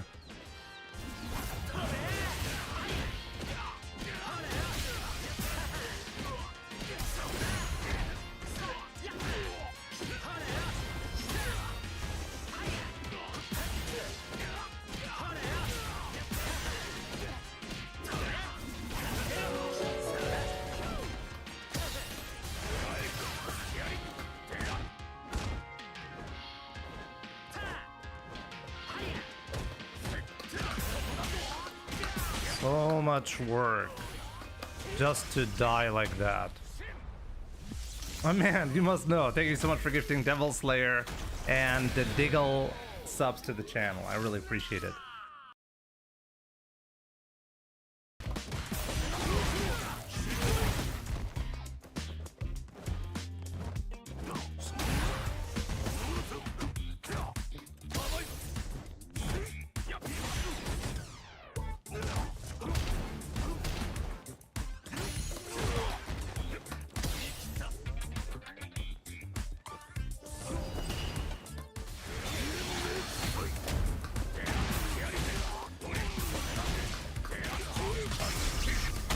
Oh boy.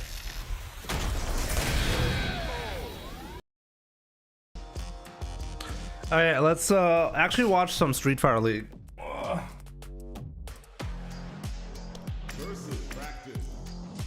Versus practice. He's been super disciplined with not trying to overcommit with a jab or a throw tech as well. He's really good. He got counter hit in the first interaction of the set, and he's just patiently blocked out most of the. Oh, he is doing a spin knuckle now. He's not going to go for it. He's not sure it's going to kill. I think it might have. Combo DDP connect. Drive Rush nothing. And Hashigeki, yeah. He's attacking that cage. He's going to try and burn her out here. One more hit will do it. Good joke's trying to recover some bar. Good, he's not throwing a fireball either there, Kusanagi as well. Not to be overzealous with it. There's the fireball, but he's got more drive gauge here, Joker. So. Out. Oh, it's Yoren this time. Mixed up. This one's so tough. He's gonna hooligan out of nowhere. On this occasion, he ducks and tries to jab him out, but it wasn't what he thought it was gonna be. Bear in mind as well, Joker done that when he had no health before. Oh, I just realized I have to get rid of the game sound. Let it rock. Started introducing those hooligans more. Sorry, the spin knuckles in neutral. Nice check. Joke's almost burnt out here. That's exactly what's gonna happen. Gotta hold this here. He's just gonna hold it for a little bit. Oh, got a little bit antsy there. He's trying to challenge. Walk back. Oh, that's gonna be good. He'll get his gauge back by the time this is done. Understood, just thinking of the next round. But go for broke here. He's got game point. Joke's looking to get his second 10-pointer. Good jump away. Of the season. Oh, he's gonna throw everything in the kitchen sink now. Yeah, he's gonna do everything he can here. Kusanagi trying to get a sneaky hit. Joker has identified it. Oh. There we go. There's it's one. Pro. Yeah, he saw it. He saw it. Big bait. Calls it out. Jokes. He's just taking a look towards the corner there. It's interesting as well. Kusanagi is Muslim. It like Cammy fully got off the ground, so he knew it was coming. Stare down. Whoa, not doing anything. That was brilliant. And anyway, after the stare down for so long, opened up with a low forward drive rush there from Kusanagi. Still not trying to overcommit again. Kusanagi's just slowing it down here. Joker's just having to reassess how he approaches. Gets in with that OD dive kick. Oh, the counter hit works this time, but didn't follow through. Oh, he got rid of the tension charge there, F-word. After slowing it down so much, he aggressively goes in all of a sudden. So this is something you really need to do. You need to show your opponent that you're willing to go in aggressively and also to just like slow it down very, very painfully as well. It's been a little while since he's done one, but low on drive gauge. I feel like the quality of the stream could be better. Oh no, we're punished. No answer yet. Both these guys are a bit flustered here. Oh my goodness. Or maybe not. Gained a ton of meter. Oh! It's guess for game. Oh, you could have done it! Delay. Burns himself out. No. He's got to hold this again here, Joker Jokes. He's about to get his level 3. On the clock. Oh, no, where's the cancel? He didn't get it. Ah, he got him. He hit him. He's gonna freeze. He hit him. He's got a chance. It's gonna freeze the farmer. All you have to do is light DP. Back in time. Light DP is guaranteed in that spot. Get a bit of hokey here. Oh. Yeah, he's going to back 10 seconds. Hooligan. Oh, come on, man. Wow, what a risk to take. Après avoir bloqué le speed knuckle, après le speed knuckle, t'aurais pu mettre la level 3. Tu l'as dans le coin, il décale des sauts, j'ai remarqué, c'est bon. Il fait que décaler des sauts. Des fois il va faire saut, des fois sur dive kick, mais il décale. Laisse-le. Been a while. University gives me no time to tune in. Young man, good to see you, my man. Everything is good. Yeah, I hope you're fine too, my man. Any ideas? I'm level 3. Someone gets a game against me, even if I've got the first one. It's as if like they've got a real insight. 16 months is hype. So I basically say that to say my heart's telling me to go to it now. Yeah, sure. Whatever you feel like. If you feel, yeah. If you feel it. Young man. 16 months hype for sure. Thank you so much for, well, the 16 months. I like it. You're playing well, but yeah, if you feel it, go for it. That's Mark the Shark. I just played him online.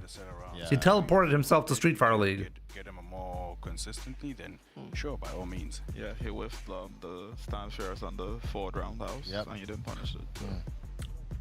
Maybe you should try it as well, Jimmy. A perfect balance of aggressiveness and calculation.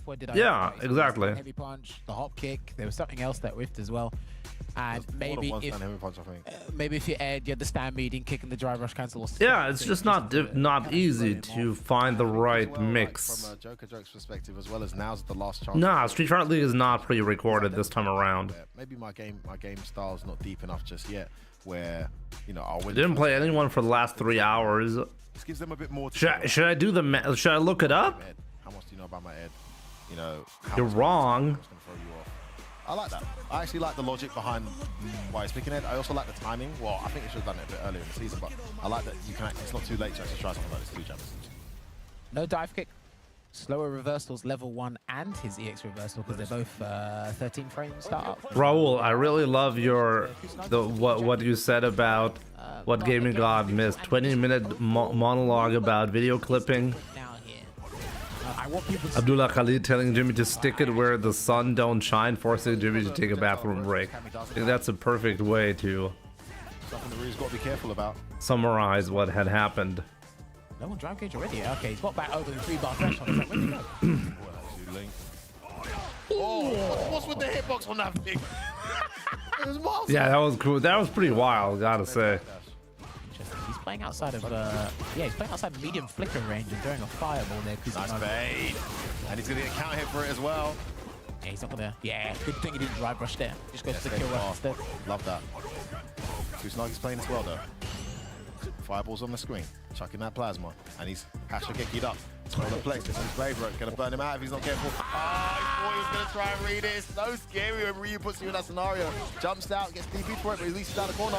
Wake up level 1. We spoke about it. Jam might have Soul Plexus abuser.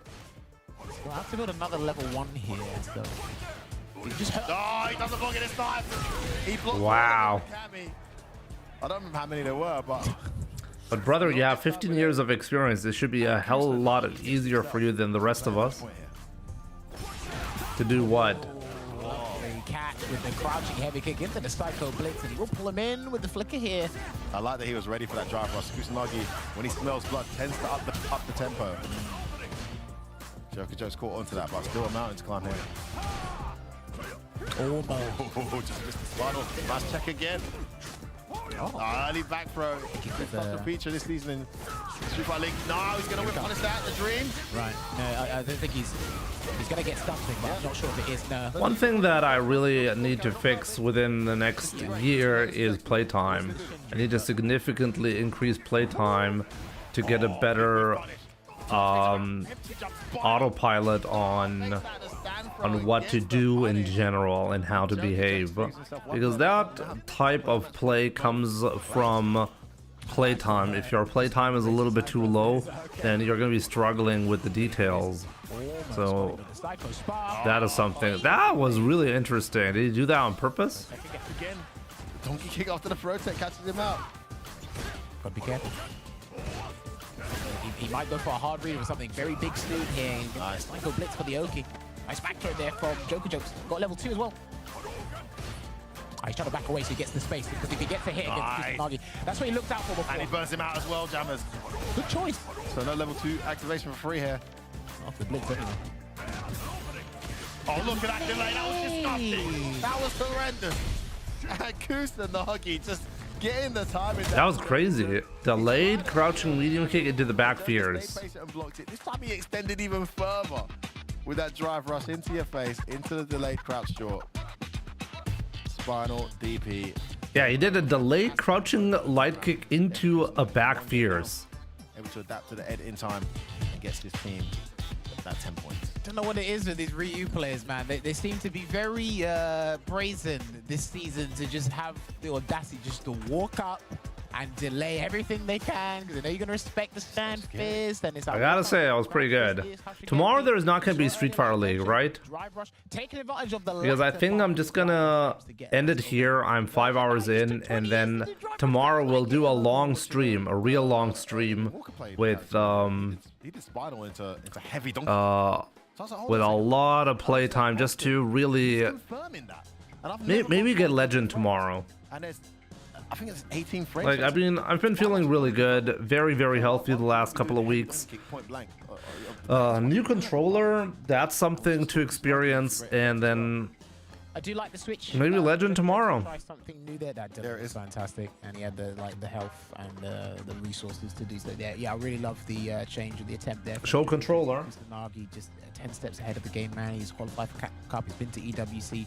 He's got that experience and knows how to really understand people's time. It's a really interesting one. The drive rush. I noticed that just by watching that set alone. So kudos to that.